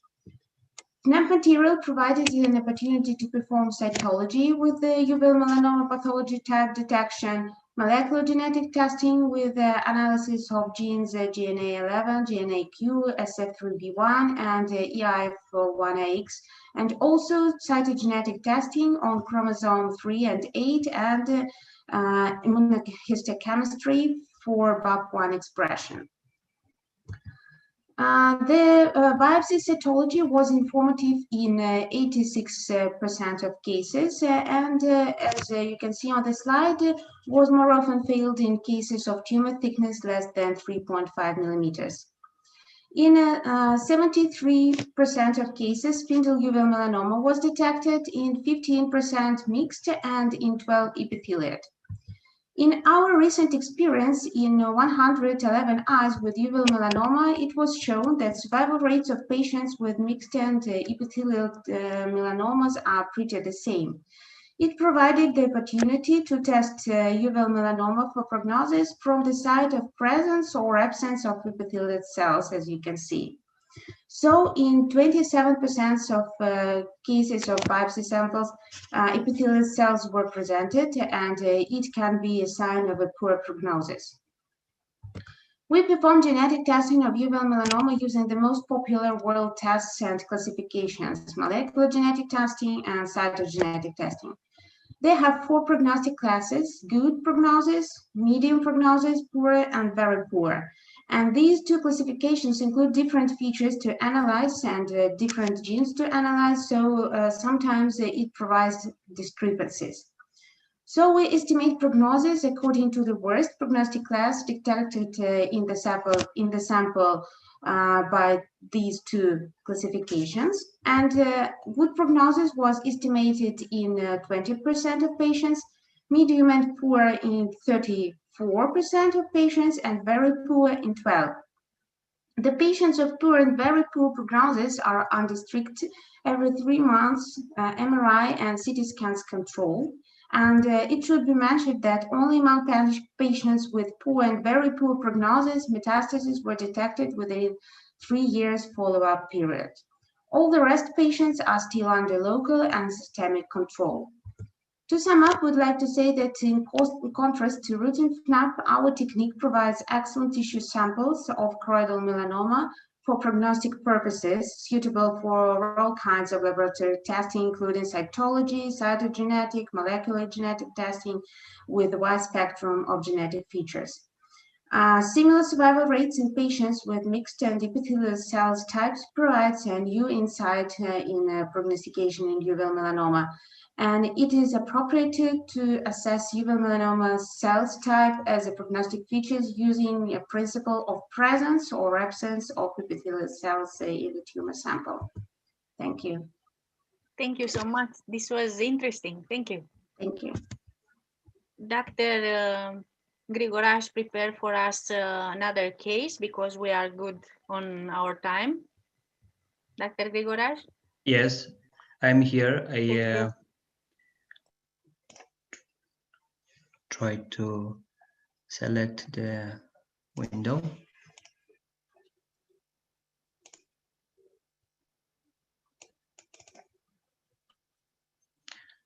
Well, it's good. Do you see my slides?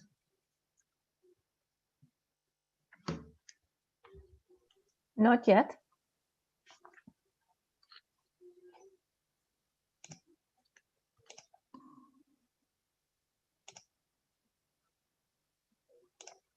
Well, Yes, it's it's good. okay. Yeah. Well, this is another interesting case that I have managed just before the pandemic. This 73-year-old patient, female, came to our clinic with a huge tumor involving the inferior eyelid, the inferior fornix, the canthal, both canthal, and the superior part of the genital region, with necrotic and pus outside. And because of the mechanical ectropion, she had the lagophthalmos and a corneal ulcer. The visual acuity was on the right eye light perception because of old retinal detachment, and on the left eye hand movement. This is the ultrasound scan. On the right eye, you can see the closed funnel. On the right and the left eye, it's normal. The chest scan is normal without secondary determinations. And this is the surgical plan. I thought a Mustardé flap will be enough to cover the defect. The resection was down to the bone, to the orbital rim, and to the orbital fat. And here on the right side, we can see the Mustardé flap dissected, and the sponge with mitomycin. I used to apply mitomycin after malignant tumor excision, just to be sure this intraoperative chemotherapy may destroy some red cells. And this is the aspect after the reconstruction. Because the area to cover was very large, I decided to use both a glabellar flap, rotation flap, and Mustarde. But the first day after the operation, you can note that the patient has lag of thalamus because of lack inferior eyelid. So I had to do something. What to do is challenging because she was a mole of thumb and the left side was the good one. The left eye was the good one. So I decided to try first the overlapped technique, free overlap technique to reconstruct the inferior eyelid. And the posterior graft, tarsal graft is revascular, it's good in good condition after 3 days. The anterior graft instead, not so well. This is the moment we have the anatomopathology result.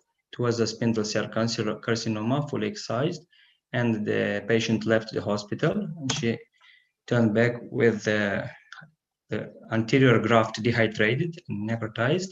So I performed a necrectomy, and I tried to make another plasty with a Hughes flap. But because the patient was monophthalm, I tried to do this improvisation, this hole through the Hughes pedicle, so the patient can see. After only 11 days, she came anxious because she had equilibrium difficulties. So I was forced to separate the eyelids before the time. So this is the aspect with the superior eyelid retraction, which I needed a sort of surgery. I did superior eyelid recession to correct the lag of thalamus through this phenomenon. And this is the aspect we have with the closure. So I decided to perform the cataract surgery. The cataract surgery was performed by one of my colleagues. The visual acuity, best corrected, was 8 to 20. And the patient was very happy. She came at 6 months to have a CT scan, a control CT scan, which was clear. I don't know nothing about this patient after the pandemic situation. I didn't see her anymore. So this is the situation. Thank you all.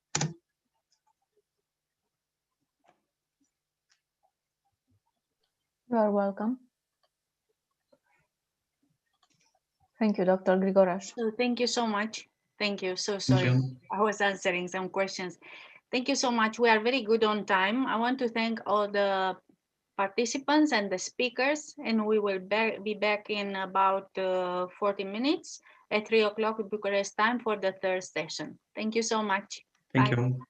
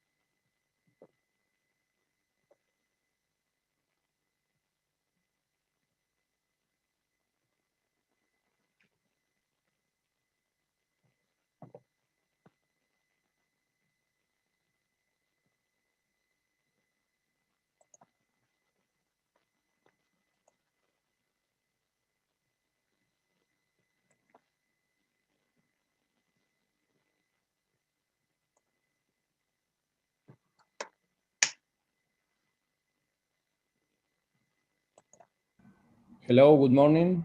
Good Hello. day. ¿Cómo Hello. estás, David? Muy bien. ¿Hablas español? Bueno, sí, un poco, sí. No, con acento español. Sí. Viví en Bueno. España como casi 2 años. Ah, bueno, muy bien.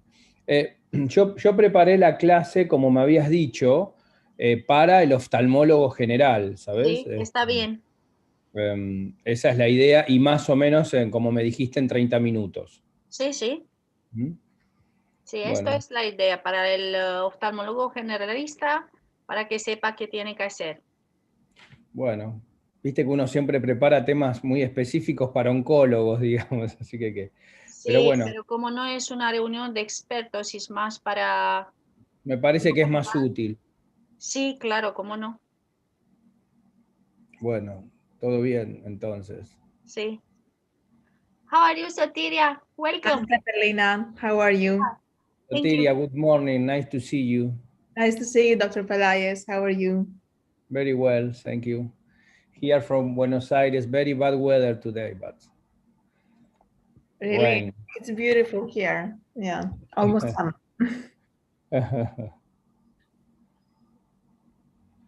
Well, hello to all the speakers. It's a great to me join us today. It was good till now. We are good on time also. Okay.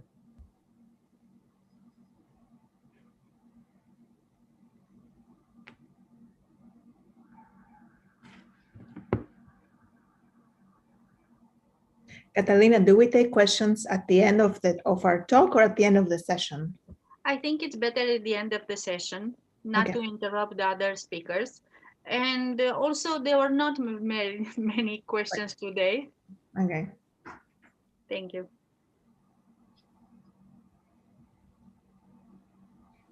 Hello, everybody. Hi.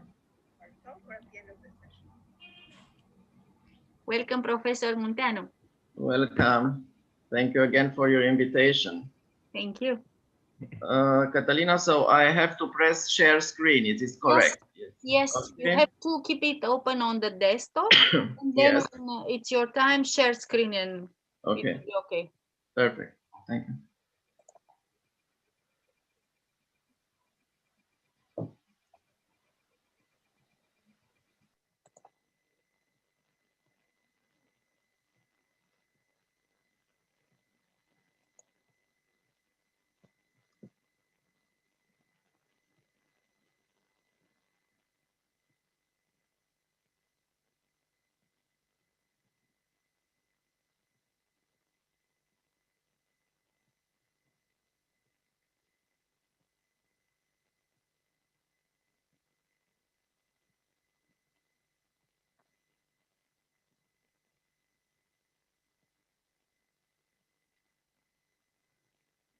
So we will start in almost 1 minute with Soteria. Ready.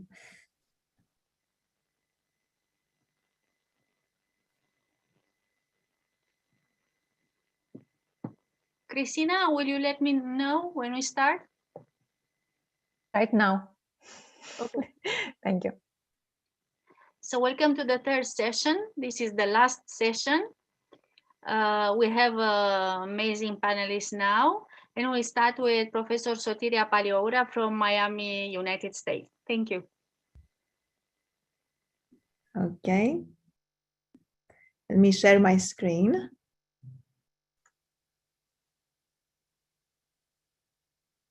It's okay. Okay, great. So thank you, Dr. Dimitrescu and the rest of the organizing committee for allowing me to present. And I will be talking today about ocular surface tumors. And in particular, we will focus on ocular surface squamous neoplasia and conjunctival melanoma. Oh, it's not moving forward. Hold on a second. Let me retry. Okay, let me try again. I'm sorry about that.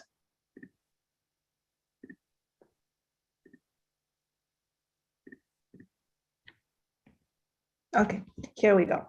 So let's talk about how to approach a patient with an ocular surface tumor. And the first thing we need to do is to take a good clinical history. So we need to ask the patient how long the lesion has been there, if it has grown or changed in color, if there's any bleeding associated with it, or other focal morphological changes, for example, to the eyelids. Then we need to assess whether our patient has risk factors to develop these tumors. So what are the risk factors for conjunctival melanoma and for ocular surface squamous neoplasia? For melanoma, it is the presence of precursor lesions such as conjunctival nevus or primary acquired melanosis that we will talk more about later on. We know also that the incidence increases with age. So you're much more likely to develop conjunctival melanoma if you're greater than 80 or 85 years old.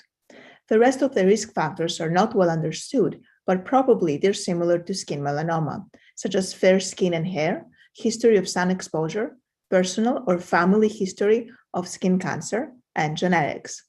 For ocular surface squamous neoplasia, we know these risk factors a little better. So we know it is sun and UVB radiation exposure, history of smoking, history of skin cancer, a disease called xeroderma pigmentosum, where there is a genetic mutation to DNA repair genes, and thus those enzymes cannot repair any breaks in the DNA that are caused by UV radiation. So these patients tend to present early with multiple tumors in their skin and also in their ocular surface. Moreover, HIV or any kind of immunosuppression, as well as infection with HPV 16 and 18 virus. We should also be aware that conjunctival melanoma looks from a molecular standpoint more similar to skin melanoma and different from uveal melanoma. Why do I say so? So first, the BRAF V600E mutation, which is present in up to 50% of cutaneous melanomas, is also present in up to 50% of conjunctival melanomas, but is not detected in uveal melanoma. This holds true also for copy number alterations and chromosomal gains and losses. So they're similar in conjunctival and cutaneous melanoma, and they're different in uveal melanoma. GNAQ and GNA11, on the other hand, are not detected in conjunctival melanoma, but are present in uveal melanoma. So from a molecular standpoint, conjunctival melanoma looks much more similar to skin melanoma. And this is why we also feel that the risk factors for skin melanoma are probably the same as conjunctival melanoma. Let's move to the next step in our patient. We need to examine the patient. And we start with an external exam. So we look at the patient's face and hands. These are the sun-exposed areas. And we look for any UV-related skin changes. These changes will tell us that the patient has been exposed to a lot of sunlight or UV light in his lifetime. So he or she has a higher risk to develop these tumors. Next, we palpate the lymph nodes, the preauricular lymph nodes, and the submental lymph nodes. And this is because this is where these tumors metastasize first. This is where the lymph from the conjunctiva, that's where it drains, and that's why the tumors go there first. We always invert the eyelids to see if there's anything hidden in those areas. We note the location of the lesion on the ocular surface. A lesion whose location is next to the limbus, it's probably related to sun exposure. If a lesion is located deep in the fornix, the patient may have a genetic predisposition to develop it and may be more aggressive to treat. We assess for the presence of feeder vessels. Having feeder vessels means that the lesion that we're seeing is likely a tumor. We also need to assess whether the lesion is mobile or fixed. So we use a Q-tip and local anesthesia, proparacaine, for example, and we try to move the lesion on the surface. If it is mobile, most likely it's not invasive, but if it is fixed, it's more likely that this is an invasive lesion to the sclera. So we need to have also a different surgical plan when we're going to excise it. If a lesion is fixed, we must be prepared for a partial sclerectomy as well, for example, and also to use cryotherapy at the bed of the lesion, as we will talk more about later. And finally, we can stain the lesion with a vital stain, such as rose spangle, which stains ocular surface squamous neoplasia, but it will not stain melanoma. Then we need to be aware of the clinical features of these two tumors. So let's talk first about OSSN. Ocular surface squamous neoplasia is the most common non-pigmented conjunctival tumor. It is less aggressive than melanoma, and metastasis can happen, but is rare. It typically presents in older Caucasian males. However, patients with HIV or xeroderma pigmentosum tend to develop these tumors at a younger age. They tend to be bilateral, and they have a more aggressive course with frequent recurrences. What do we mean by OSSN, or ocular surface squamous neoplasia? Well, it is a spectrum of slowly growing conjunctival and corneal lesions. Let's look at them from a histopathologic point of view. So OSSN includes, oh, I'm not progressing again for some reason. Okay, I'm sorry about that. I don't know why it's not moving forward.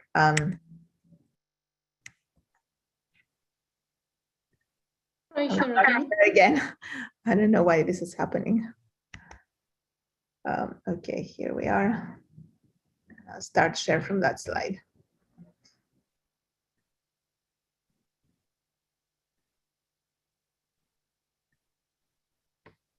Okay, so OSSN includes dysplasia, conjunctival intraepithelial neoplasia, squamous cell carcinoma in situ, and invasive squamous cell carcinoma. So by the term OSSN, we can mean any of these other four terms. By dysplasia, we mean that from a histopathologic perspective, there's only dysplastic cells in the epithelium. CIN means that the epithelium is partially replaced by tumor cells, but the basement membrane is intact, and there's an abrupt transition from the normal epithelium to the tumor epithelium. And by squamous cell carcinoma in situ, we mean that the epithelium is totally replaced by tumor cells, but the basement membrane remains intact. By invasive squamous cell carcinoma, we have deeper invasion of the tumor cells, which have violated the basement membrane.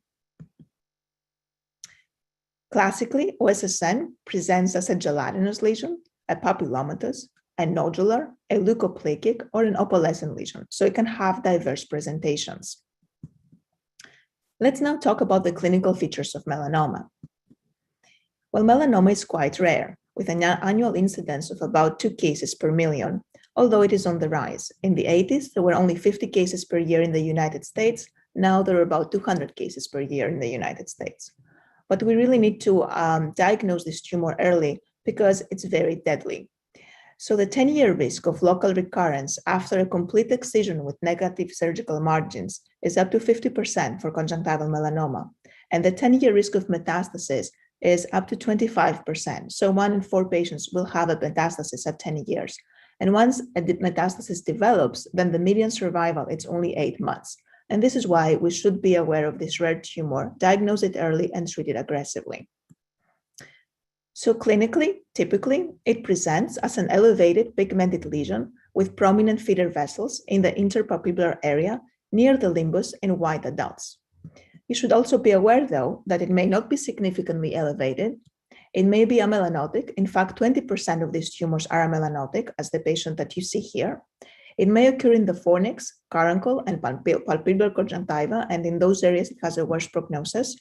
And also pigmented non-Caucasian patients can also develop melanoma. What are the precursor lesions of melanoma? So 3/4 of conjunctival melanomas arise from primary acquired melanosis.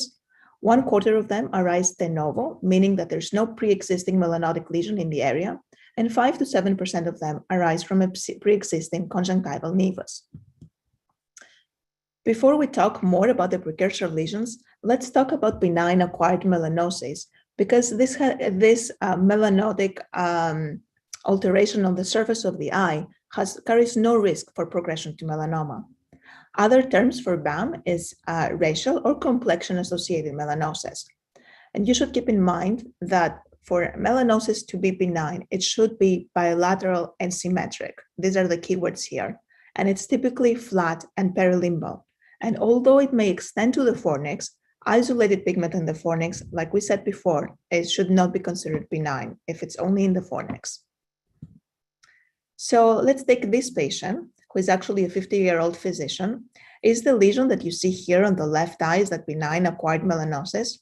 Well, it is unilateral. And like I said, if it is unilateral, it is not benign. So in fact, this patient has primary acquired melanosis, and biopsies show that in some areas there was melanoma in situ in his left eye. So unilateral diffuse conjunctival pigment with no discrete borders is not benign. And it is called primary acquired melanosis, which is the main precursor lesion for melanoma. So let's talk about PAM now. It accounts for 25% of all conjunctival pigmented lesions.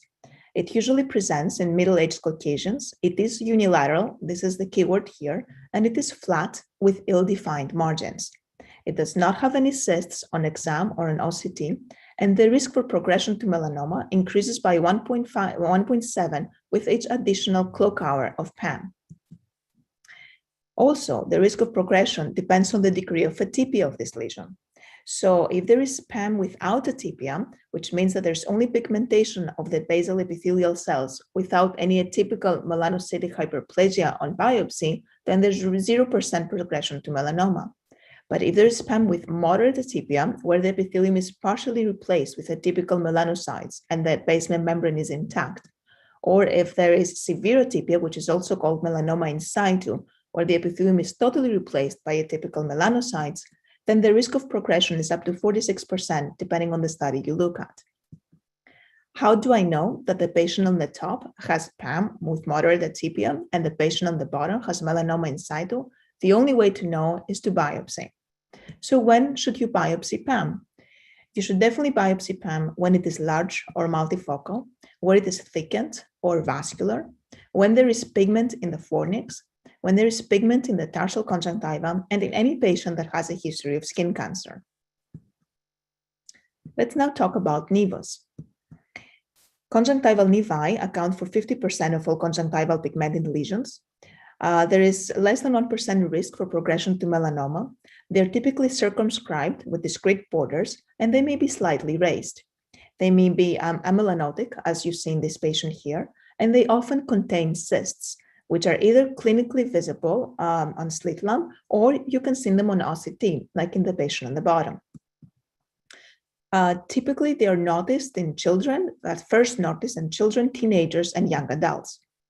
And it's okay for them to grow or change color during hormonal changes, like in puberty or in pregnancy. This is one of my patients at 12 years old and 14 years old. You can see that at 14 years, because of puberty, the nevus appeared like thicker, but this is okay. What is not okay is if you see growth or change in color in an adult, like in the patient in the bottom, where there were cysts in a pre-existing nevus, but the patient noticed that the pigment started spreading, and in fact, on biopsy, this was a conjunctival melanoma. Let's now talk about the next step in diagnosis, other than understanding the clinical features, which is imaging and tissue biopsy. So the classic method is tissue biopsy, because we know that histopathology remains the gold standard, but now we have the option to do an optical biopsy using high-resolution OCT. So let's see what OCT does for us. So high-resolution anterior segment OCT, what it does, it differentiates epithelial lesions, such as ocular surface squamous neoplasia, from subepithelial ones, like melanoma. So in these two patients, let's look at their anterior segment OCT. In the top patient, you can see that this is the base of the epithelium. There's an abrupt transition, and then there is a thickened hyperreflective epithelium. This is classic for an OSSN. In the bottom patient, you see that the epithelium is thin, the main lesion is subepithelial and hyperreflective, and the overlying epithelium is thin. So this is not an OSSN. So the OCT for these two lesions tells you that the top lesion is an OSSN, because it has classic features for OSSN. The bottom one is not an OSSN. The bottom one, you don't know what it is unless you excise the lesion. And after a complete excision, this was actually an amelanotic melanoma. What is the role of biopsy? Should you do an incisional biopsy? Well, if you're suspecting that this is an OSSN and you're going to treat the patient with medical therapy, you may do an incisional biopsy. But if you have any suspicion that this may be a melanoma, then you don't do an incisional biopsy, because you may be spreading tumor cells on the ocular surface, which could lead to recurrences in the future.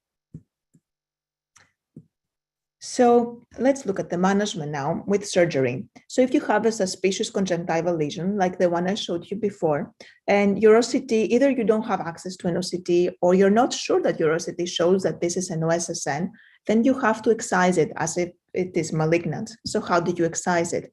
You take wide margins, usually 4 millimeters.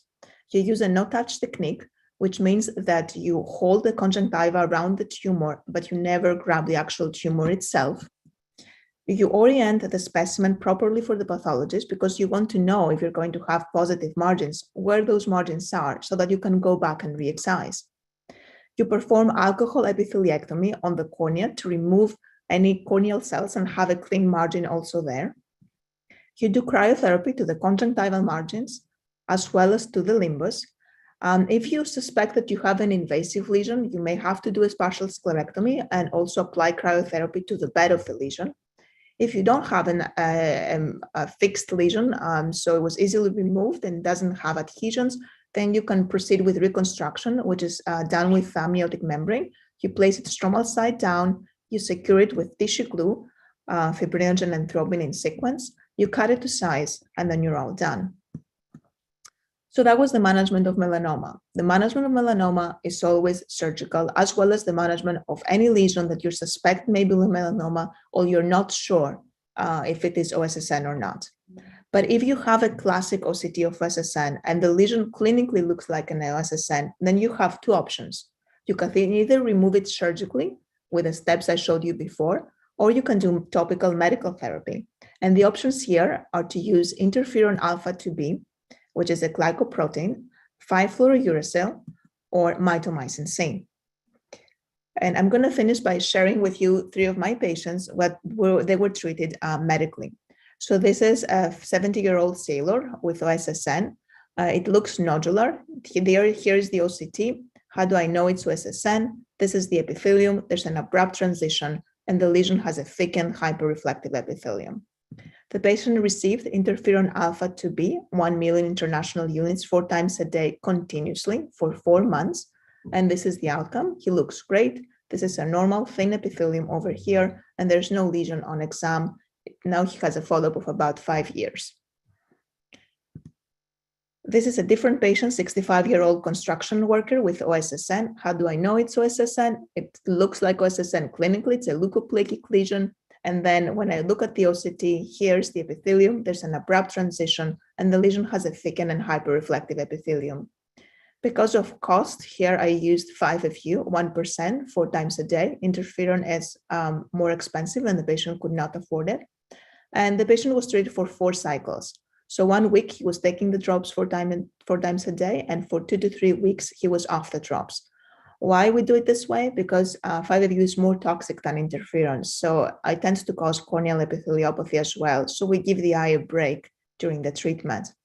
Why do we do 4 cycles, or why did I do 4 months before? So typically I will do as many cycles as I need for the lesion to go away plus 2. So in the previous patient that I showed you, after 2 months of interferon, the lesion was gone clinically in an OCT, and then I continued for 2 more months. In this patient, after 2 months, the lesion was gone, so I continued for another 2 cycles. And here's the outcome with a normal thin epithelium and no tumor on exam. And this is the last patient. This is a 55-year-old farmer with OSSN.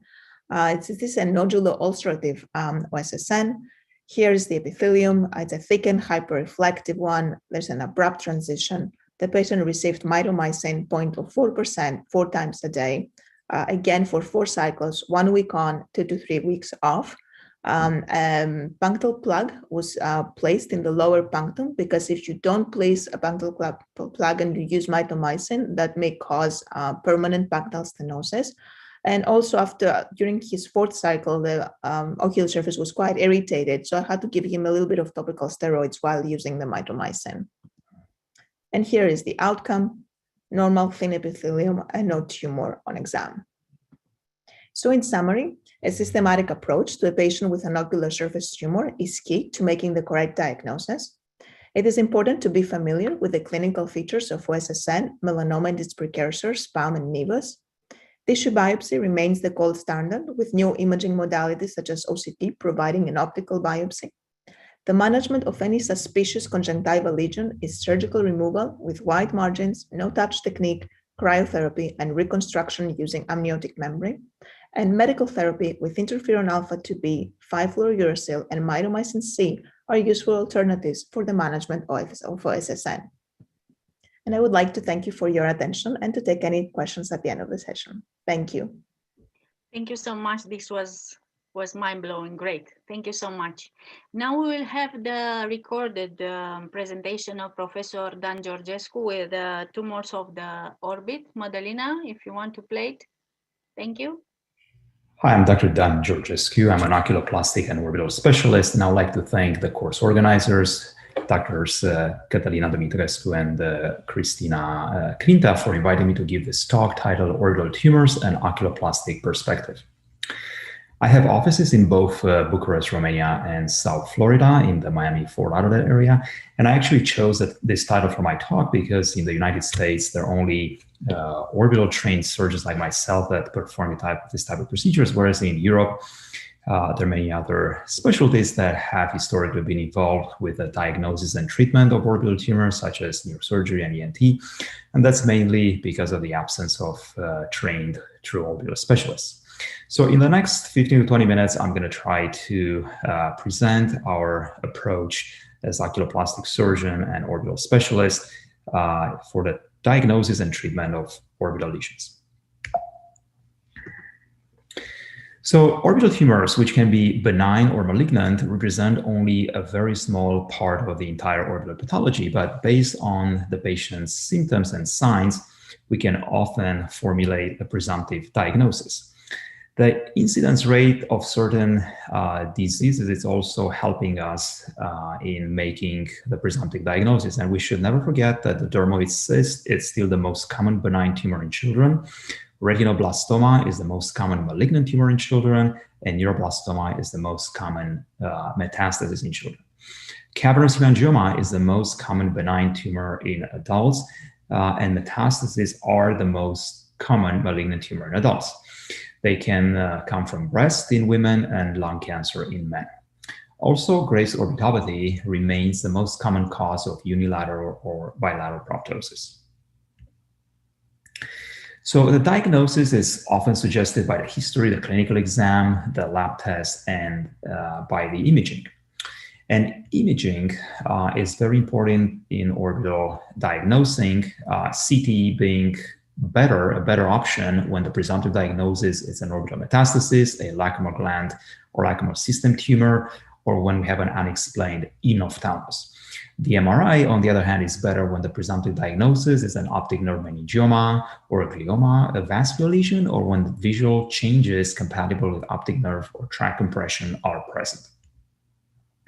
So the presumptive diagnosis, it's possible in up to 95%, with up to 95% accuracy for orbital dermoid cyst, for the orbital dermolipoma, the cavernous hemangioma, the benign mixed tumor of the lacrimal gland, and for venolymphatic malformations.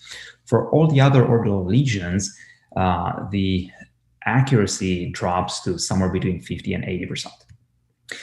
So for this reason, we actually need tissue for histopathology in order to have the final diagnosis. And in order to obtain tissue, we need to do a biopsy. So orbital biopsy can be excisional when the entire lesion is removed, incisional when only a small but representative part of the lesion is removed, can be an aspiration biopsy with a small needle called fine needle aspiration, or with a trocar called a core biopsy, or can be done intraoperatively with fresh frozen sections. Now, the aspirational biopsy or fine needle aspiration has very limited role in the orbital pathology, can differentiate between malignant and benign lesion in up to 95% of cases. But the definitive histopathological diagnosis is possible in less than 80% of cases. And that's due to insufficient tissue, poor quality of tissue, pathologist experience, and also the ocular complication risk with fine needle aspiration is significantly higher than with an incisional or open biopsy. Now, the core biopsy, which is done with trocar, which is a much bigger needle, has better quality tissue for pathologists, but the definitive histopathologic diagnosis can be made in up to 94% of times, and with a higher ocular complication rate. So the excisional biopsy, which is the gold standard biopsy for benign lesion, encapsulated or cystic lesions that have minimal risk of collateral damage, and also for lesions that have a high risk of recurrence after incomplete removal, such as the pleomorphic adenoma, the lacrimal gland. Again, classic indications are dermoid cyst, cavernous hemangioma, and the BMT lesion. Whereas the incisional biopsy has the only purpose of collecting relevant tissue for the histopathological exam, which will determine the final diagnosis and allow for definitive treatment, which can be medical, such as chemotherapy, radiotherapy, or surgical. Classic indications are lymphoma, rhabdomyosarcoma, and adenoid cystic carcinoma of the lacrimal gland, where the final diagnosis is still necessary before making the decision of excision with chemo and radiation or exenteration. So how do we do it in oculoplastic and orbital surgery as opposed to other specialties? Well, we like taking advantage of our skills in manipulating the periocular tissues. So we use the eyelid, creases, and folds in order to mask our incisions so we don't get scars.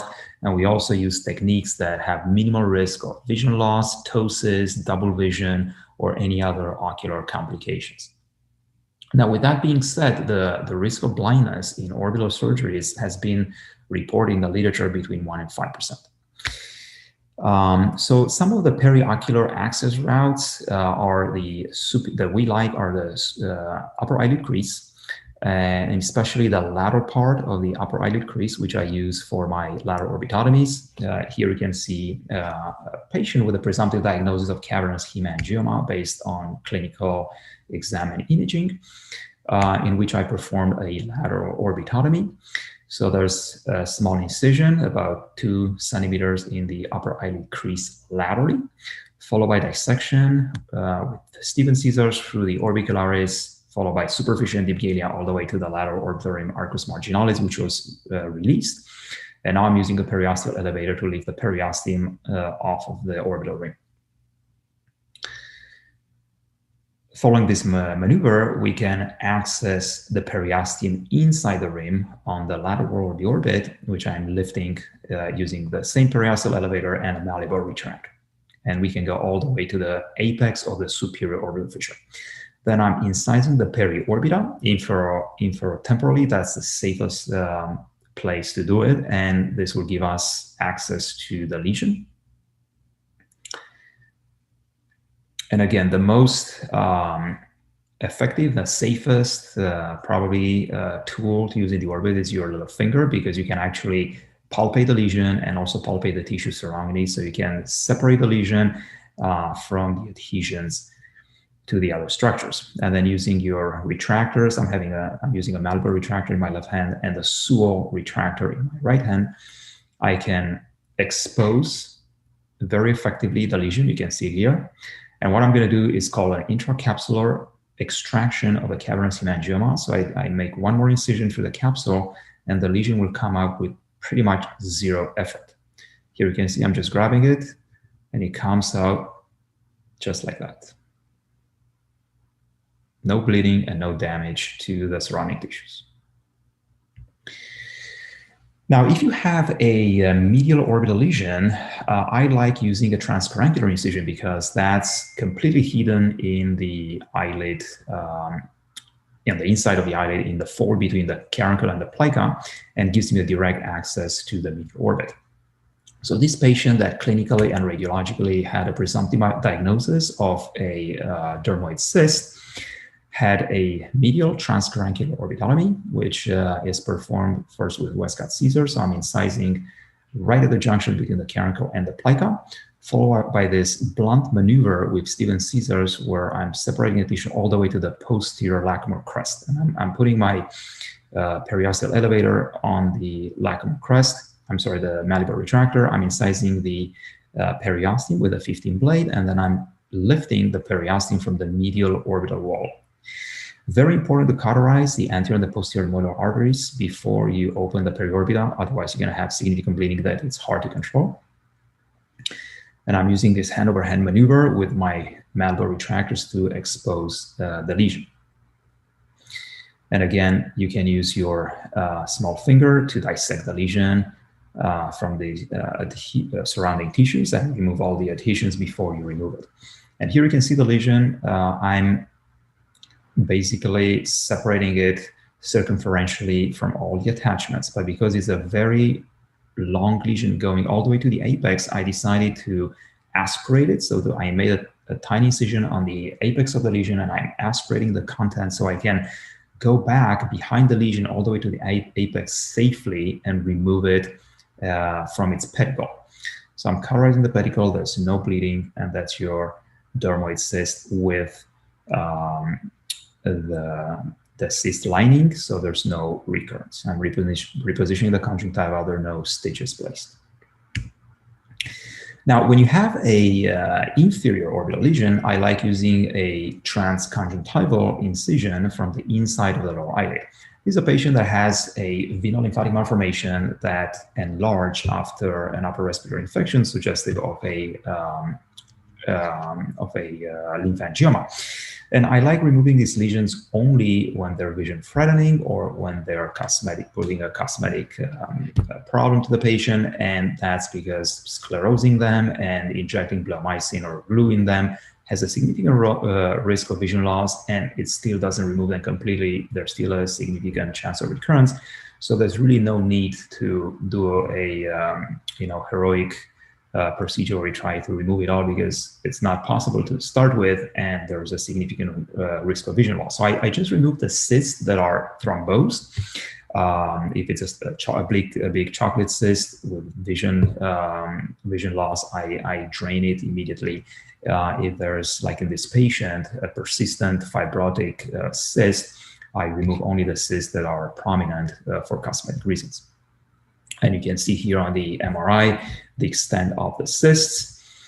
So I do a transconjunctival orbitotomy. I'm anchoring the retractors and the conjunctiva superiorly over the drape with a 4-0 nylon.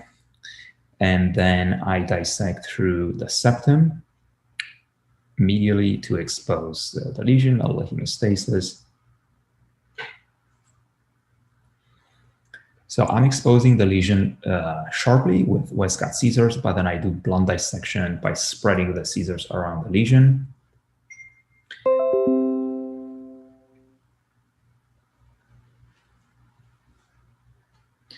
Followed by dissection with the malleable retractors.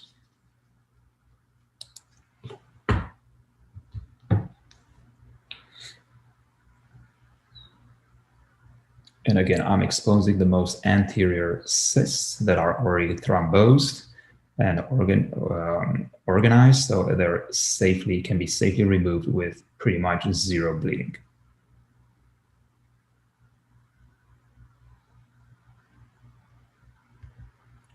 So the histopathological exam showed indeed a lymphangioma. And these are the pre and post-operative photographs. Now, the pathologist plays a critical role in diagnosis making. And when you're starting your practice, it's really good having a good relationship with your pathologist because you need to know what type of transfer media to use, how to manipulate the tissue, what kind of tissue the pathologist will need. So it's good to talk to the pathologist before and make sure you're handling the tissue properly to increase your chance of yielding the correct diagnosis. I mean, for example, if you're doing electron microscopy or flow cytometry, you need fresh tissue as opposed to everything else that's usually formalin. Now, a very common question that my ophthalmic and non-ophthalmic colleagues ask is orbital biopsy increasing the risk of metastasis if it's a malignant tumor? Well, I can tell you that in our collective experience of over 51 years in the American Society of Ophthalmic Plastic and Reconstructive Surgery, or ASOPers, and I've also done a full PubMed search where I found 2,846 peer-reviewed articles on orbital biopsies of malignant lesions. We have not found one case of metastasis following the biopsy. So probably it's not zero, but I would say it's extremely, extremely unlikely. Also, the survival rate is similar for rhabdomyosarcoma and adenoid cystic carcinoma of the lacrimal gland, whether you do first biopsy followed by excision and chemo, or whether you completely excise the lesion and do chemo. Now, what are the real risks of orbital tumor removal or biopsy? Well, halitosis can happen and it's transient, usually lasts less than 6 months. In my experience, a couple of weeks. Diplopia, double vision, also transient, lasting a few weeks. The risk of eyeball perforation is extremely rare, and I think it probably only happens with final aspiration. I don't do these procedures. But the most important risk is that of a non-diagnostic biopsy, in which case you have to repeat the biopsy. So in conclusion, orbital biopsy, it's a minimally invasive ambulatory procedure. The patient goes home an hour after the procedure. It's under general anesthesia, takes somewhere between 15 and 30 minutes. And it's mandatory for obtaining the final diagnosis, which will dictate the optimal treatment for the patient. These are my references, and here you have my contact information if you have any questions. Thank you again for your time, and thank you for inviting me to give this talk.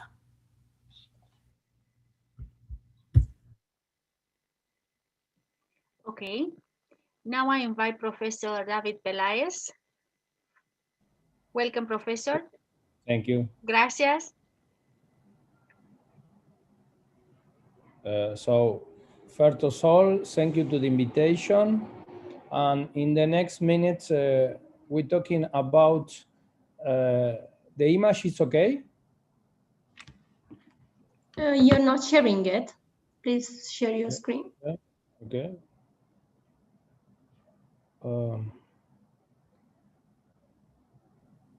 The green button, share screen. Yes, I try to.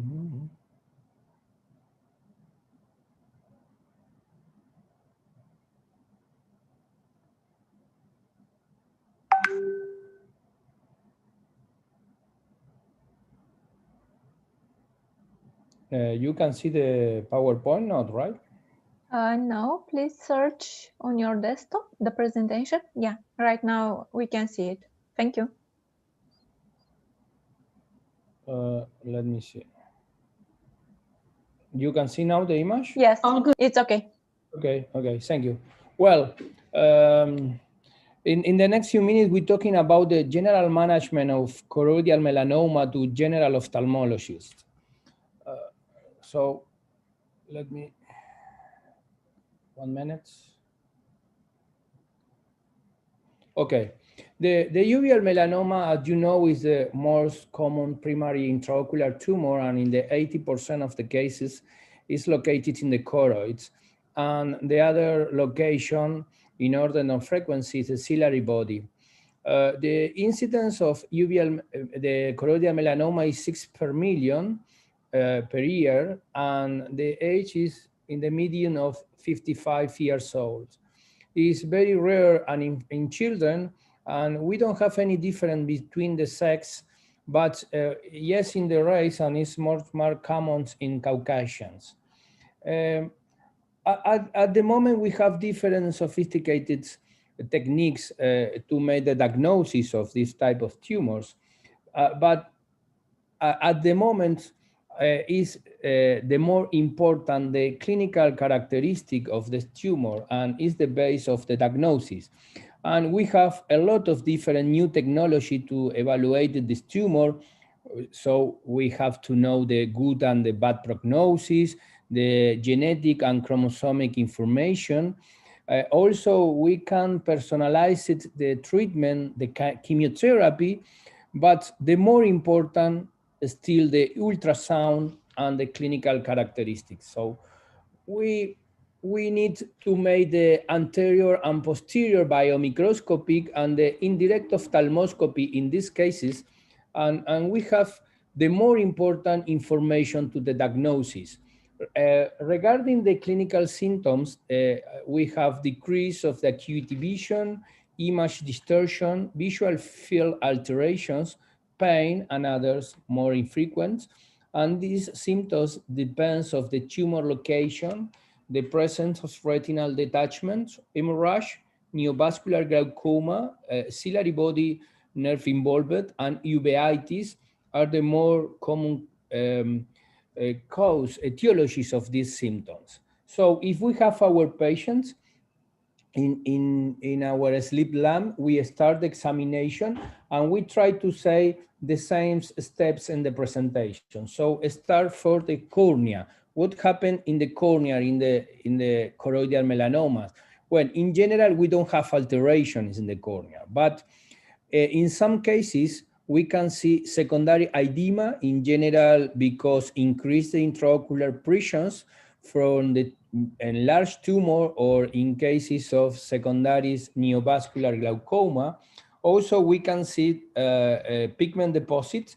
This is more frequent in anterior choroidal melanomas or in tumors of less activity but chronic, and we can see this type of deposits, and more infrequent anesthesia because the ciliary nerve are involved, as we can see here.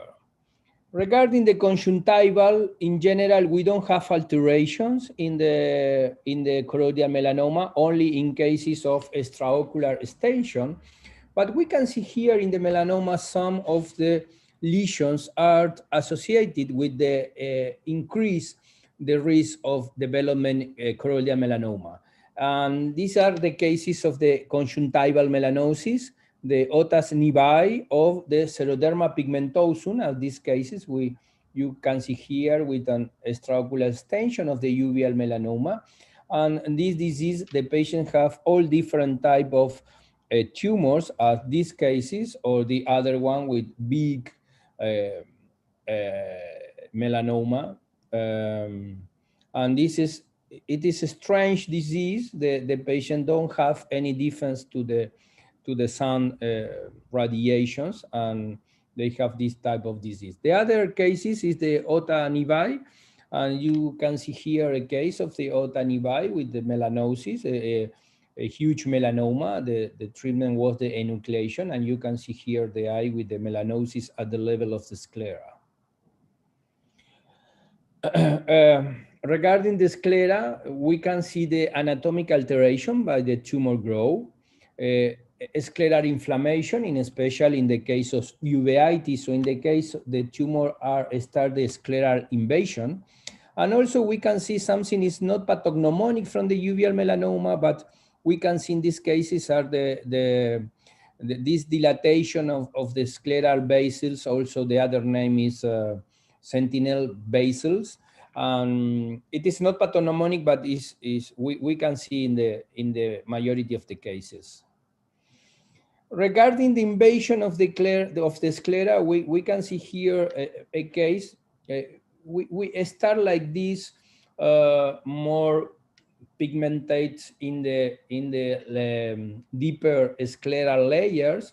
And we can see here as the conjunctival, the basal of the conjunctival is over the surface, and here start invasion.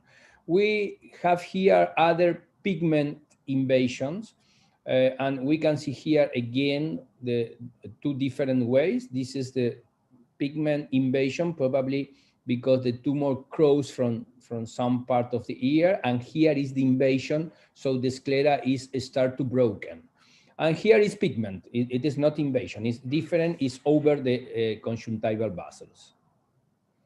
We can see here other case is a ring melanoma. Is a very infrequent type of melanoma, grows around the angle, and we can see here the scleral invasion with the conjunctival over the lesion with two focus.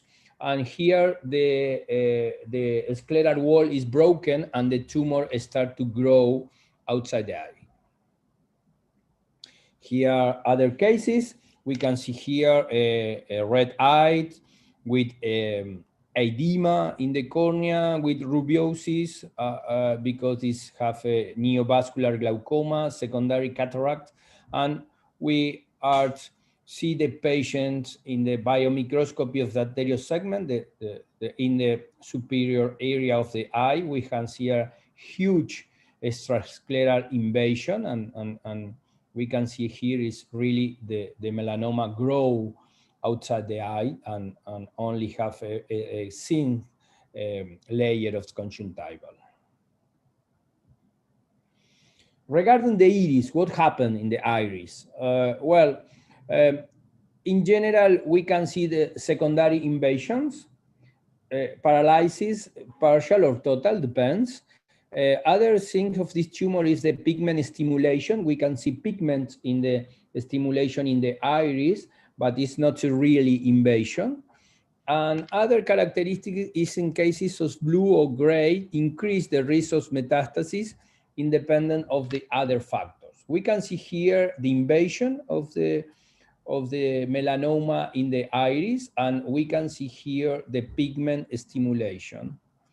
Other case, you can see this is not really invasion, it's a pigment stimulation by the tumor, and we can see here the tumor in the area of the iris, and this stimulation. It's not an invasion yet.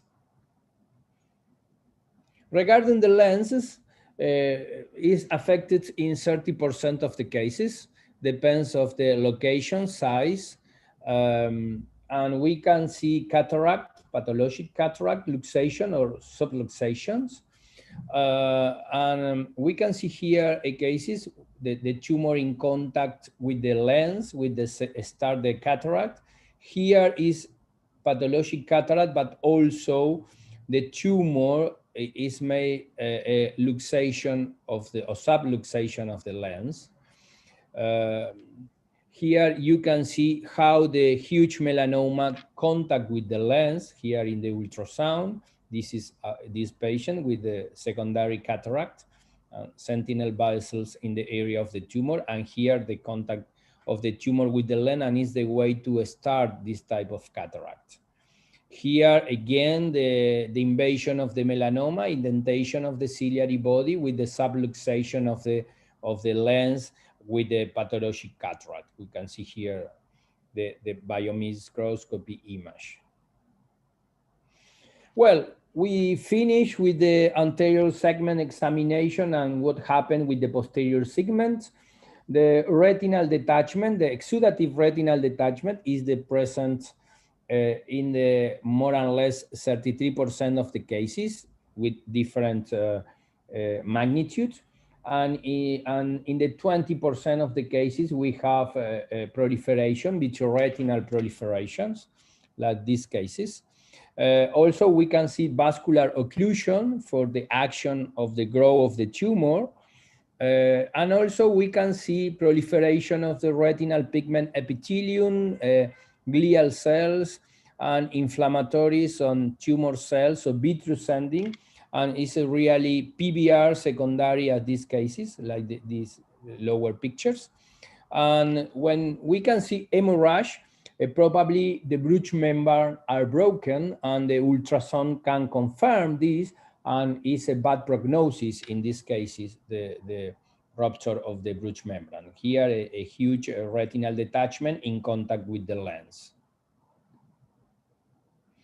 Here, other cases, this one with the big exudative retinal, the total retinal detachment in contact with the lens. You can see here the pigment under the retina, and the retinal vessels are in contact with the lens. And this is other cases, we don't have exudate retinal detachment, but we have the indentation because the growth of the tumor from the choroid and ciliary body. And you can see here the indentation the tumor made over the bay area, and also are in contact, almost in contact with the lens. The subretinal invasion and infiltration is in general very infrequent. The tumor, the choroidal melanoma in general don't broken the retina, is only in very, very infrequent cases like this one. And you can see here the infiltration and the start invasion in these retinal points, sorry. And here the histopathology of the retinal invasion unbroken the retina because the growth of the choroidal melanoma, but is really infrequent this situation. Well, regarding the optic disc is very important to the prognosis and the indication of the treatment. And we can see here different compromise of the tumor in general grow around the optic disc or start invasion or total invasion around the optic disc. And this is a flat, very rare type of choroidal melanoma. It's a flat choroidal melanoma and grow around the optic disc, but it don't are invaded like this case or this one. And this is other cases of invasion of optic disc. Of course, the invasion of the optic disc is a limitation to the indication of the treatment in these cases. And also is the way to uveal melanoma can grow around the optic there and invade the orbits or other tissues. Regarding the color of the tumor, well, is very variable, depends of different factors. And we have like superior pictures, non-pigment uveal melanoma is almost white. And this pigment uveal melanoma with different area of the pigmentation, more brown, more clear. And this depends of different factors, the retinal pigment epithelium, the presence of hemorrhage, vascular dilatations, and of course, the distribution and amount of the melanocytic cells in the tumor. General, the dark pigmentation is associated with the with a more long evolution of the tumor and more related with the epithelial forms, cellular forms in these cases. And the form, well, you have basically two types of forms, the oval form or the mushroom form. We can see here in the histopathology the mushroom form. And why is this form? Because the tumor broken the Bruch membrane, and the Bruch membrane start a pressure around the tumor. So this pressure make the form of this head. And when we made the pathology, the microscopy, we can see exactly the form of the mushroom. In the oval forms, the Bruch membrane is not broken, it's not broken, and is elevated at the beginning, and they have this type of oval forms. When broken, the Bruch membrane change the form to the mushroom. And also we can see different type of pigmentation, more dark and more white. And we can see exactly depends of the distribution of the pigment and the stimulation of the retinal pigment epithelium. These are the more frequent forms. Regarding the secondary study, well, we made the study of our patient. We made the anterior biomicroscopy, posterior segment evaluation with biomicroscopy and with the indirect ophthalmoscopy. And now we can say, well, what is the study we need? Well, really we need the ultrasound, you know, the characteristic, in special the echogenicity is the more important to we have the diagnosis of the uveal melanoma in almost of 96% of the cases. But we have also a lot of different study. It's very important, the OCT, the OCT angiography, the SWIPSOR OCT is very important, the autofluorescence, also other image like CT. We can diagnose or we have information regarding prognostic factor, regarding we have the diagnosis of melanoma, but really to the general ophthalmology, with the clinical examination and the good ultrasound, we have the diagnosis in almost all the cases. Maybe 3–4% we have no diagnosis. And the more important is the medium and low echogenicity. And this way we can make the difference between an uveal melanoma and a metastasis or the vascular tumors. And if we have this clinic with the medium low echogenicity, we know of more of 97% of the cases, the diagnosis of the choroidal melanoma. But we have a problem with the size of the tumor. When the tumor have less of 3 millimeters, really the clinical diagnosis and the ultrasound have a huge limitation to make the diagnosis. We have some clinical features, depends of the growth of the tumor. Now waiting the tumor grow is a big mistake. But again, lesion when we have sickness, location close to the fovea, alteration of the acuity visions, and the presence of these orange pigments. Well, we have the probably a small choroidal melanoma. But we really don't know. Also, some of these alteration or presentation like risk factor in the tumor it are not pathognomonic from the uveal melanoma.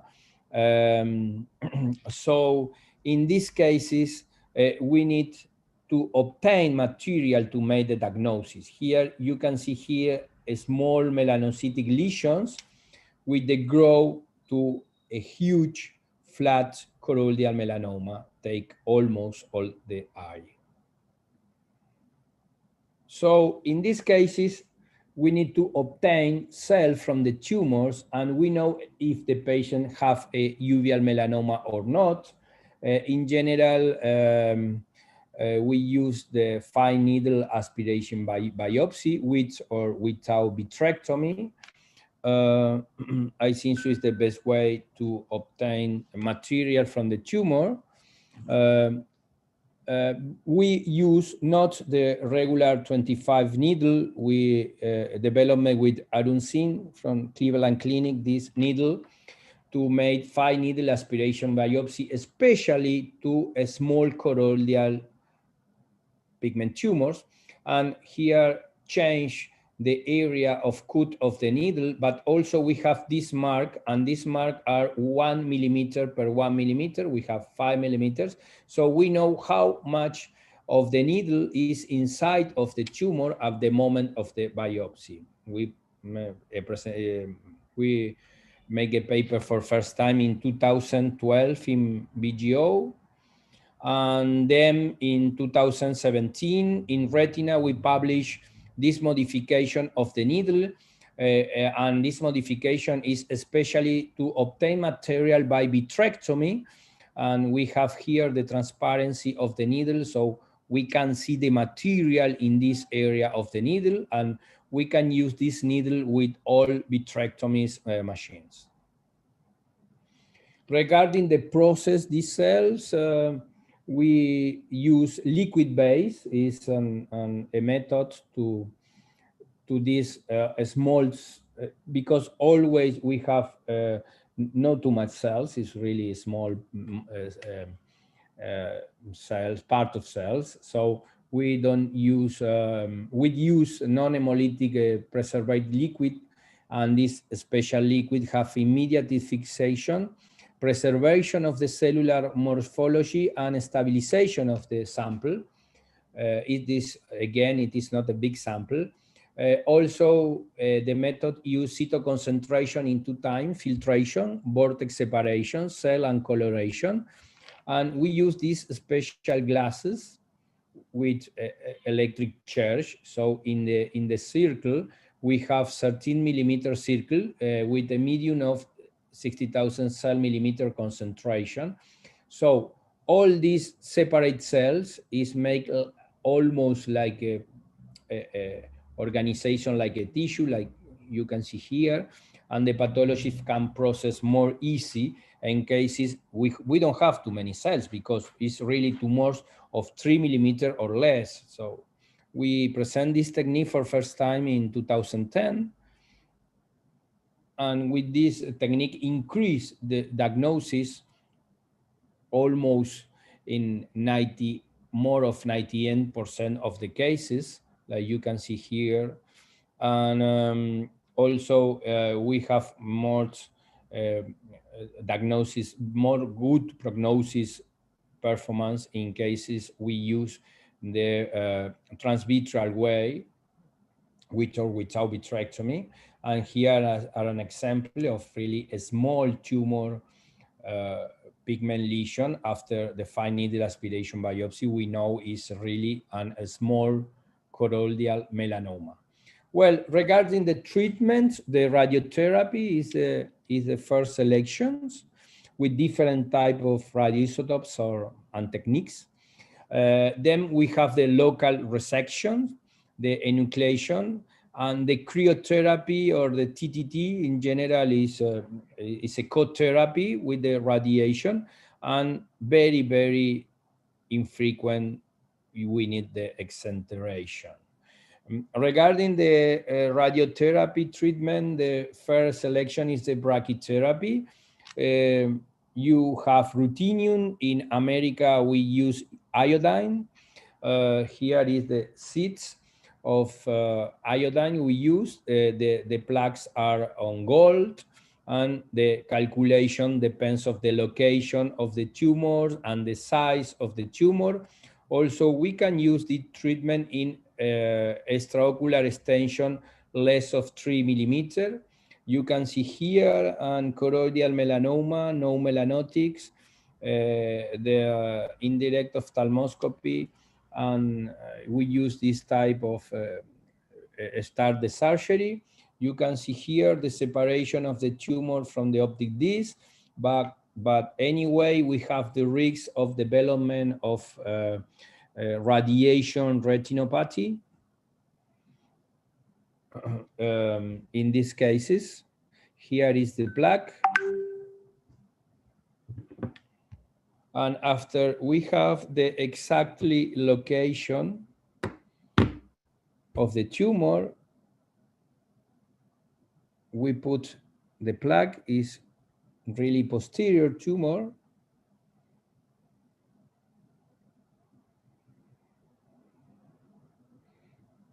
So then I make this technique.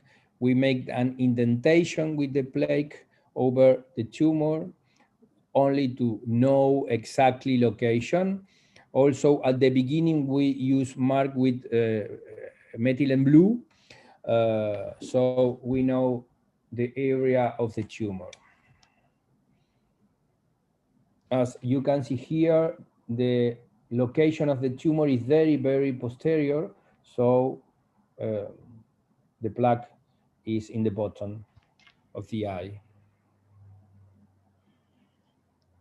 The transillumination is very good, but in posterior tumors, we have more limitation. And here I check the location of the plaque. Also, you can make an ultrasound in the operation room if you are not sure regarding the location of the plaque. Well, regarding the local resection to choroidal melanoma, only this technique exists. Basically, is to a small, medium melanomas, less of 10 millimeters, is better in peripheral location and superior location.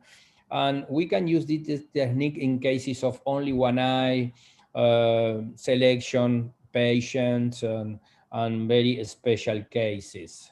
You can see here basically the surgery. As you can see here is a choroidal peripheral melanoma.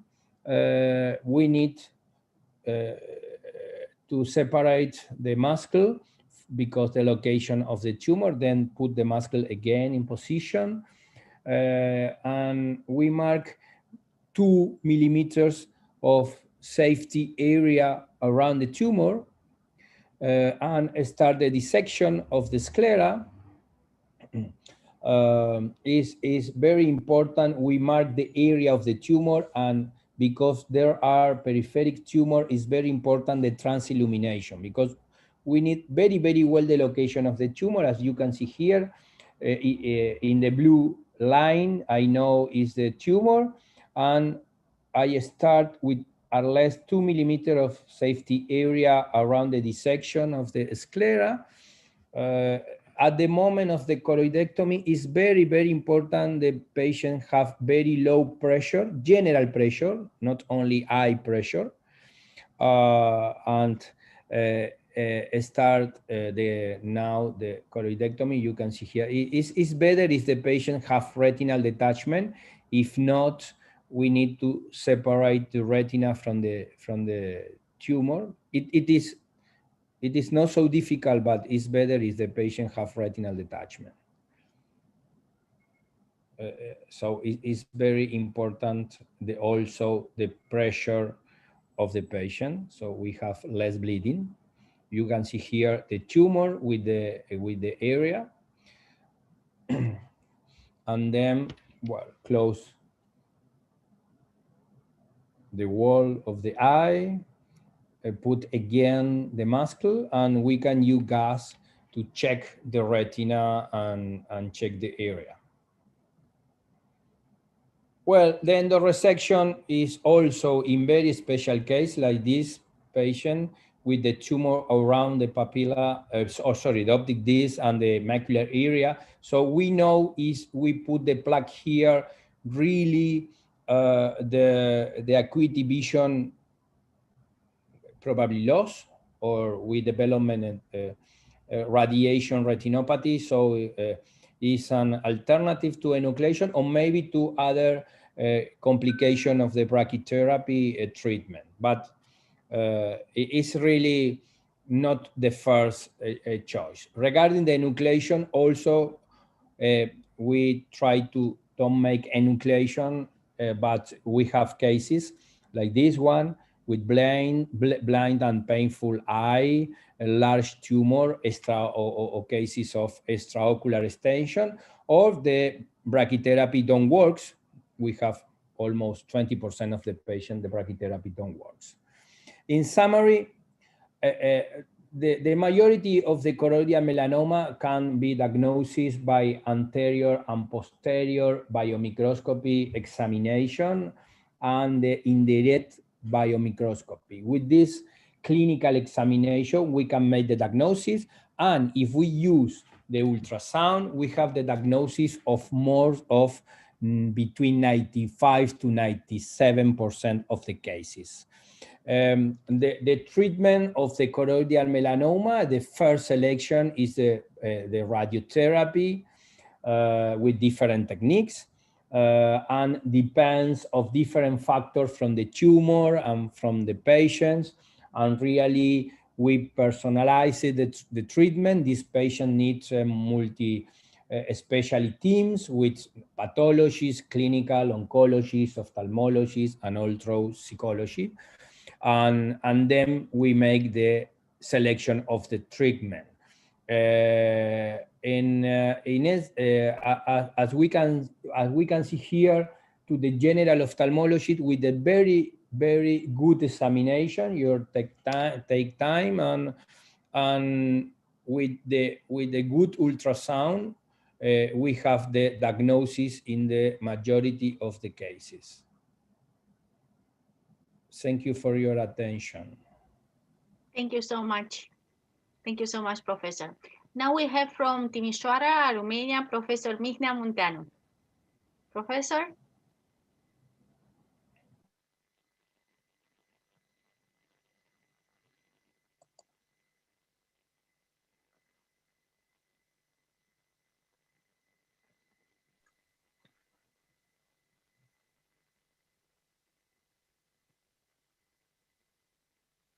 Okay.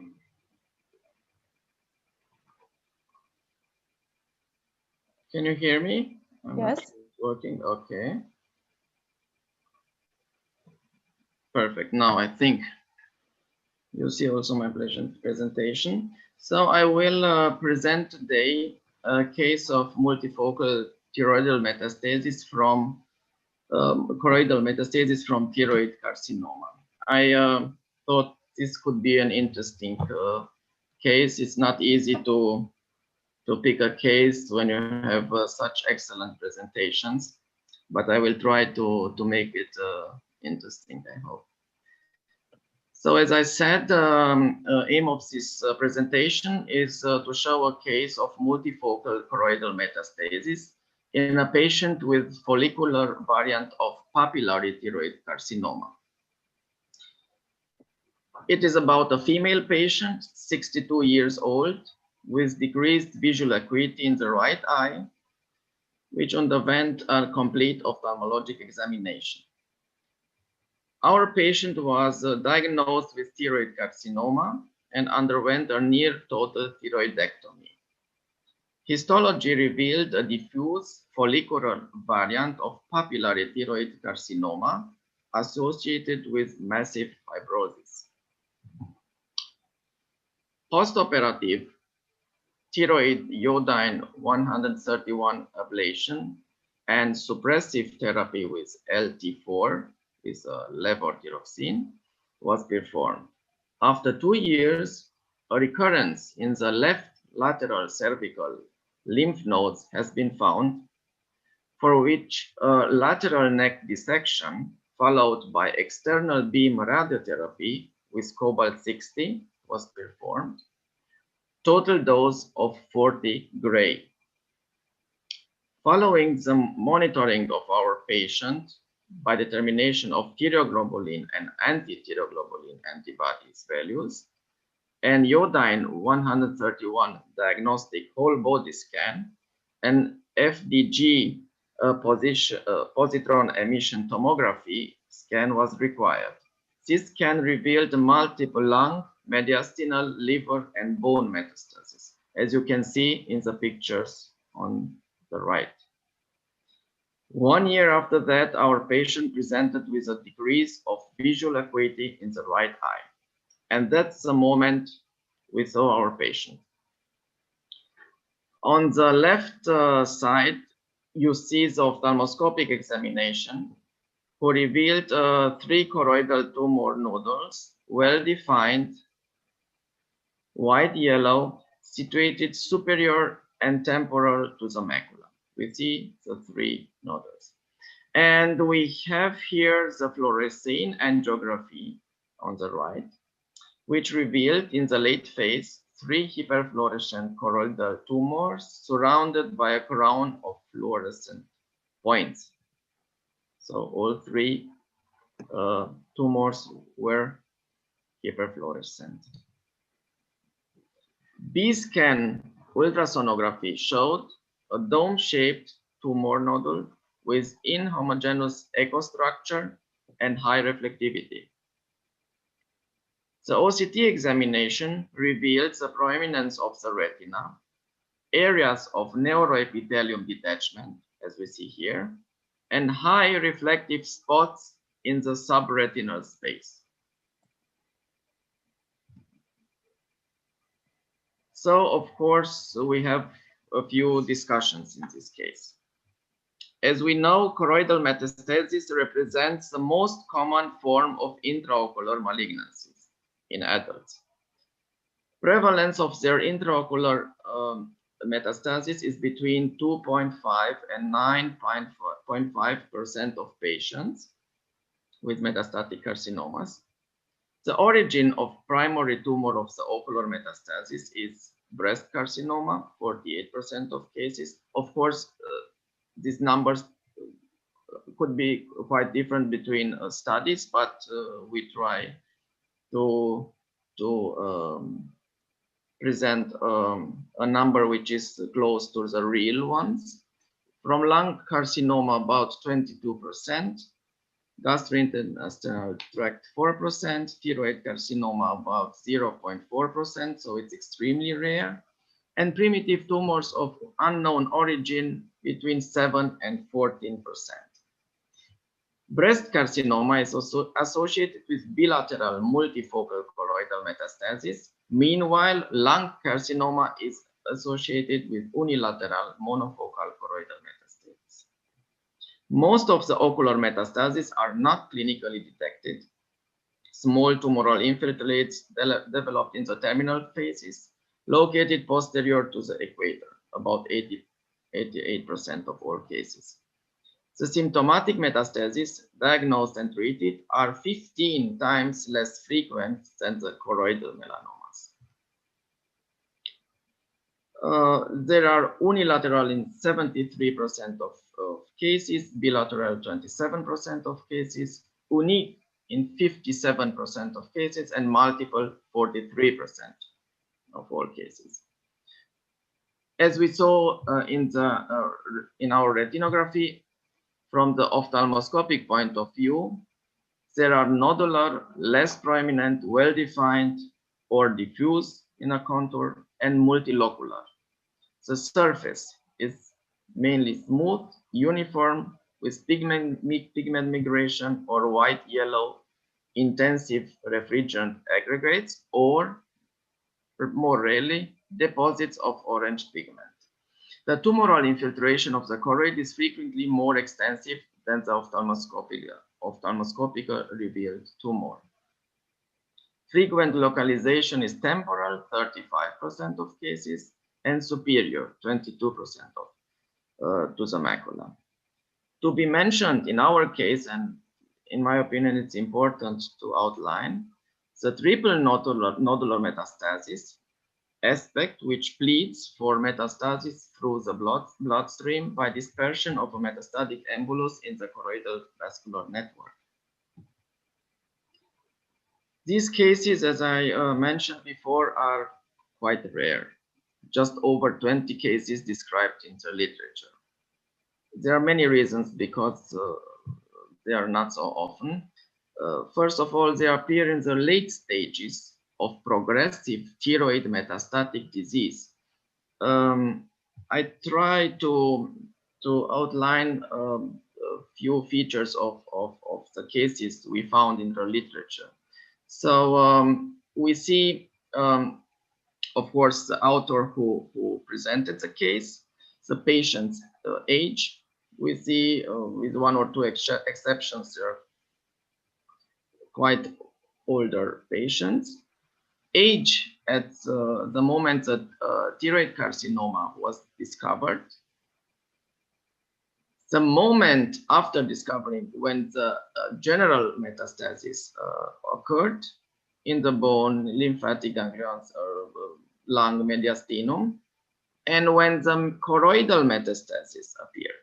So quite long after other metastasis. Maybe that's one of the reasons why we, as the clinicians, find them quite rare, because probably most of the patients die until this moment. So very few cases described in the literature. So that's why we thought it's maybe an interesting case to present. Regarding the specific investigations for patients with thyroid carcinoma, serum thyroglobulin and anti-thyroglobulin antibodies, iodine 131 diagnostic whole body scan as presented in our patient, which shows focal capture of iodine outside the thyroid at patients with detectable levels of serum thyroglobulin.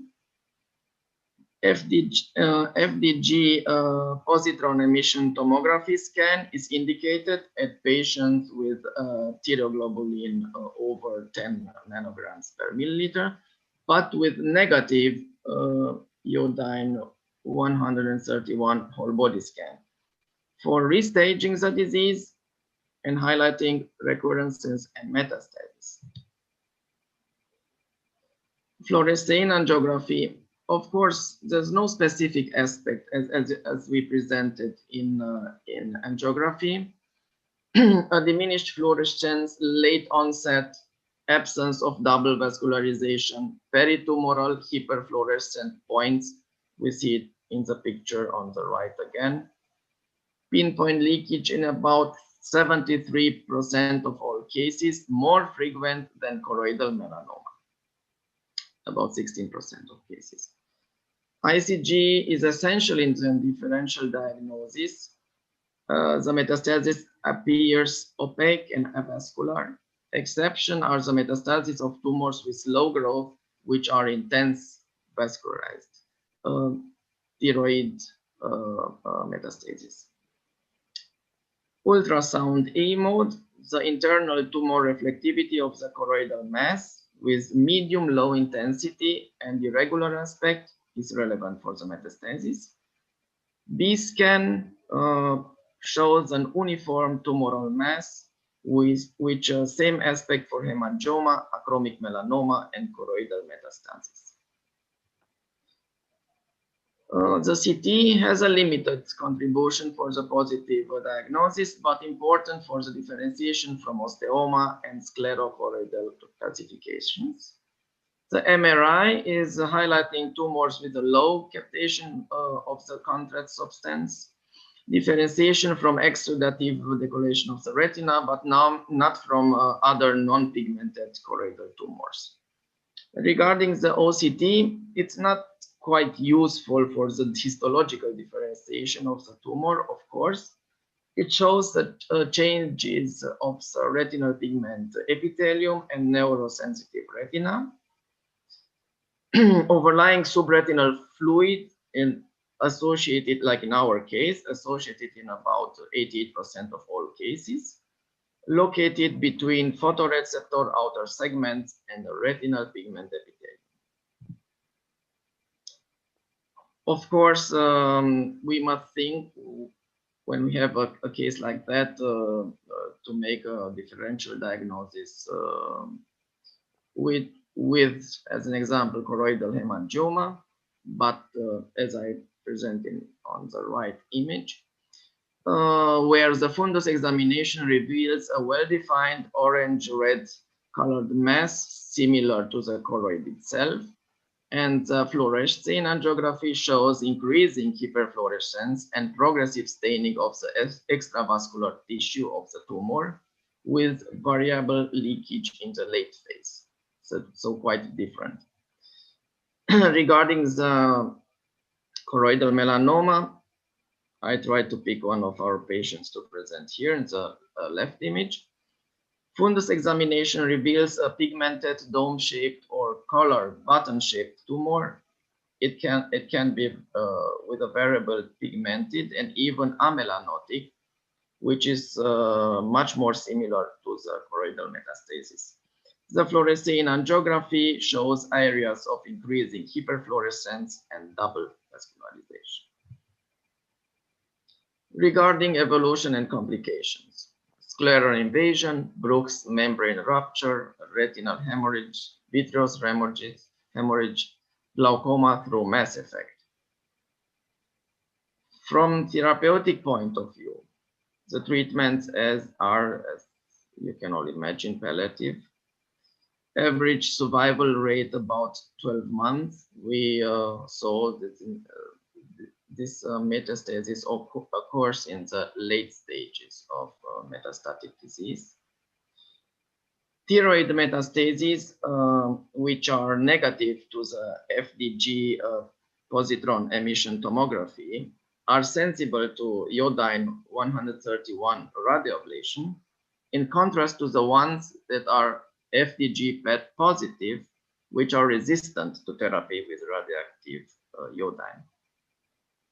In cases of bilateral multifocal metastasis, systemic chemotherapy, immunotherapy, or hormone therapy is a preferred treatment strategy.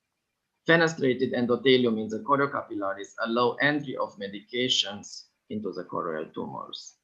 In cases of unilateral monofocal metastasis, plaque radiotherapy, transpupillary radiotherapy, or PDT with tumor regression registered in more than 80% of all cases. So what's the conclusion of this presentation? In my opinion, we must be careful in patients with thyroid carcinoma to perform the periodic ocular examinations. Thank you very much for your attention. Thank you, Professor.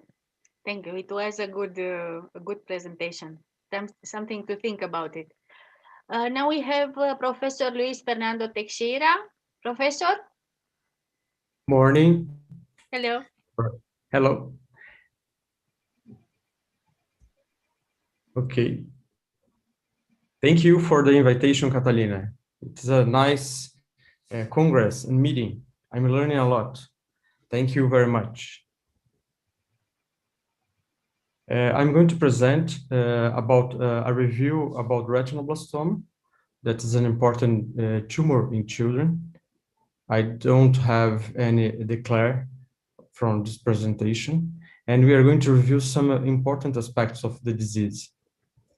About epidemiology, probably we have 7,000 to 8,000 cases, new cases of retinoblastoma in all the world per year, and about 3,000 deaths per year. This compared with breast cancer that we have 2 million new cases, it's an extremely rare condition. So it's this is one of the cases that is difficult to diagnose retinoblastoma. Here it's a world map to show the distribution of the case. Half of the cases are in Asia, and then in Africa, we have 25% of the cases. So 75% of all the cases are in these two parts of the world. And if we compare with the mortality, we have a high index of mortality in Africa continent, about 70% of the children dying per year, and in Asia, almost 40% of the children. And if we totalize the mortality in all the world, we have 41% of all the cases dying yet. There is an effort of the World Health Organization to try to improve this, the care of oncology tumors in children in this low resource place, because 50% of these children die with cancer in these places. This is because limited access, and also because they have difficulty to continue the treatment. This is an important paper published 1 year ago. The Global Retinoblastoma Study Group, led by Dr. Fabian, showed that almost half of the cases in low-income countries have ocular disease, advanced disease, with more chance of mortality. And this is because there is a delay in diagnosis and no proper treatment in these areas. So about epidemiology, we can conclude that we need to improve our results with further detection, treatment compliance, and also to have access to effective treatment for these children. And this we can improve education about retinoblastoma, improve our resource to treat these patients, and even give support for the family. Here we try to improve the support of the child and family, given all the resources during all the treatment for these poor kids. And also for education, we have a national day to teach all the pediatricians and all the ophthalmologists in Brazil about the early diagnosis of retinoblastoma. And this improved a lot our diagnosis and our results. About genetic of the disease, we need to remember that the two first mutations in the RB1 gene leads to the formation of a benign precursor of retinoblastoma, and then the other mutations that occur in other genes during the oncogenesis of the tumor lead to the transformation of retinoma and in retinoblastoma. So it's important to understand all this sequence of mutations to understand the disease and probably to get more specific modalities for treatment in the future. About 2% of unilateral retinoblastoma cases, we don't have the mutation of RB1, and we have mutation in another gene in that is MIC-N. So if we distribute the genetic of the disease, we can have three groups. The irritable retinoblastoma, that we have one mutation in the germinal cell and the second mutation in somatic cell.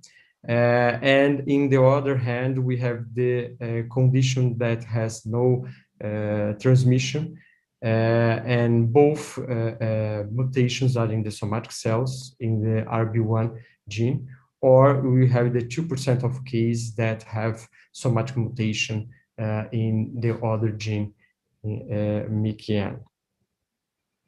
About future, now we are improving our technique to understand more and can study the genetic mutations using the free DNA in the aqueous humor and also in the blood.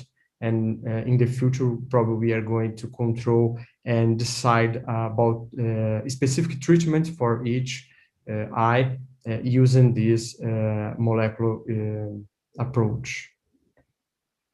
About clinical aspects, again, this important review of this case showed that more than 50% of the case, the patient have leukocoria, and the second sign is strabismus, and almost 80% of the case present with proptosis. So the leukocoria, strabismus, and proptosis are the most forms of presentation of retinoblastoma.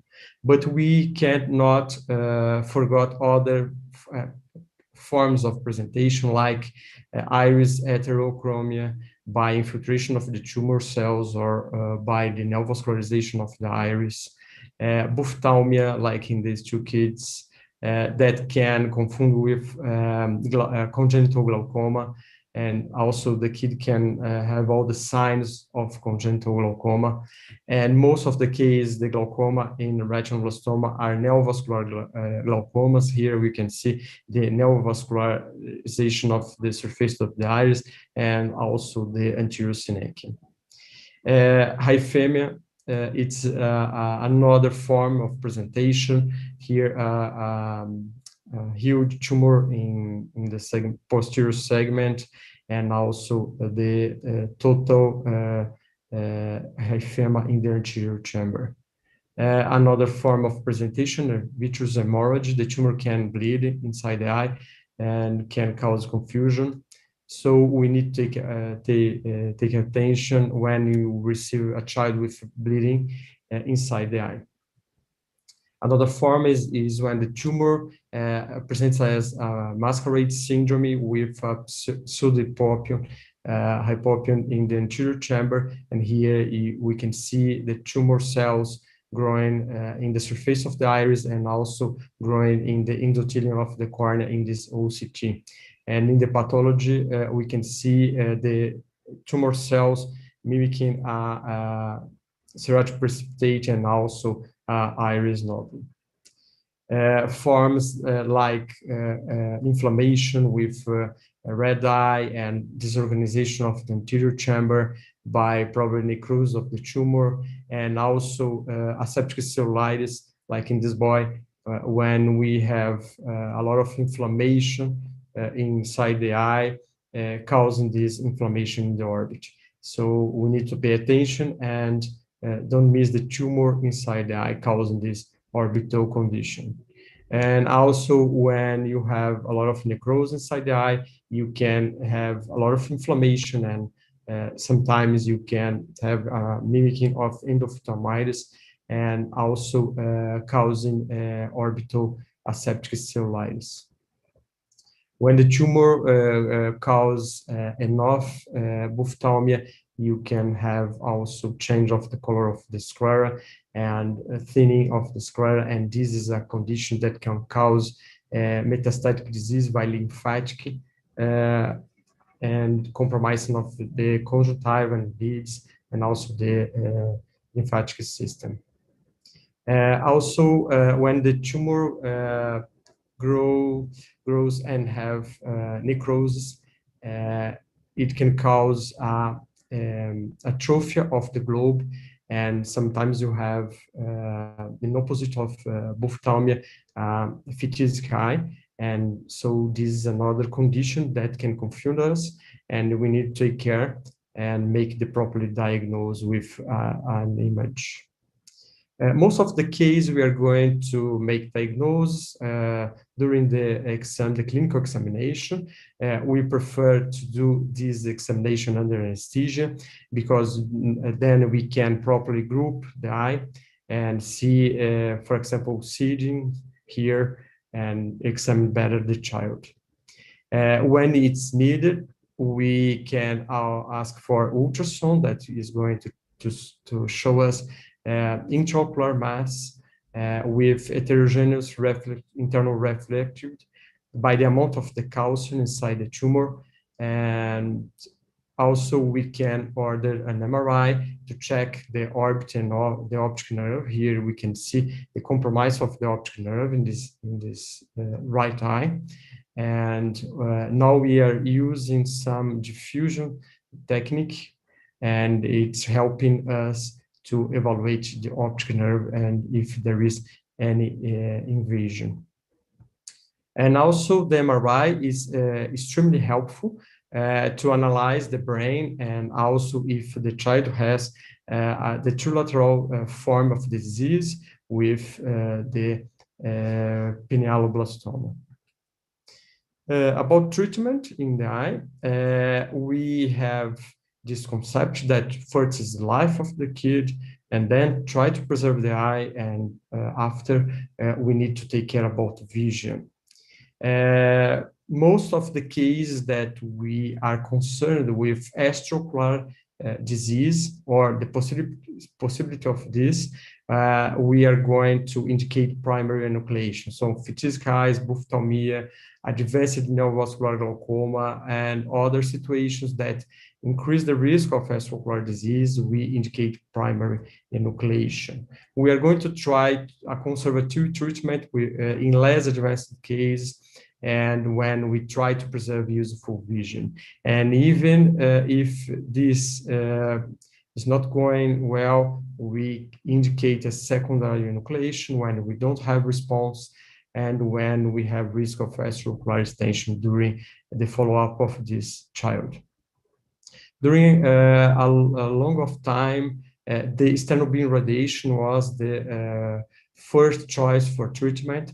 And after these 4 publications in 1996, the chemoreduction for intraocular disease start to be the gold standard of treatment.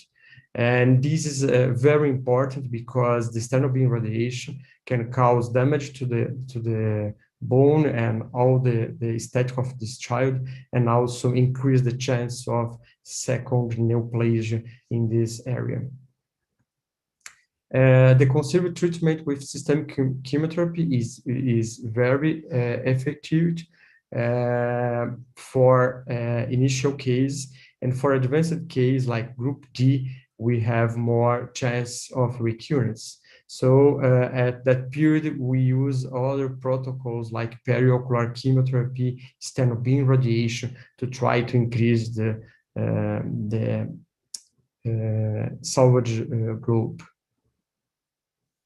Here we can see that in initial case, we have a good response using systemic chemotherapy. And for advanced disease like group D and some group E eyes, we have less effective treatment with systemic chemotherapy. And we need stenobin radiation in some cases at that time to increase these salvage groups. And after the introduction of the intraarterial chemotherapy, we changed this situation for advanced cases. With the superselective intraarterial chemotherapy, now we can save more eyes. We improve the treatment of this advanced case, most of group D eyes. Here in this paper, we can see the decreased indication of primary enucleation after the start of the intraarterial chemotherapy. And for this meta-analysis, comparing systemic chemotherapy and intraarterial chemotherapy, they conclude that the use of intraarterial chemotherapy has a higher globe salvage in group D eyes with this review meta-analysis. Vitrocedes always have been a cause of failure of these treatments.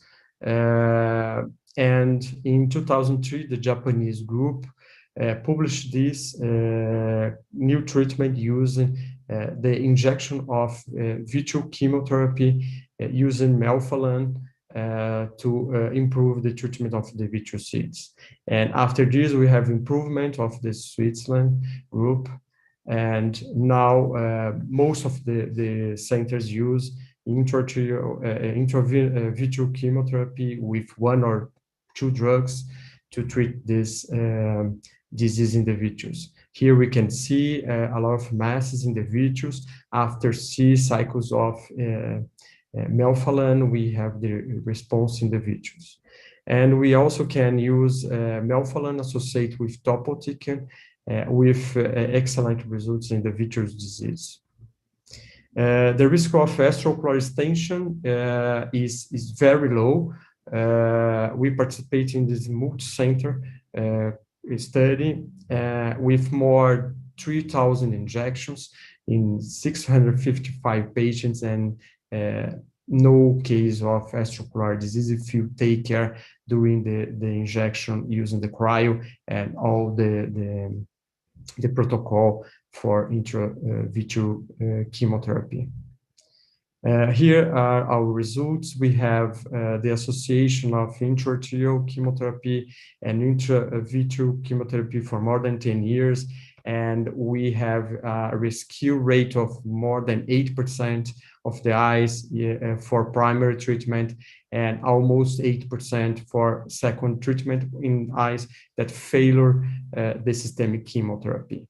And if we analyze the group D eyes, we improved from 50% of salvage to more than 8% of salvage, even if you use primary intravitreal chemotherapy or even secondary indication.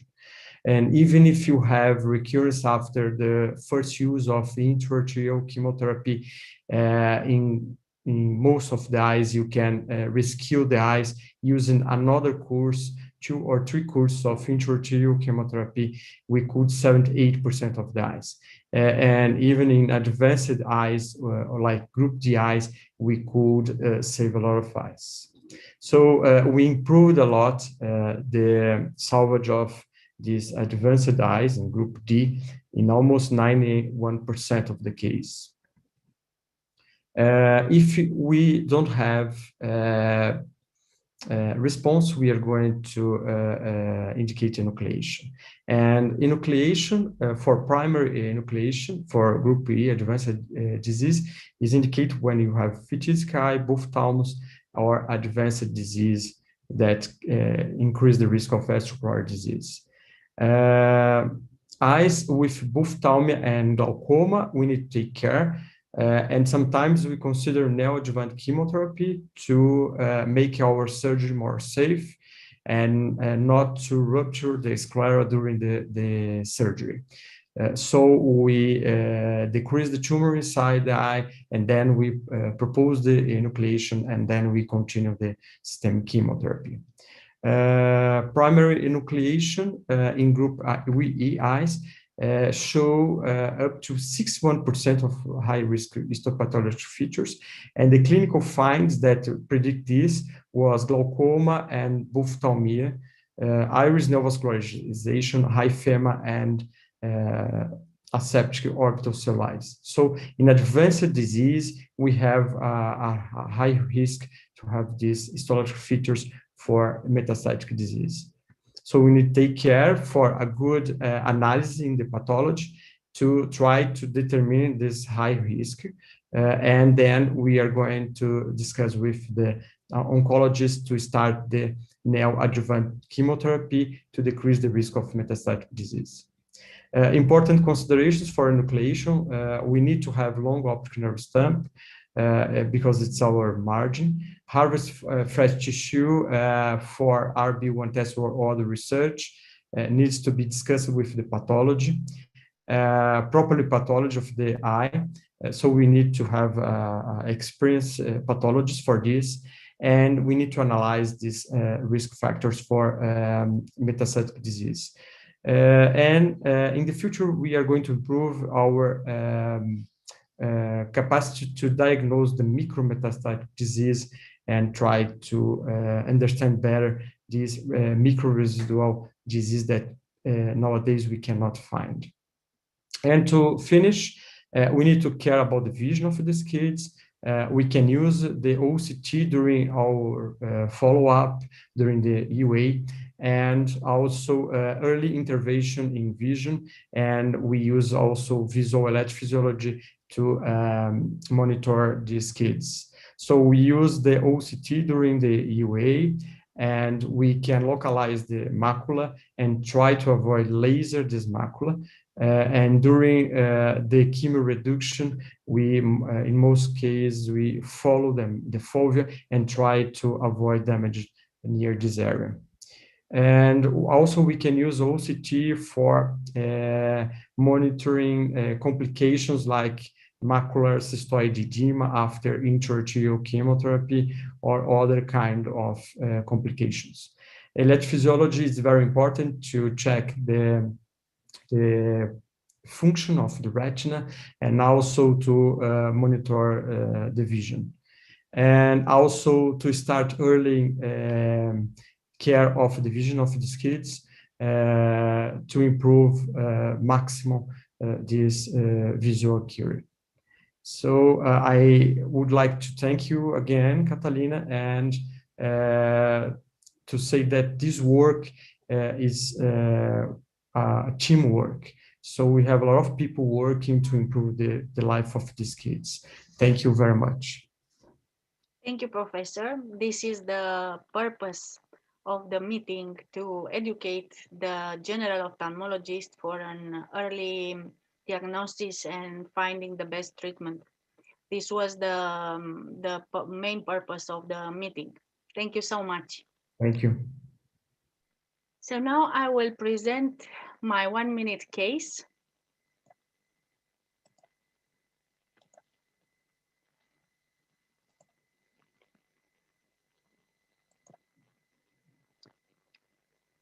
So I make this presentation especially for young colleagues of ours, and it is an invitation to think the cases and look beyond the eyes. We had in our clinic a case of a young man, 28 years old.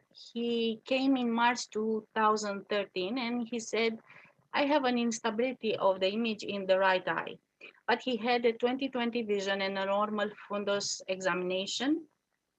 He was asked to come back for more extensive test, but he didn't come to the same doctor, but he came for many consults to different doctors. This was a mistake in my opinion. In May 2013, in October 2014, and even in November 2014, he had 20/20 vision and normal fundus examination in all the consults. In December 2014, he had headache, paresthesia, alteration of the visual acuity, a slight amputation of the right superior visual field, and strangely a normal OCT. He was recommended an MRI, and in January 2015, as you see in the image, he was diagnosed with a octochiasmatic glioma. In fact, he had gliomatosis cerebri. It was developing to a more aggressive form. In February 2015, he was counting fingers, and in March, no light perception. Unfortunately, as you may think already, we lost him. So I present this case because I want the young doctors to think beyond the eyes. We are used to examining carefully the eyes, but not think too much behind the eye. So I kindly invite the young doctors to always listen to the patient and be very, very careful with the anamnesis.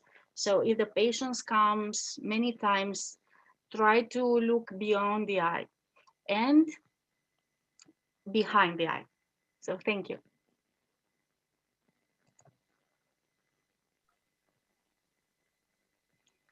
This is my presentation, and this is the last presentation for today. I don't see any questions from the audience. So Christina, what do you say? We close the conference. Yes. If there is another questions.